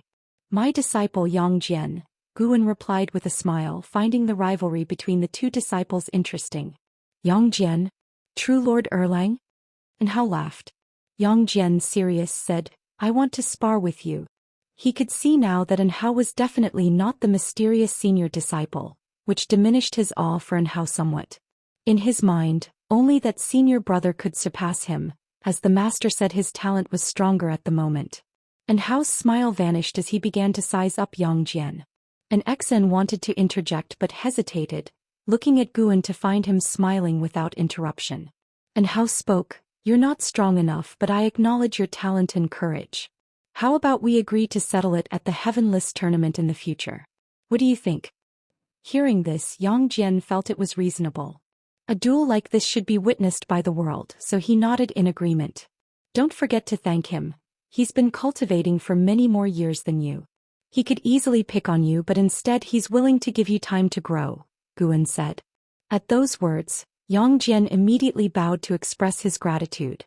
Hao looked at Guan in astonishment. That such a talent was so obedient? Intuition told him that not even among the Star Sea congregations could one find such a genius. You two keep talking, I won't disturb you any longer. Guan dropped these words and left with Yang Jian. Hao didn't ponder any further and took Xin back into the house.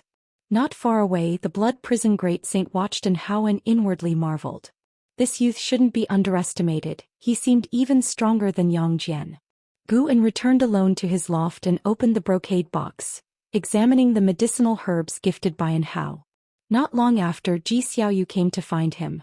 That Hao is rather remarkable. I've seen such a presence in my dreams, always dominating an entire realm, Xiaoyu remarked. You're not bad yourself. Guan replied with a smile. Among those he had encountered below the state of nirvana, those with a lifespan reaching 9,999 years were few. Currently only Hao, Yang Jian, Blood Prison Great Saint, and Xiaoyu. Li Lingtian was short by 1,000 years. Xiaoyu had not only great talent but also a significant background. For now, Guan felt that Hao's foundation fell short of hers. Of course, when it came to cultivation speed, Hao was unrivaled.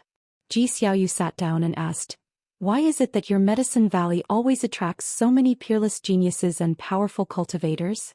Guan helplessly replied, You're asking me? But who am I to ask? Besides, they're not coming for me. Xiaoyu shook her head. Even if not for you, you've established good karma with each one. You're not simple like the great fortune of energy movement I've seen in my dreams. Not necessarily the strongest in talent, but always breaking through and stirring the winds of change in the world. Guan blinked and asked, What are you trying to say? Xiaoyu took a deep breath. I'm planning to go somewhere, a place with a great opportunity. Come with me. Hearing this, Guan felt a headache. Many had said similar things to him. You go ahead. The supreme sect can't be without me, Guan declined to Ji Xiaoyu's astonishment at his resolute refusal. Chapter 316. Mysterious Heavenly Demon, you think you're sword venerable Fudao? The sect can't go on without you? Ji Xiaoyu couldn't help but say her angry glare was actually quite charming. Guan thought as much but said, making contributions, does it really have to be divided by cultivation levels? Guarding the sect outside is merit as is guarding Medicine Valley. I cultivate medicinal herbs for the supreme sect with all my might. Isn't that also a laborious and meritorious deed? Ji Xiaoyu tried to calm her emotions and began to speak of the great advantage of that opportunity. Despite Ji Xiaoyu's persuasion, Guan just wouldn't agree, which infuriated her. Another person was just as infuriated, and that was An Hao. No matter how he persuaded, an Exen simply refused to follow him to the Star Sea congregations. That day Ji Xiaoyu left the Third Medicine Valley. Less than an hour after her departure, An Hao also stormed off, though he was not leaving the Supreme Sect. He still needed to return to the main city of Sect to have a talk with the higher-ups. Dusk descended. Guan and an Exen stood in front of the wooden railings, their shadows elongating with the setting sun. Guan, admiring the desolate beauty of the sunset, softly asked, "Don't you regret it?" An Exen turned her head, looked at Guan's profile and asked, "Master, do you have any regrets?" "Ha, we're different. Ji Xiaoyu has the Ji family behind her, but An Hao only has you." Guan shook his head with a bitter smile. An Exen looked to the horizon and said, "He has more than just me, and his heart holds the entire mortal world. He's long since not the senior brother I knew. I can't be the stumbling block in his path." For some reason, Guan suddenly felt the impulse to focus on cultivating an Exen. It would be interesting to have an Exen surpass An Hao. Unfortunately, for now he could only contemplate it, as reversing the gap between the two was not so easy. The master and disciple began to discuss matters overseas, imagining how powerful the Star Sea congregations were and how awe-inspiring the sea-breaking rift would be. In life, one always wishes to see the whole world, to measure mountains and rivers. Above the sea of clouds, Blood Prison Great Saint carried Guan as they flew, feeling the vibrant spiritual energy of the region, and couldn't help but take a deep breath. "Master, where exactly is this place?" Blood Prison Great Saint couldn't resist asking. Guan replied, "Another sect I've joined. You must not reveal this to anyone, including Jenner." Upon hearing this, Blood Prison Great Saint's body shivered, feeling a surge of excitement rush to the top of his skull, unable to contain his exhilaration. A secret only he knew? Perfect. Didn't this mean he had surpassed Yang Jian in the heart of his master? Serves that kid right for wanting to go out and make a name for himself. Blood Prison Great Saint thought gleefully.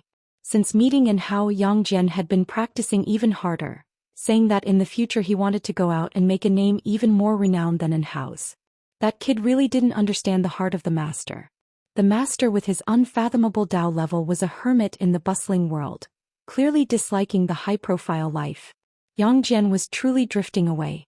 Guan could feel Blood Prison Great Saint's excitement, his bovine body trembling as if this fellow was simply overwhelmed by the rare opportunity to travel far. This place was none other than Mortal World Peak. Guan disliked the slow pace of Blood Prison Great Saint and used his divine thought to help speed him up. After they entered the peaks of the Mortal World Peak, Blood Prison Great Saint looked around curiously, his bovine eyes wide open as if a countryman had entered the city for the first time. And so they arrived at Dingtian Peak. Ever since Guan extinguished Mo Hen the old man, Dingtian Peak had seen a surge in popularity, with an increase in the number of disciples, and students coming and going from all directions. Blood Prison Great Saint could feel the aura of those along the way and was secretly shocked. How did it feel like any random person was stronger than he was before the seal? Guan, leading him, went all the way to the mountain top. As soon as they landed, Zhu Xinglan appeared, bowing respectfully towards Guan. Blood Prison Great Saint sized up Zhu Xinglan with curious eyes. "Master, a mysterious cave was discovered within Dingtian Peak, containing powerful restrictions. Would you like to take a look?" Zhu Xinglan asked. Upon hearing this, Guan nodded and asked him to lead the way. Along the way, Zhu Xinglan briefed him on the cave at the foot of the mountain, nearly submerged under the sea surface, discovered by two disciples during a combat practice. Zhu Xinglan suspected it was related to the previous insurrection, which had been a while ago, but according to him, terrible demons had emerged at that time, nearly destroying Dingtian Peak to the ground, to the extent that the Peak Master had fallen. Guan couldn't help but think of Mo Hen the old man. Considering Qingtian Peak was a better choice, but Mo Hen the old man chose Dingtian Peak. Could it be because of that cave? Blood Prison Great Saint was even more excited, not expecting to encounter something so thrilling upon arrival. They flew downward and quickly reached the entrance of the cave, where two wandering immortals stood guard. Upon seeing Guan, they quickly stood up and saluted. Guan nodded, then asked Blood Prison Great Saint to follow Zhou Xian into the cave. With Zhou Xian leading the way, he could not help but wonder why his master was riding a mere mortal ox. Such a fortunate ox head. Guan had just entered the cave and felt a subtle aura. The aura of a heavenly demon? He asked, has this been reported to the main peak? Zhou Xian shook his head. No, the main peak's master has been in seclusion, and Mortal World Peak has always managed its own affairs. He paused, then added, you are the peak master. As long as you do not abdicate, everything about Dingtian Peak is yours. These words made Guan feel comfortable in his heart, and he became increasingly satisfied with Zhou Xian. The guy was simply the perfect Hu Shaojian, so easy to use. Bypassing the long cave tunnel, they arrived at a spacious chamber. Guan could sense the thick space restriction here, almost like an exotic world's dimension, making the place look extremely vast. The chamber wasn't too dark, floating with countless bright lights like fireflies, which were actually spiritual energy condensed into form. They stood on an array platform where a stone pillar stood erect, pitch black with a rough surface reflecting a cold light. Guan got off Blood Prison Great Saint's back and approached the stone pillar. With his hand on the stone pillar, a powerful force erupted, startling Zhou Xian into immediately deploying his mana to defend, not forgetting to protect Blood Prison Great Saint.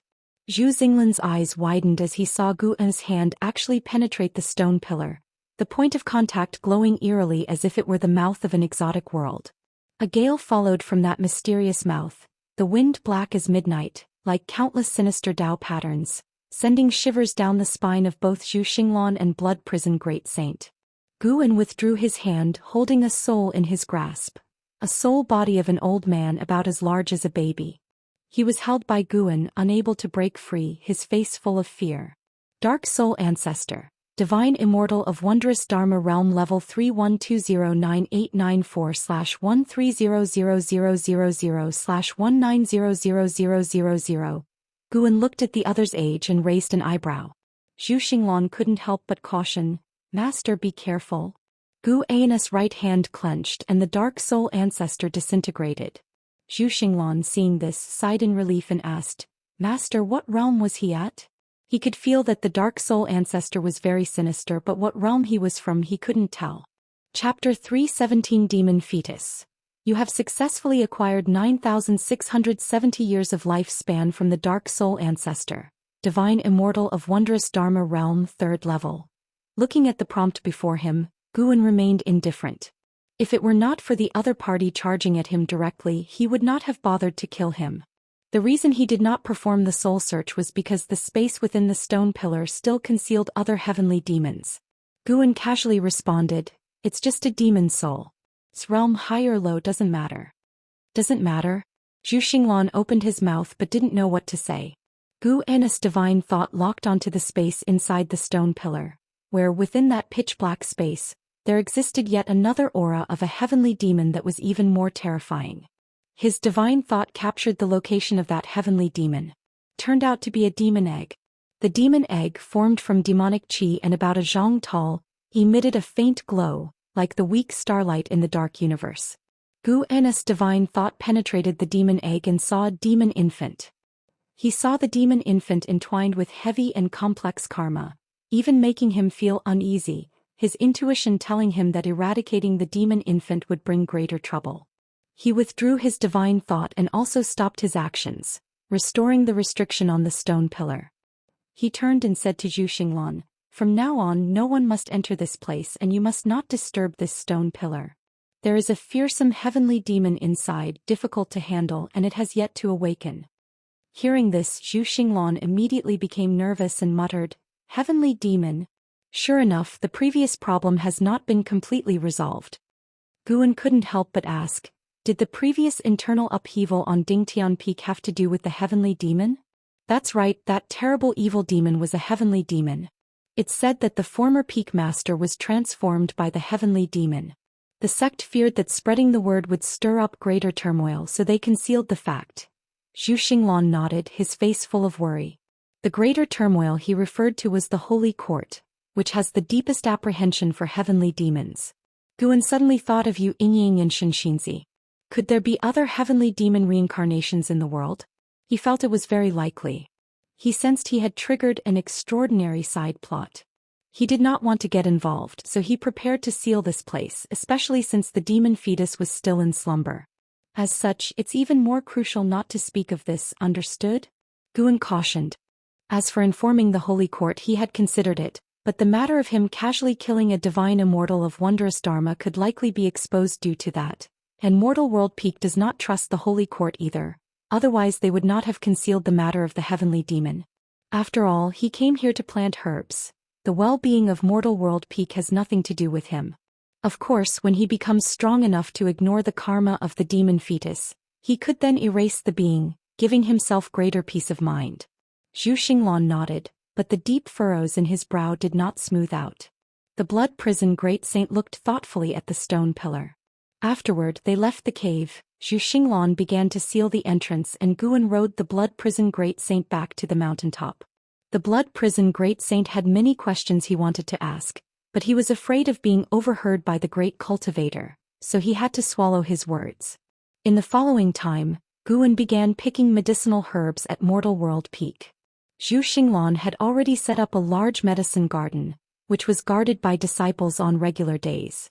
When Guan personally came to pick herbs, the disciples were initially taken aback by the honor but later got used to it. Of course, no matter how approachable Guan seemed to be, they always remained reserved. After half a day's stay on Dingtian Peak, Guan left with several hundreds of thousands of years of lifespan. He came to pick herbs once a month, and the lifespan income from Dingtian Peak last year had already broken 1,000,000 years, surpassing his foundation on the Taizong continent. After returning to the Supreme Sect, just as the blood prison great saint was about to speak, Guan stopped him. Remember what I said when we left, don't ask, you will see through everything eventually. Guan's words made the blood prison great saint grow respectful. He felt that his master was instructing him. His nature was too impulsive, which is why he ended up like this, indeed needing to cultivate his Daoist heart. In Mortal World Peak, Guan was the revered peak master, and in the Supreme Sect he was just an ordinary valley master. Watching Guan chatting and laughing with the servant disciples, the blood prison great saint was incredibly impressed. He felt the master wasn't pretending. In the master's heart, all sentient beings truly are equal. The distinction of strength lies in one's cultivation level, but the life of every creature is equal. The blood prison great saint increasingly felt there was much to learn from his master, such as this way of interacting with others, which surely would lead to many good connections. If someone could defy the heavens and change their fate, these tales might spread far and wide in the future. However, his realization was quickly shattered, because that detestable fat mouse came to harass him again. What made him most exasperated was that the fat mouse became even faster. How could he feel that this mouse also possessed peerless talent? This was too absurd. Guan then started to inspect the different sectors within Medicine Valley. Although the third Medicine Valley seldom had trouble, he still had to perform his duties on the surface, to prevent the disciples from slacking. Summer passed and autumn arrived. In the early autumn season within the Outer World Cave, Tian Yaoer, Tianqing and Tian Bai were attacking Guan together. The three demons constantly changed their movement techniques, their demon energy rolling like a dragon, surrounding Guan. Facing their offensive, Guan seemed quite at ease. With just a wave of his hand he could resolve their spells. Tian Yaoer stepped on the 9 Extremes Freedom Steps and appeared behind Guan.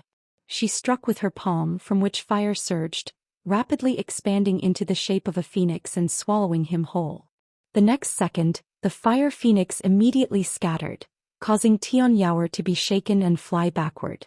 Guan then raised his leg and countless shadows burst forth, causing Tianqing and Tian Bai to lose their composure, unable to defend in time. They were hit by the leg shadows one after another and were knocked flying, landing clumsily far away. The three demons struggled to get up, looking at Guan with aggrieved expressions on their faces. If this were a real fight to the death, you would be dead by now. There aren't many people out there who will indulge you like I do, Guan commented nonchalantly while withdrawing his leg.